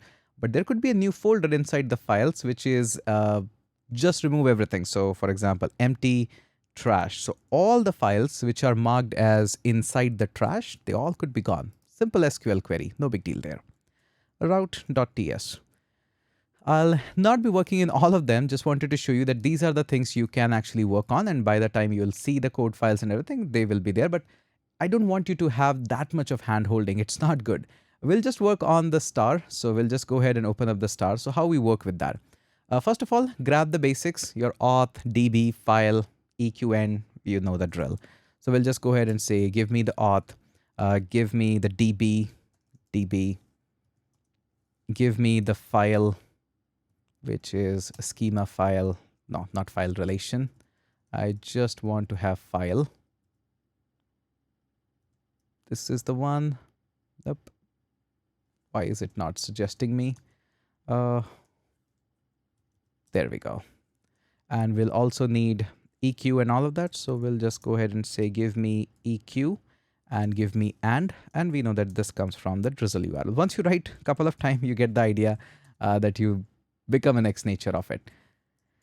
And we'll say export, async, function. This will be a patch, not the post, not the get, because we are actually putting up some instructions on that. Now here comes the most interesting part. We can just go ahead and write it like that. Now this is going to accept some of the parameter. The first one we have already seen, that is request, which is of type next request. But there is one more which is coming up in here. This time we'll call this one as props. This prop will have params just like this. And in the latest version of the Next.js, this params is a promise. Yes, this is a common gotcha. But these guys actually keep on changing the things. First we call them as param as regular parameter, access them. Now it's a promise, so you have to wait for it. There's a lot that happens in Next.js, and this is common. So we'll just have a promise, and this promise will have just like this, which will be having a file ID of type string. Again, classic TypeScript exercise. All right, the initial steps will be same, so I can just go ahead and grab them from anywhere. At the very top, we'll just copy this, move it up here. We'll open up a try catch block. There we go, paste this, save this, and we'll just go ahead and say next response. There we go. So this part is done. Authentication, every single endpoint needs to go authentication. I really don't understand and what's the point of middleware, but anyways, this is a good practice, not bashing it. First of all, grab the file ID. How do we grab it? We will grab it from the URL, but this is a promise, so we have to await now. Everything is await, including body, form data, everything. So at least there is a consistency there. Props.params, and we'll store this. In fact, we'll directly destructure this and just goes like this. So this will give me the file ID. Make sure you are mentioning this file ID exactly same as the folder name. This is very important to work on with this. Now, if you don't have this one, so we'll just copy and grab this and we'll do a quick check. If you don't have the file ID, then we'll send you a response, probably unauthorized, or we'll just say file ID is required. Save this. There we go.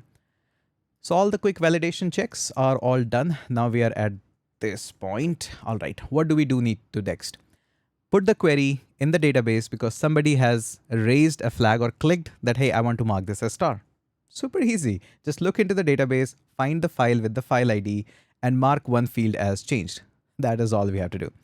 All right, so we'll just change the stuff. So first of all, let's grab that file object in itself. Super easy. I'll just go ahead and say await. Let me grab that file. So db.select. Do we want to select all? No, I want to select from. From where do we want to select? I want to select from files. This is the one. And we don't want to select all. I want to select from a where clause, just like this. And inside the where clause, we will use the and because multiple cases needs to go. There are two parameters that needs to follow. File should have that same file ID and it should belong to the user. So files dot ID should be matching up, wrong syntax. It should be equal to files dot ID and this should be equal to the file ID. And put up a comma. The same thing needs to go up here. So this time we'll say this should be equivalent to files dot, come on, too many suggestions, user ID. This should match with the user ID that we have. All right, that is it. Now we get this whole thing as a file back. So we'll just say const, we'll have a file back just like this. So we have this file available to us. All right, you have the file. That's nice. What do you want to do next? Check for the file as well. And we can actually copy this and paste it up here. Instead of the file ID, this time it can have a validation check for file. And we'll just say file not found. File not found. Okay, that's a check. Nice. Now we need to just toggle the star status. Toggle the star status. So one time a request comes up, we mark that as on. Another time request comes up on the same file, we just move it up here. Again, another query that we need to make, db dot, and we'll just say this time update. What do you want to update in the files? Do you want to update all? Definitely not. But what do you want to do? I want to set one thing. And then we will use the where clause, just like this. And then after that, we will be using the returning syntax. So first we'll fill up the boilerplate. What do you want to do in the set? In the set, I will say there is a is starred. Yep, that's the one. It's an optional field. I want to toggle it. So I'll just go ahead and say that whatever was the previously it was there, files dot is a starred, just toggle this. So this exclamation sign here, this one just gets the toggle being done. All right, good stuff. Then where, definitely don't want to select all of them. So we'll use the and inside the and we will put equals. There we go. Where do we want to do this? Again, same parameters will be checked. So we can copy this. Sometimes copying is actually better. There we go. We are marking the same. We should be having the files ID equivalent. We should have files user ID should be equivalent and returning this. This will give us an updated file. So we'll just go ahead and say await. Oops, await. And we're going to go ahead and store this as updated file, just like that. Notice here we are using returning here. And here we were just directly going with that. So that's the difference between this. So once you have this updated files, you will be having a lot of options in it. I highly recommend you to console log this. I have done this many times. So what I want to do is updated files. We'll extract just the first one out of it. And we'll just say updated files, just like this. All right, file. So we just have the file now.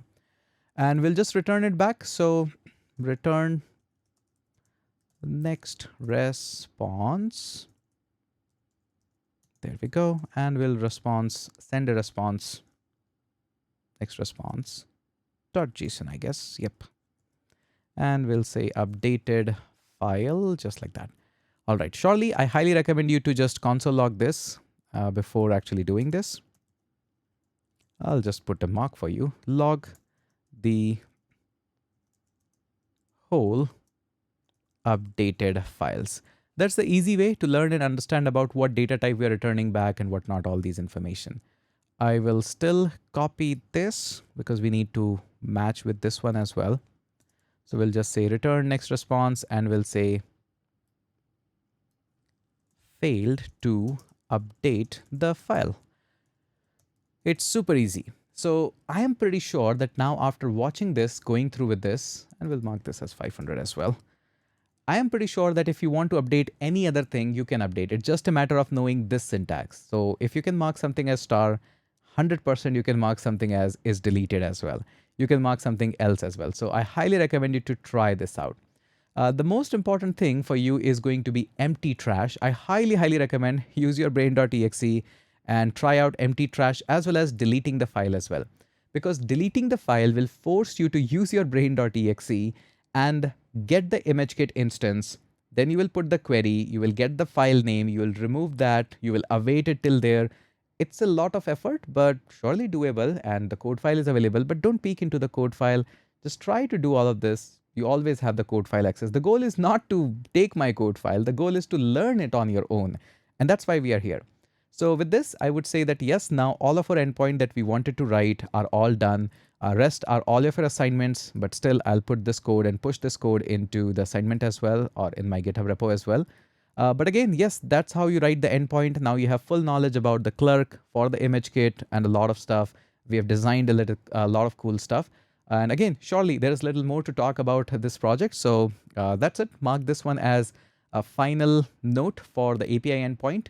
Write them. And if you do that, please tag me up on Twitter or LinkedIn. I would love to see your work that, hey, I was able to write a controller with so much of the complex query. It makes me super happy.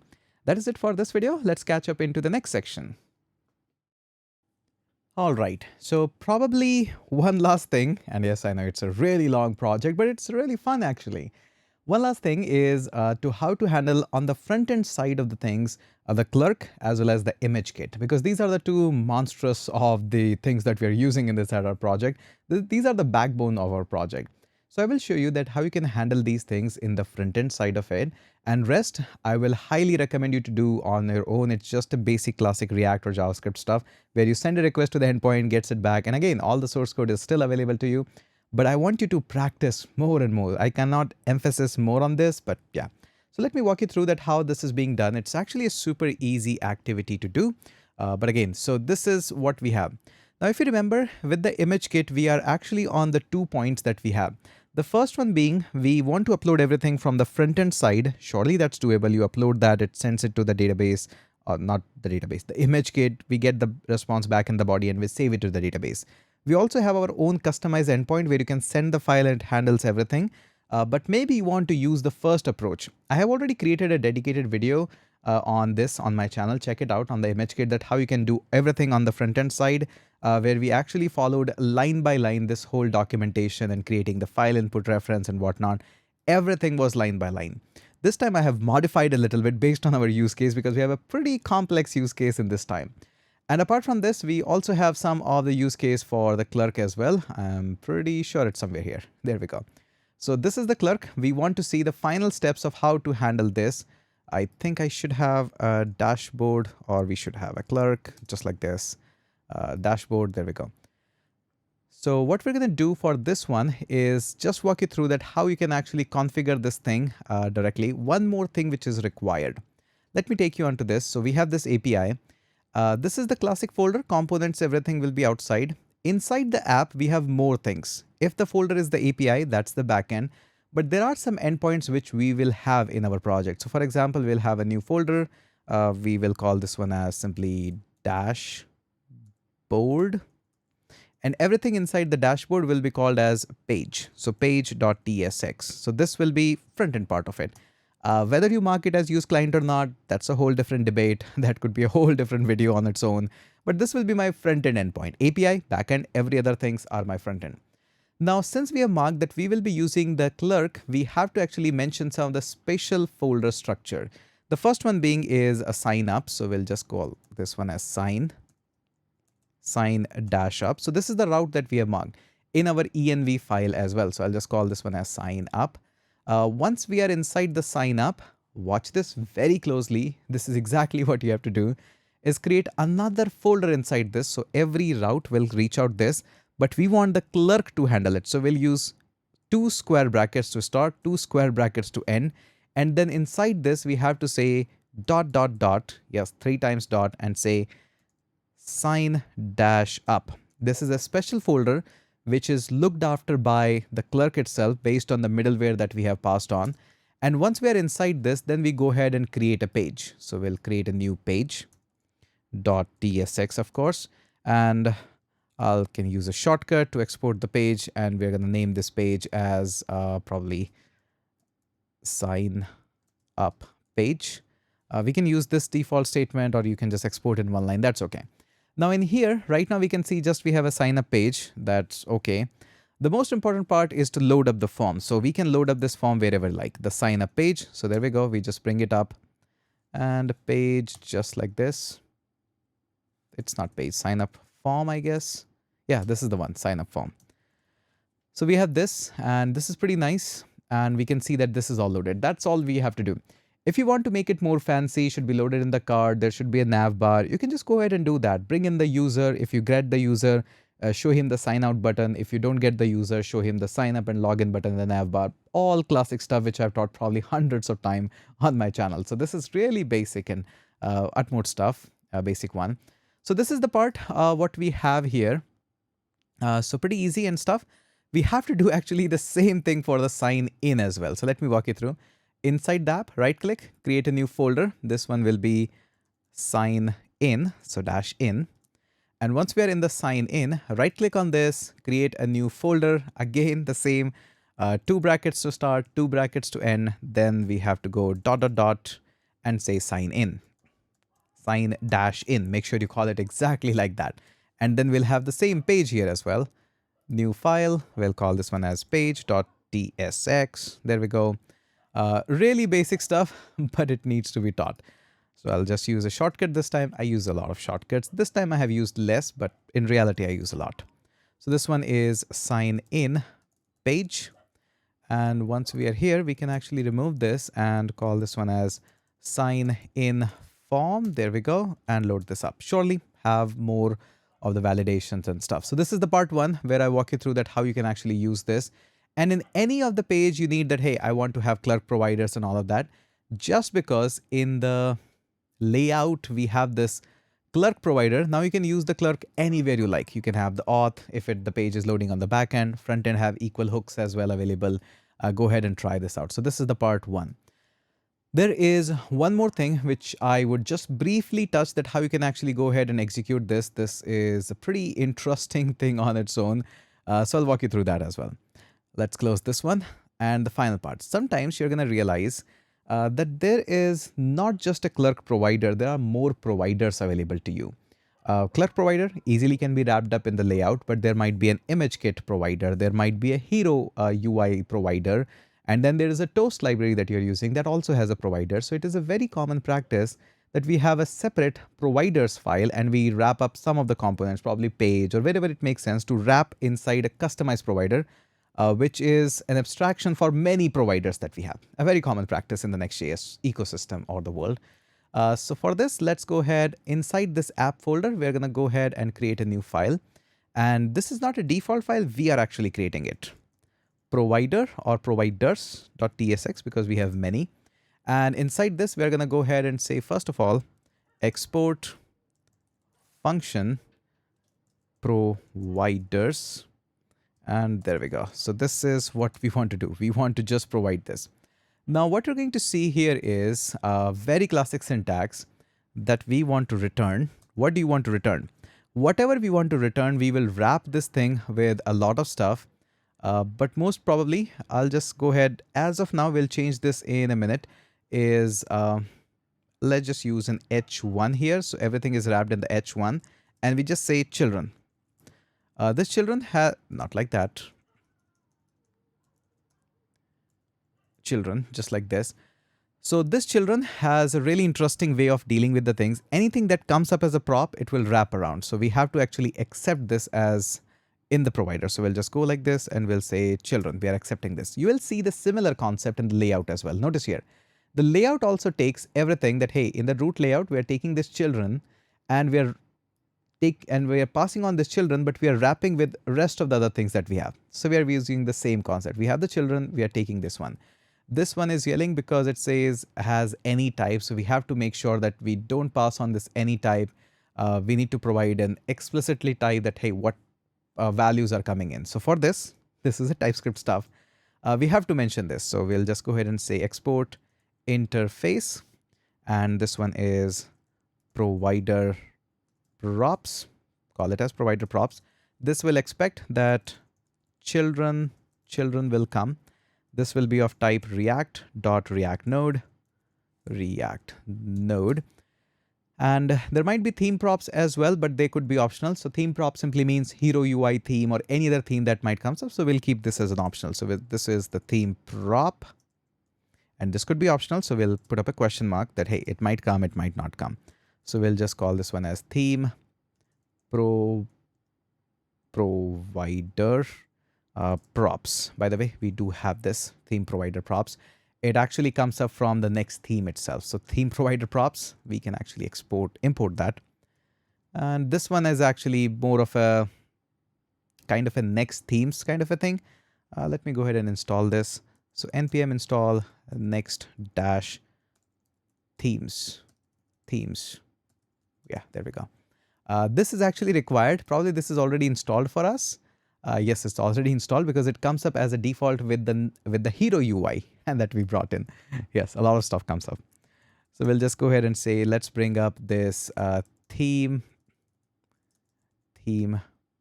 provider. It should be giving me the option theme provider. Oh, I wrote it bad.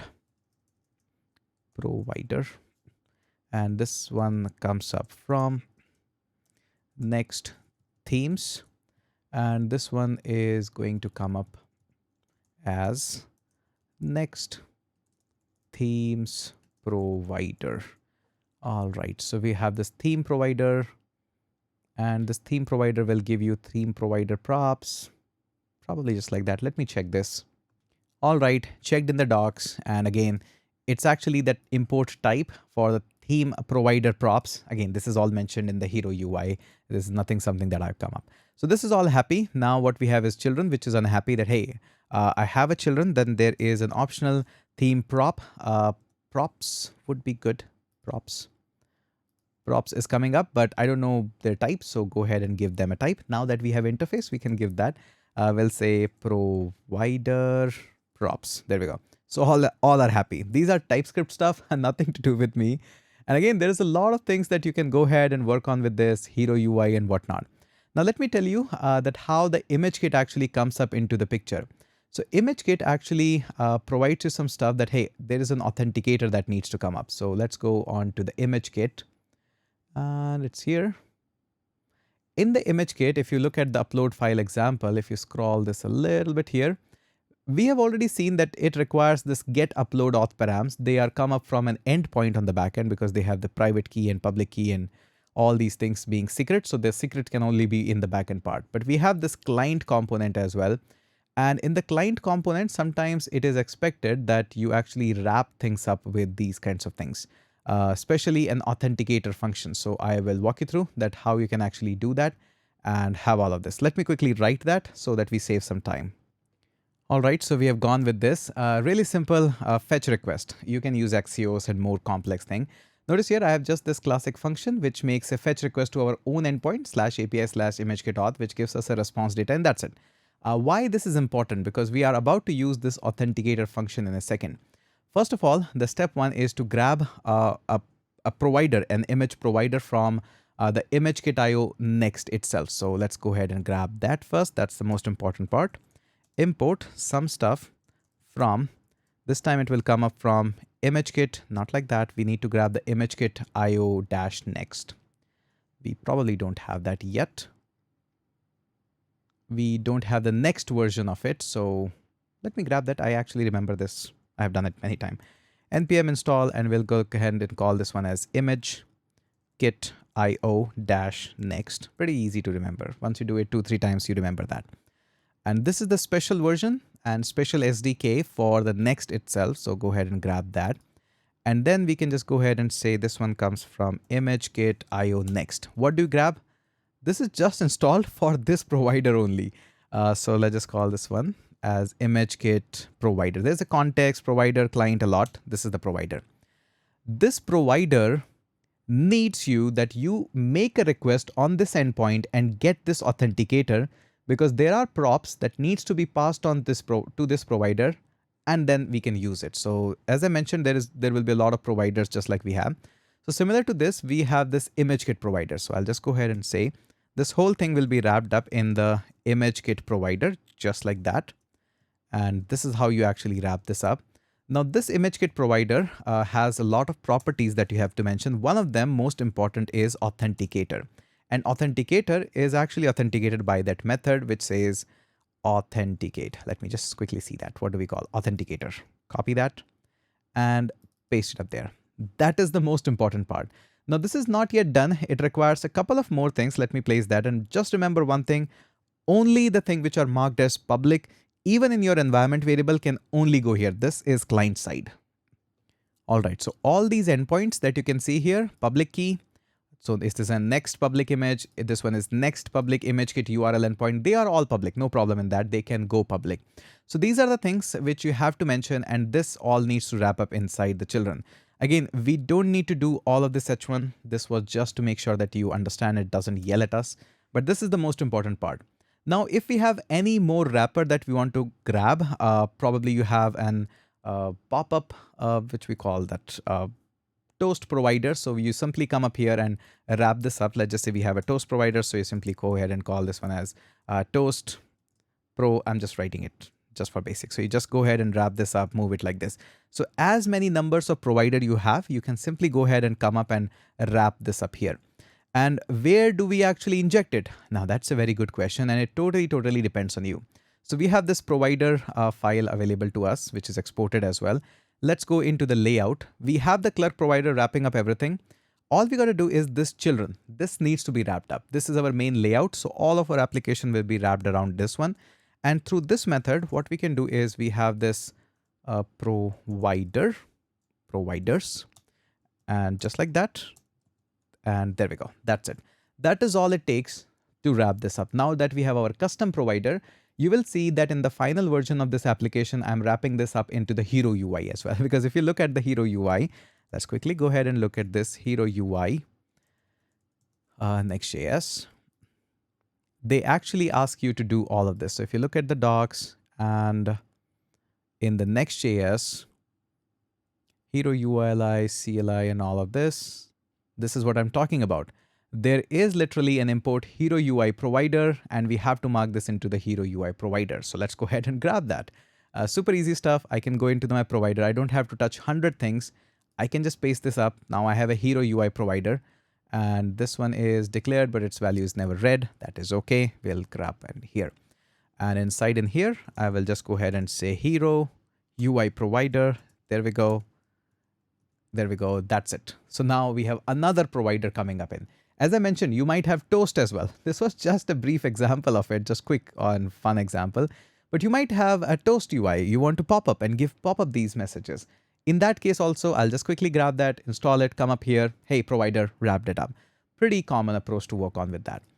So this is all what I wanted to show you. In this one, we have some of the issues. We still don't have kind file or its corresponding type declaration. I'll give you the types as well. Don't you worry about. So no worries on that. Just install the types.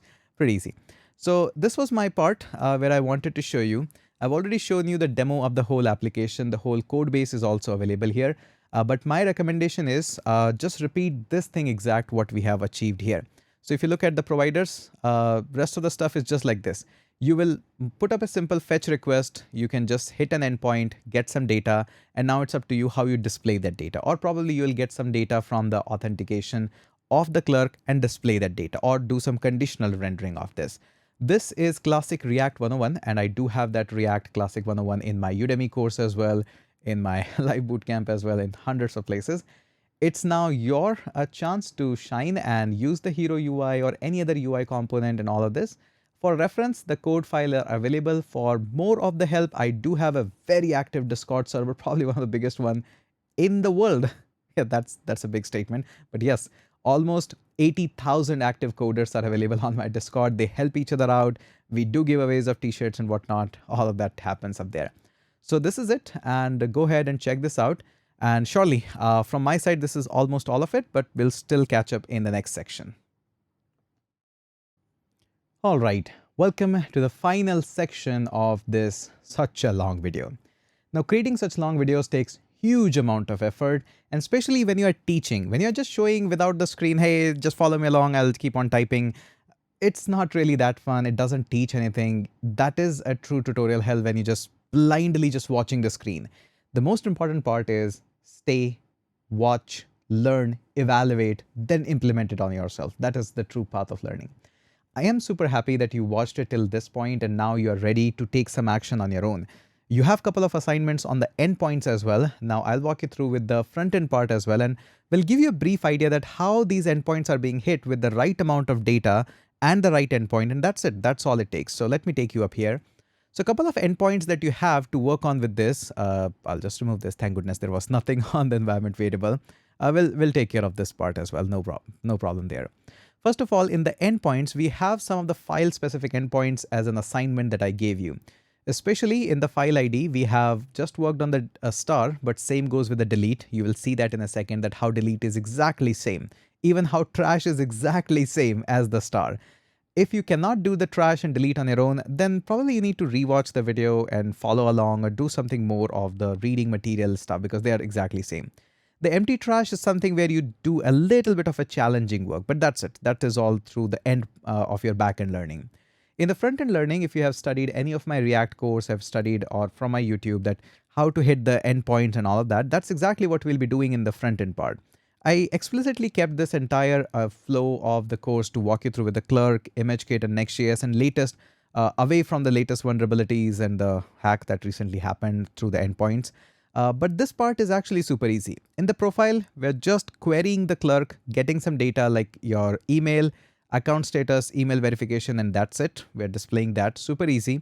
This is just literally handling one method of the Clerk. That is it, which is given to us by the Clerk itself. Now in the my files, you can see we are, as soon as we load up here, we use the use effect hook. It loads that whether some files are available or not. This is the point where you actually add something. So you can click on new folder. So remember, we are hitting an endpoint, create folder. That's it. We are allowing the user to add image. This is the point where you just browse this and get something low. So for example, we have this nice image and this image is now loaded. Clicking on the upload image. Yes, this is where I hit the form data type of endpoint. Click on this. This actually uploads it. And we have this image getting uploaded there. This again refreshes that and we have this.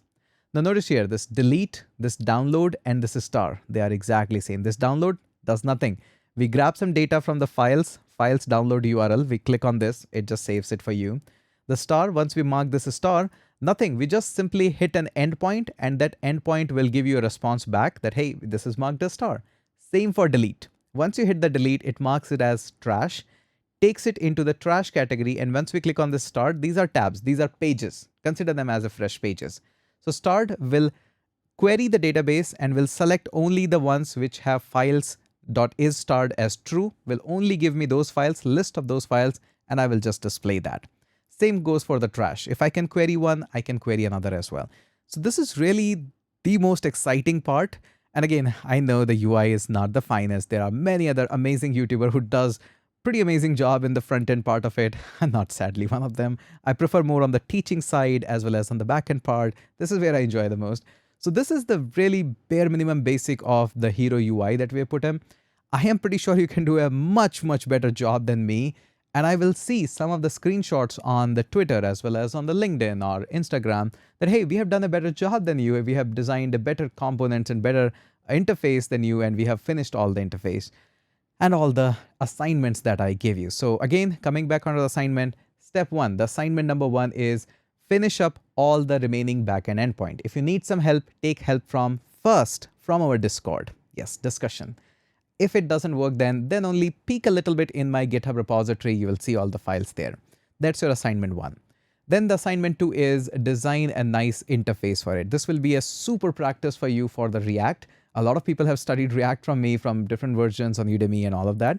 It will be a great exercise for you. If you're not able to do this, just let me know. I'll probably later on create another such big long course dealing this time with the front end only.